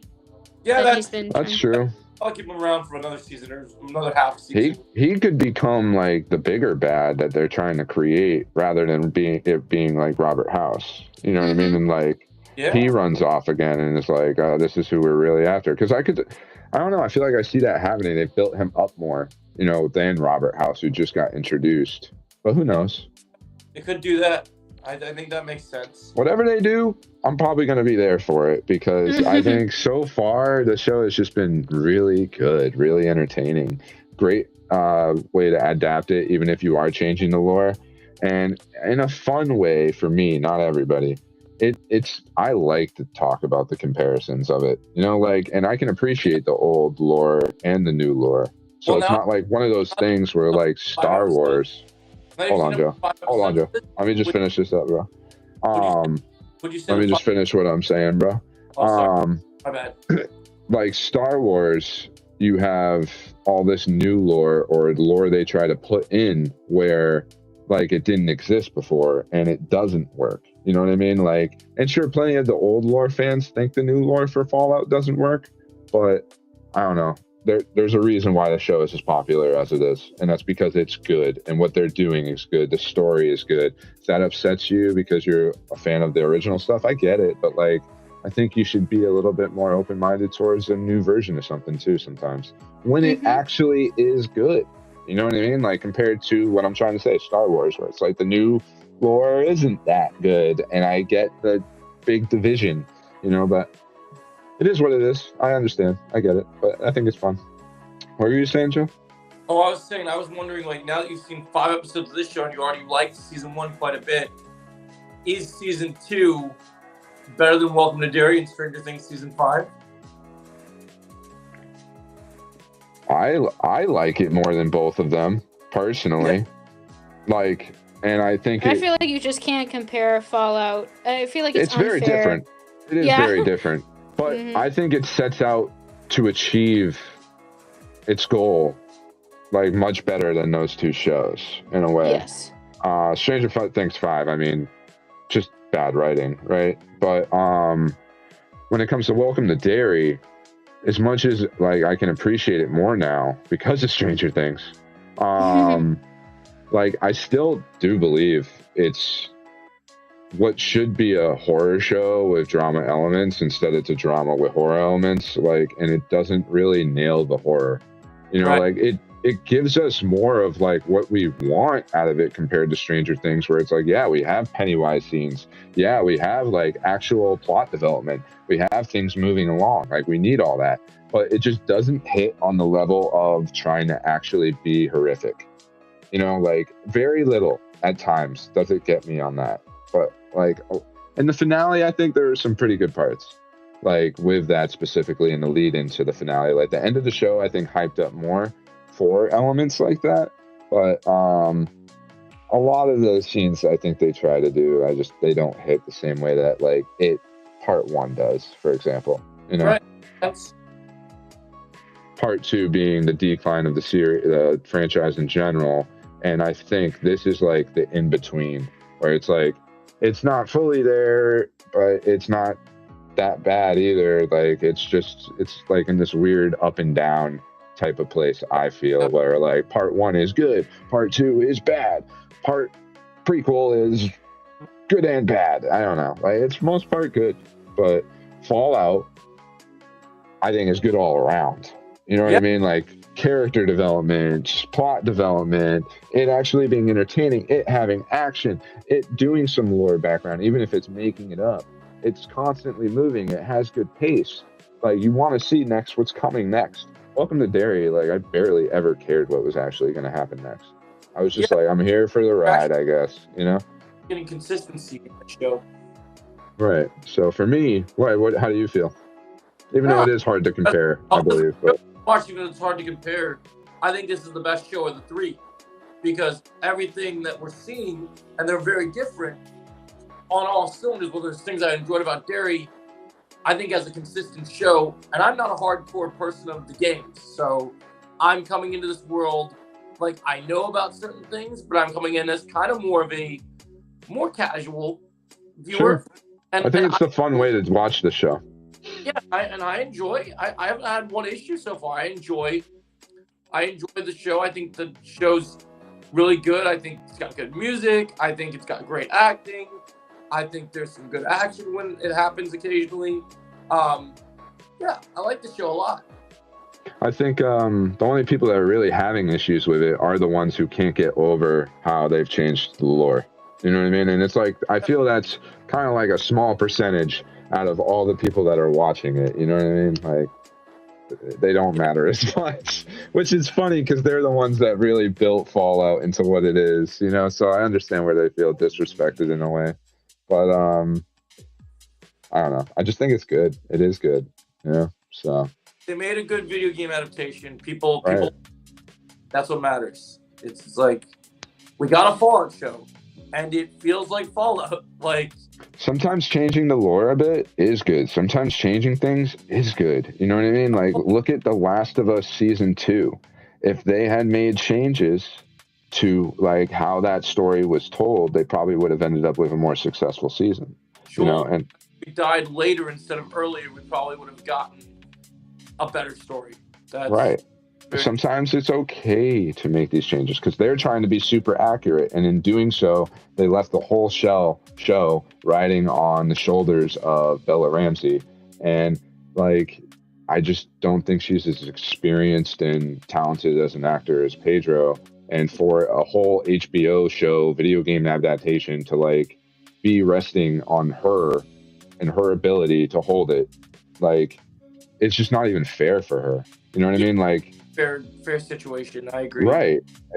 I think they set her up to lose in a way. And I don't, like, it sucks. Yeah. I agree. I think that's an accurate take. Yeah. I really can't wait to see what we get in tomorrow's episode. Are you gonna stay up till 3 a.m. to watch it, Luke? I shouldn't, but who knows? I might. But I typically don't watch it at exact drop time. I usually watch it some point during Wednesday. So, kind of like you. I'll Yeah, watch when it you at some point tomorrow. I just don't know what time yet because it depends. If I'm super tired, then I'll wait till after my nap. But I'm not gonna wait as long as I did with this last episode. I'm gonna watch it right away. It just depends. If I want to enjoy the show, so I don't want to be tired. If I'm super tired, I'll watch it maybe like 2 hours after I wake up from a nap. Sure, I feel that. Yeah. What do you have any takes for us, Kenna, about the newest episode?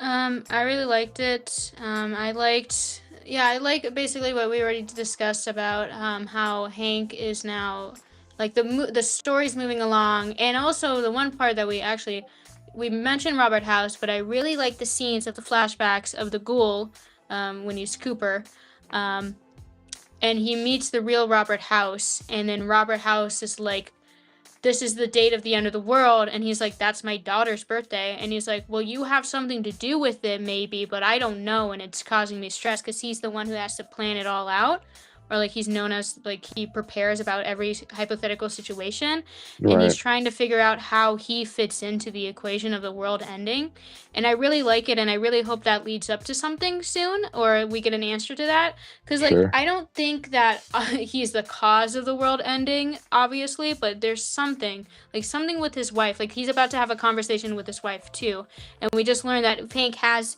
them in their cryopods, his wife and his daughter, somewhere, where he's at, and he uses it as a threat. Harm them. He threatened to harm them. My one nitpick about this episode that like I was really into it and then it took me out personally just for a second was when the ghoul hits Lucy with the tranquilizer and like she's out. And like she's down, but yet for some reason, I get it, she has like a fighting spirit and I'm all for that, but I just kind of her still being able to stand up, and like I guess they had to use the like hand armor, the whatever, oh god, it had a name. Power fist. Yeah, the power fist. Obviously she had to use that, they had to use that because they showed us her getting it, so it makes sense that she used it on the ghoul to impale him.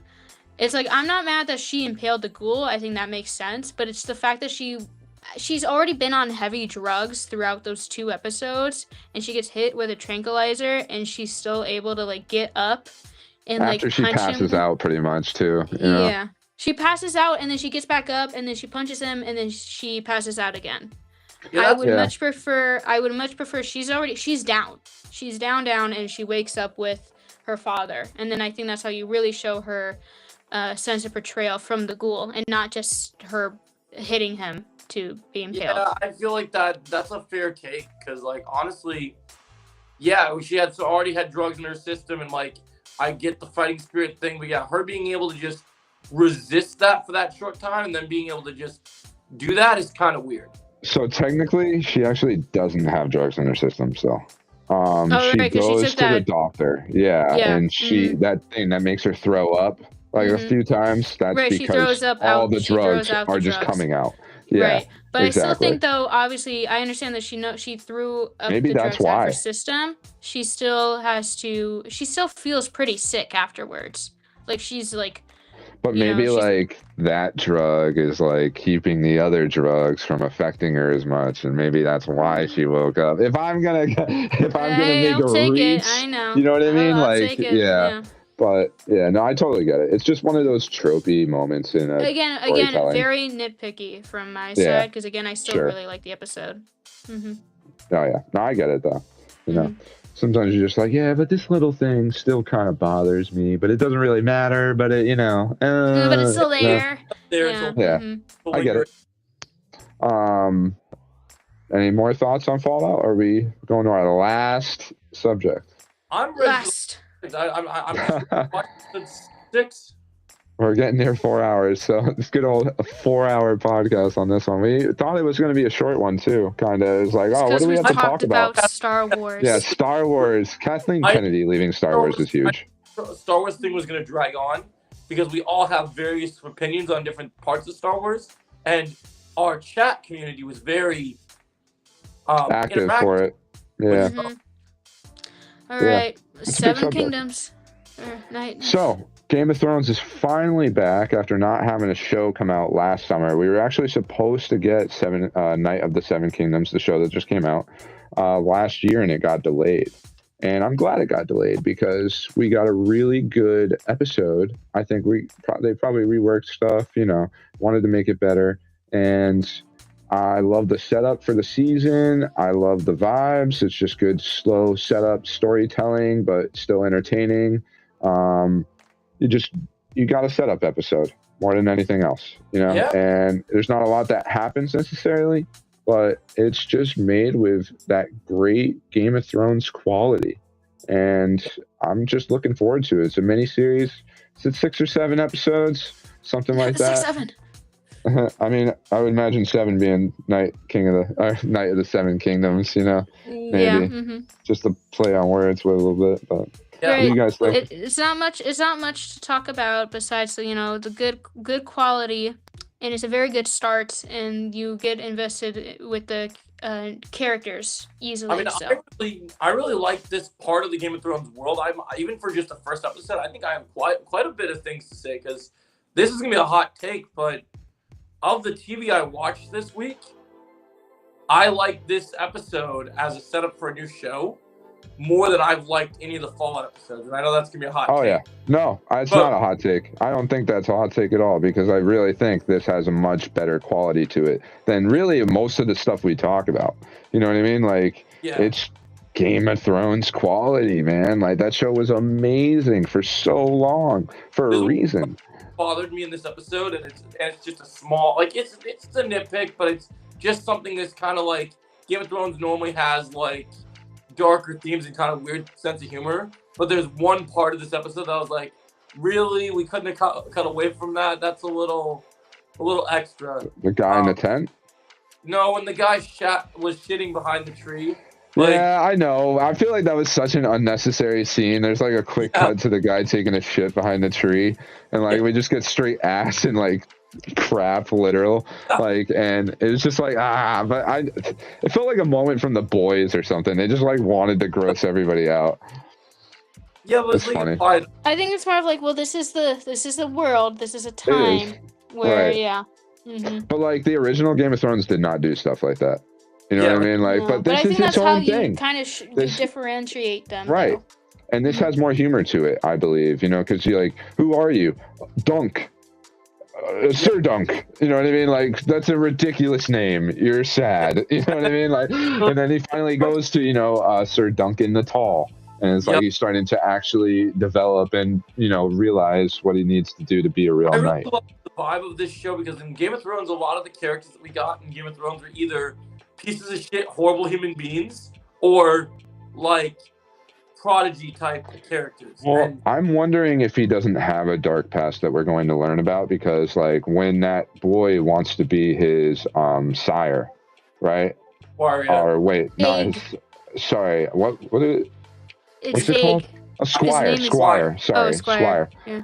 Squire, Egg, Squire. Yeah, Egg the Squire, right? And like he's like, you don't want to travel with the likes of me, and it's like, is he saying that because he's not successful in what he's doing and does doubts himself, or is it because he does have some kind of a dark past? You know what I mean? I personally, I read it as, he's not being a very successful knight, but there could possibly be some twists where he does have a darker past. I mean, even look when he's talking to the recruit guy for the tournament.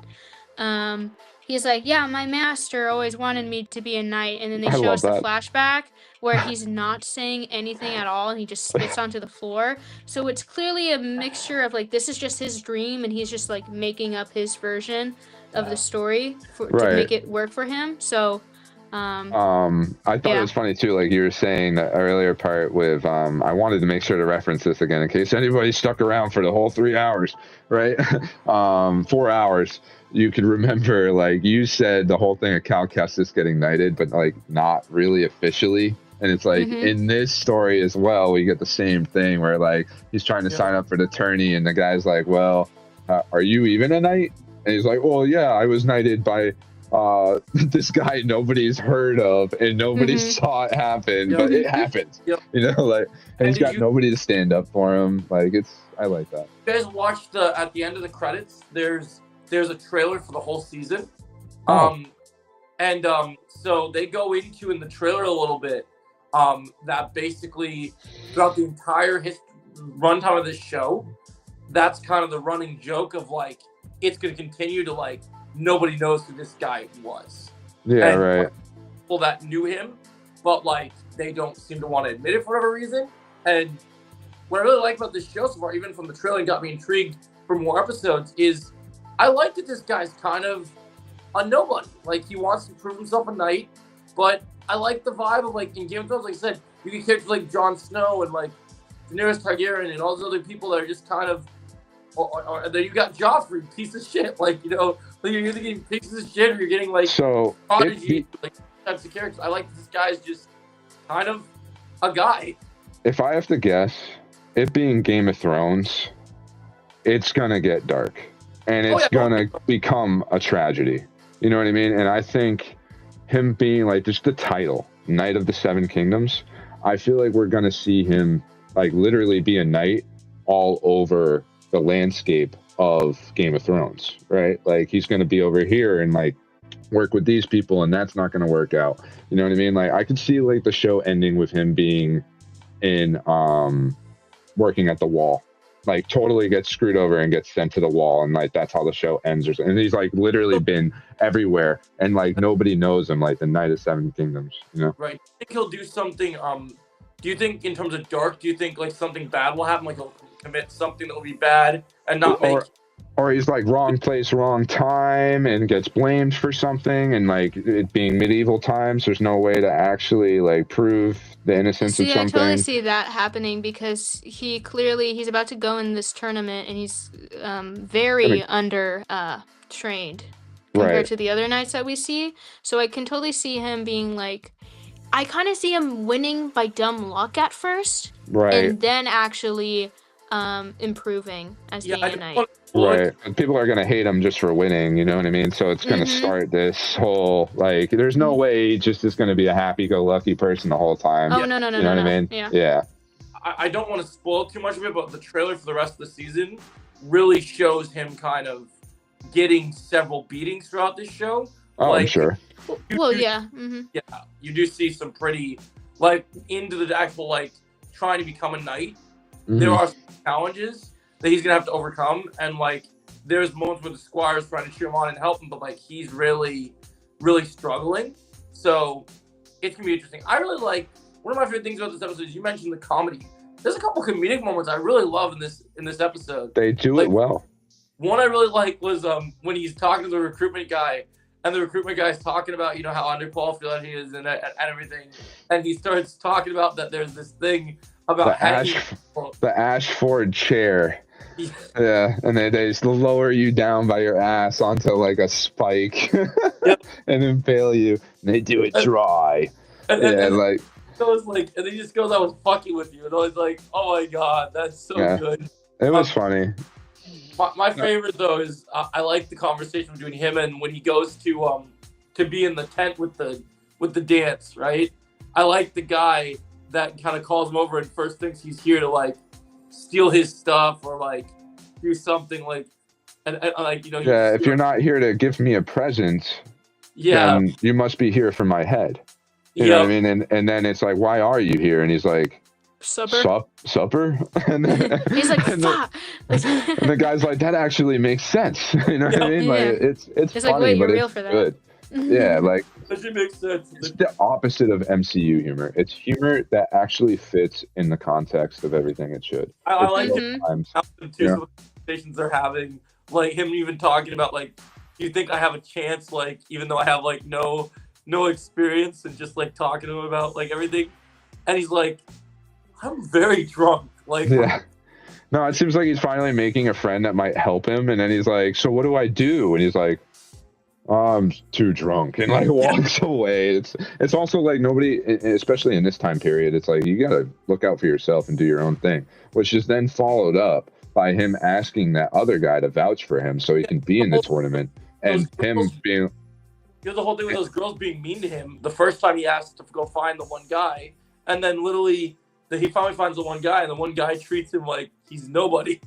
Right. Yeah, that's what I was getting to. Like the guy that is like, why should I do anything for you? You know what I mean? Like that's very much like how people kind of were back then, especially with any kind of like I don't know. Well, it was all about your reputation. Right. And the higher up you are, the more you're likely to act that way, especially towards what looks like a peasant or a farmer. You know, I'm a knight, and he's got a rope, like holding his sword up and everything. Like it's great, you know. So you don't look like a knight. You look like you walked out of a farm, and you smell like it too. You know, like it's gonna be cool to see the development of him, most likely becoming a real knight. I'm glad he finally got a real name. Yeah, smarten up a little bit. Duncan the Tall. Just imagine he actually kept that name the entire show. Dunk. Oh, Dunk. Just dunk. That's he ridiculous. Dunks on them. He does dunk. Yeah. Oh God, I'm sure there's got to be some fandom jokes being made about that already. Mm-hmm. It's like Dunk, the basketball player. Literally the modern retelling of the show in the next 20 years. You know, so like 7. The night. We modernized night. The night of the 7 basketball courts. Yeah. Write that down. Yeah, right. Yeah. I'm sure I'm going to dunk on you today, sir. Dunk. Oh gosh. That's good stuff. But no, yeah, I love it. I'm about it. It's great to be. This show made me realize that I told Ken I was going to do this prior to Supergirl coming out. I'm finally going to sit down and finish House of the Dragon because I have not finished House of the Dragon. It's not a bad show, you know. It's not as good as the original. I didn't stop watching because of the whole Game of Thrones thing. I stopped watching because of time. I just forgot about it. No, I get it. And it just wasn't as good, you know what I mean? Like, I had a friend once, like, say, oh, I don't really need to watch House of Dragons. It's just people trying to fuck people over. And it's like, that's all Game of Thrones really is. And it's like... I feel very compelled to watch it now because I know that that's the only thing we have for a reference of Millie's acting ability. So, like James Gunn literally cast Millie Alcock as Supergirl because he literally was like, he's talking to, what's his name? Peter Stafford's like, Peter, you gotta watch this show, man. You gotta watch this show. This is our hardcore, like, Supergirl right here, man. Like he literally said that. It'll be interesting to see. What'd you say? It'll be interesting to see. I liked her in that show quite a bit, so. I gotta watch it. I want to continue to watch it because I really like Matt Smith was one of my favorite characters in that show, and I really liked what I saw of him so far. I'm watching Game of Thrones chronologically. Yeah, she can watch the House of the Dragon after this. Oh wait, didn't you say this was a prequel to the original show? Yeah, at least I saw a video, but I may be wrong. But I saw a video talking about how House of Dragon is like hundreds of years before the original show is the only thing. So I think you'd be a little mixed up if you go that way. I think House of Dragon might actually take place before Night. Right, that's what I'm going to say. House of Dragon, then Night, then Game of Thrones. I don't know, man. Yeah, if you binge watch House of Dragon, you know, right before this one ends, you know what I mean? Right, I sure could. Or honestly, I'm okay with doing it a little backwards, you know. Yeah, it's only 2 seasons too. It's not that much. Mm-hmm. And then this one will this is a mini series, so it's even shorter. Yeah, super quick. Yeah. So. I've seen all the episodes of Game of Thrones from season 1 to season 8. I've seen a few episodes of House of the Dragon, but I figured this, like, we'll call it miniseries, as you said, seems pretty contained so far into this one small story that you can watch without seeing House of the Dragon. Which is how a miniseries should be, you know, like it. I think you also just get more quality of a story with a miniseries because you're not like, oh, we're gonna make it another season. We're gonna make it another season. Is the last season gonna be good? Like, look at Stranger Things, right? Compared to somebody that has a definite beginning and a definite end, and it all is going to tie together because it's all already written. You know what I mean? Like, you're gonna have a more cohesive, put together story in a miniseries in general. You know, I think this is a miniseries because I know miniseries are different than like regular series, but do miniseries, are they able to, even though they tell small stories, is there any scenario where this bleeds into more than one season?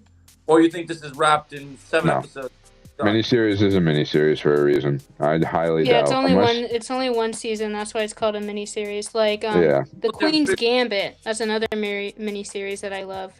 I just feel there's been situations where a miniseries became so popular that they end up developing into a series. I mean, it's what? possible, but I think they purposely made sure that the Night of Seven Kingdoms will end in one I think season. he'll die at the end of it, to be honest. And that'll give you your definite ending of like, how do you even continue this with side characters, a spin-off, I guess. But like, what miniseries do you know that turned into something else? I'm just curious.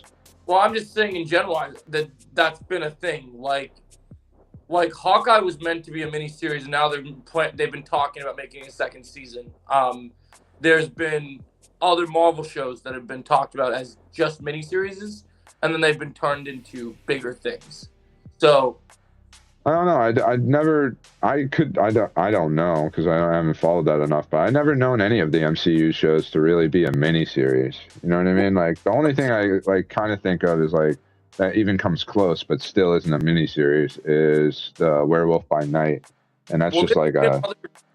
So here's some other. So I looked it up. So like Good Omens was supposed to be a miniseries. Same thing with White Lotus, and then they turned into more than one season. Yep. 13 Reasons Why. 13, oh, really? I feel like they almost had more planned for that one. I could be wrong though. But those are those are just for examples. There's more, but I'm just reading those three because they're what we would know. Good Omens is an example of why not to do it. Yeah. Especially because they went off source material. That's the other problem is like sometimes when you do continue stuff like that, it's just not as thought out because it was meant to be one thing. Like Good Omens is based off a book, and the whole story is the first season. So everything in the second season is completely made up by the writers. You know what I mean? So, Yeah, I feel like this is going to be one of those things where it's probably just going to be a one-season miniseries. Just 7 episodes. Just tell the story, and hopefully it's good. But I get you. You're like, I just want more good Game of Thrones. Could there be more? Yeah, I'm just wondering in general because, you know, it's just like, if I enjoy something. True Detective. That was one. And that was a good one. It was a miniseries. I remember when it announced. And it was Woody Harrelson and Matthew McConaughey. And it's a good show. I heard nothing but good things about it. And eventually, they were like, you know what? We're bringing it back. And they made it so that every season's totally its own story. And like different characters, like Matthew McConaughey and Woody Harrelson are only in the first season, you know? Well, the good news is about Game of Thrones is even if this is a miniseries, they do have other stories in this world to tell. So like, if this, this is a miniseries, cool, we're getting this story, this character dies, we'll just move on to the next story in Westeros that needs to be told. I mean, they're still working on more seasons of House of the Dragon, I think. Season 3 comes out this year as well. We're getting 2 Game of Thrones shows this year. That's pretty stoked. So I'll make sure. Do we know the release date for season 3? I can look it up. Because I'll make sure to catch up on where I'm at on season 1 and 2 before season 3. Let's see. Summer. No official release date. Because that's interesting. That's going to be really good for... That's Game of Thrones. Supergirl. That's going to be really smart. Because... I thought she was the girl who aged up and she isn't in the show anymore.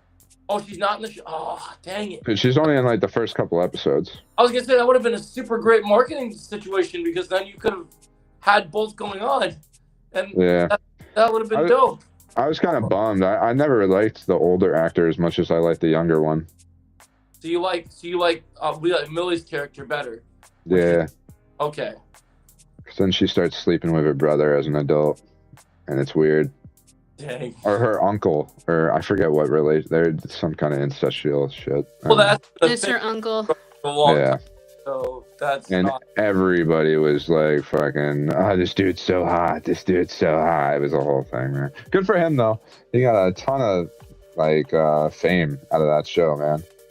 The guy, I forget who the character name of him, but he's like the bad guy, but he's actually not a bad guy. Damon? Yeah, Matt as far as I remember. Yeah, Matt Smith's character. Oh, that's Matt Smith? Yeah, Okay. Huh. talking about my guy. Like The Good for him. Doctor. The Doctor him. Who?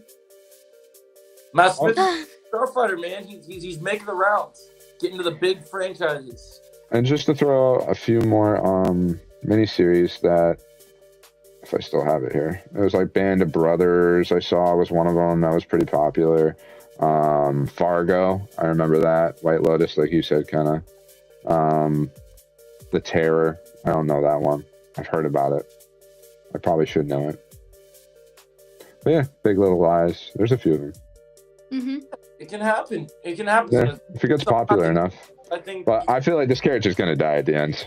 Yeah, you but- can just miniseries that just ends his story. Whatever happened to that one Game of Thrones show they were doing? There was something about Jon Snow they were working on, and then whatever. Yeah, I think that got canceled. There was a Jon Snow show. I swear it got canceled. Hold on. It did. I remember being that talked about. You know what I saw about the Game of Thrones actors? Oh yeah, canceled. I saw Put some. on hold indefinitely, actually. Okay. No, so it could still happen if they ever decide to pick it back up. It says effectively canceled.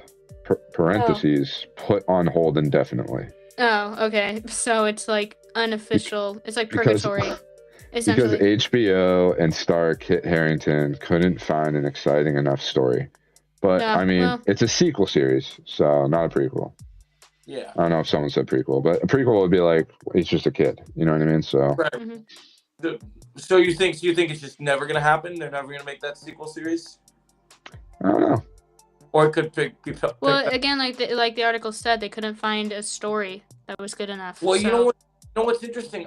Yeah, that makes sense. What's interesting is I saw something with the actor who played Jon Snow. He's in the Harry Potter audiobook right now that they've been doing. Oh, And people were talking, because he's a British actor, right? People were talking about him for the Harry Potter show, and they were saying that in the book he voices, or I don't know if he voices, because audio book, would you call it voices, or how would you say that if you hear? Like, I guess you would hear his voice. He did voice work for Gilderoy Lockhart from Harry Potter, and which one's that? the guy that played Jon Snow. Yeah, I know. What Harry Potter character is that? Gilderoy Lockhart is this teacher that was the second Defense Against the Dark Arts teacher, and With he the was eyeball? also a book writer. He was the phony. He was the fake guy The that was eyeball. basically pretending to be famous and be this great wizard. With the big eyeball, right? Goblet of Fire? No, before Goblet of Fire, he was in Chamber of Secrets. Oh, the blonde dude. He was actually ginger, but yeah. Oh, okay. Yeah, my bad. Yeah, and he was like full of himself, and he was scared the whole time they went down into the chamber, right? That guy. So I Yeah. saw people saying that he should play him in the Harry Potter live action show because they said that he does a really good voice of him, and his version of him in the audiobook is really good. And I Huh. thought it was interesting that his name was popping up again. Just because God. Because he's kind of stretched in, because there's the whole thing about him being in Eternals for a little bit and then being set to be the Black Knight, but we have no idea what will come of that. Right. I've heard Eternals. rumors he might be in Midnight Suns, but I don't know how concrete they are, because Blade did recruit him. So the first hint we got of the first hint we got of Mahershala Ali was he was talking to him about a sword. So maybe Terrible reference to Blade, where it's like, hey, this character talks off screen for a line, and we're supposed to know it's Blade when we've never even heard his voice before. It's like, dude, what are you doing, you know- Marvel? know it because we heard about the Mahershala Ali casting, and it sounded like Mahershala Ali. So that, Yeah, so we had to put it together, literally. Like, yeah. I don't know. That's almost like Stranger Things, Jonathan and Nancy breaking up and everybody not understanding it. It's like, you guys need to at least explain what you're trying to convey a little bit. Like, I get it's like an Easter egg thing, but Yeah, people have been literally begging for Blade forever, and that's all you give them. It's kind of a slap in the face, you know? We should have got actual Blade in that movie. Yeah, why couldn't you just put him in a scene? Like, for real. You know? What is it? I don't know. Not done yet? Is it a hiding factor? What's going on? They're just afraid of debuting Blade because then they have to actually commit to it, I think. You know what I Yeah, think that makes sense. that's really funny. I was thinking about that's kind of hilarious on this since we're talking about this situation because What? we don't have because Oscar Isaac is walking away from Moon Knight. You know what I was thinking about? That's kind of funny since What? Marvel likes to do this because the whole what if thing. No, What? don't do it. Watch Oh, Blade and Moon Knight. watch I'd Blade kill Knight, myself. new Sorry. Blade. We watch Blade Knight be the new like Moon Knight like / Blade. Listen, it Yeah, was next cool time. for the what if, okay? But I don't want that to be the actual I don't- thing in the movies. I don't want it either, Kenna, but that's what I'm telling you. I'm saying this because we don't have Moon Knight. So Oh, and you're saying of what Marvel would do, not what you saying wanted. that Marvel Okay, would- I I'm get saying that. Marvel would Yeah, do no, I think I would die. I think I would die in my seat in the theaters. Yeah, that would be Yeah, my that would be a death. bad move for them, for That would sure. be my death. hasn't expected what they've done in the past. Because remember, even though it's not confirmed yet, the moment I heard that what's her face, Haley Atwell is going to play multiple roles in Doomsday, we're going to see Peggy Carter as Captain Carter in Doomsday. Oh, We need you to know what? I accepted that though a long time ago, so that's fine. That Like- character they keep trying to force on people that nobody wants. Literally, That character. when there's so many other better characters. Yeah, people hate that character, but we're going to see that character. Like it's going to happen. I thought I really hate that Disney's the one that made it too, and it's so recent. It's one of the newest characters in Marvel, literally, and we're gonna I get think it it straight wouldn't to be live so. action. Here's my thing: is that if it was just Captain Carter was gonna show up in Doomsday, fine. But I think what really irks everybody about Captain Carter in the first place is that okay, she was introduced in a What If episode, but then instead of this is the fault of What If, instead of being a show that's about different versions of like actual like crazy new stories, they kept pushing Captain Carter through the entire every single episode as like this one big like kind of almost like mini movie, and it's like no one like we want to see new characters as new different versions of themselves, not Captain Carter. And then I you see- honestly think you're gonna get boos in the theater when she actually shows up on Oh screen. yeah, Literally. you will because You could go see the movie a second time and know when it happens and get your phone ready to record the moment. That would be yeah, funny. Yeah, because if you think about it, in Multiverse of Madness, which I know some of us haven't seen it in here, because I don't think Kenna watched it yet. Watch what? Watch Multiverse of Multiverse of Madness. Oh no, yeah, no, I already know she's in that movie, yeah, but I haven't watched that, it. but it gets killed pretty quickly. Oh so- yeah, I know about that. That I would prefer that was the end to her live action career, but I mean, Or it's like you I can didn't- have Peggy. I'm fine with Peggy, just not Captain Carter. Right. yeah, no, I just expect her to appear unless Everyone's over. I No one miss wants it when multiverse anymore. Peggy Carter was like an agent, like she was a spy, right? Like in her own show, not just Captain America. Oh yeah, they But- pushed the Captain Carter thing because I'm sure they have a reason for it. I don't know what they'll do for it. Hopefully it'll be a small one. Hopefully it'll be something like she just gets killed right It away. will be small. Or like you said, Joey, she's gonna be like part of Doom, maybe? Well, yeah, well, if she's an evil version, I'm just trying to think what her role would be like. Because she, It's how do you, Just such a slap in the face to Captain Britain. yeah. You Why can't we- literally just ran him over with a brand new character. You didn't even like, oh, we changed Captain Britain. Nope.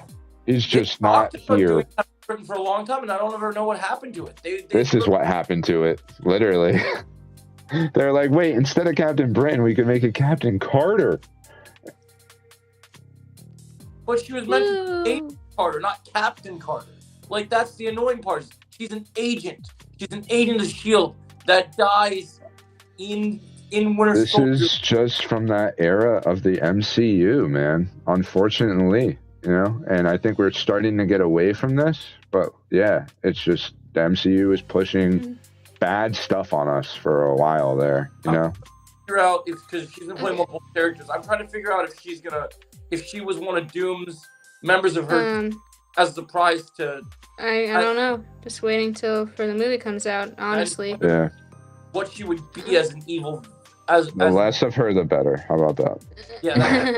That, I'm gonna go. No, yeah, we're gonna wrap up. it's that time. Yeah. All right. Goodbye, everybody. Well, Take it thanks. easy. Thanks for watching episode 46 of the Legion of Creators. We'll be back next week talking more you. Most of the stuff we're talking about this week, but newer episodes and some other stuff we might consume. So come by and check it out. We'll catch you then. That's a Game Boy production.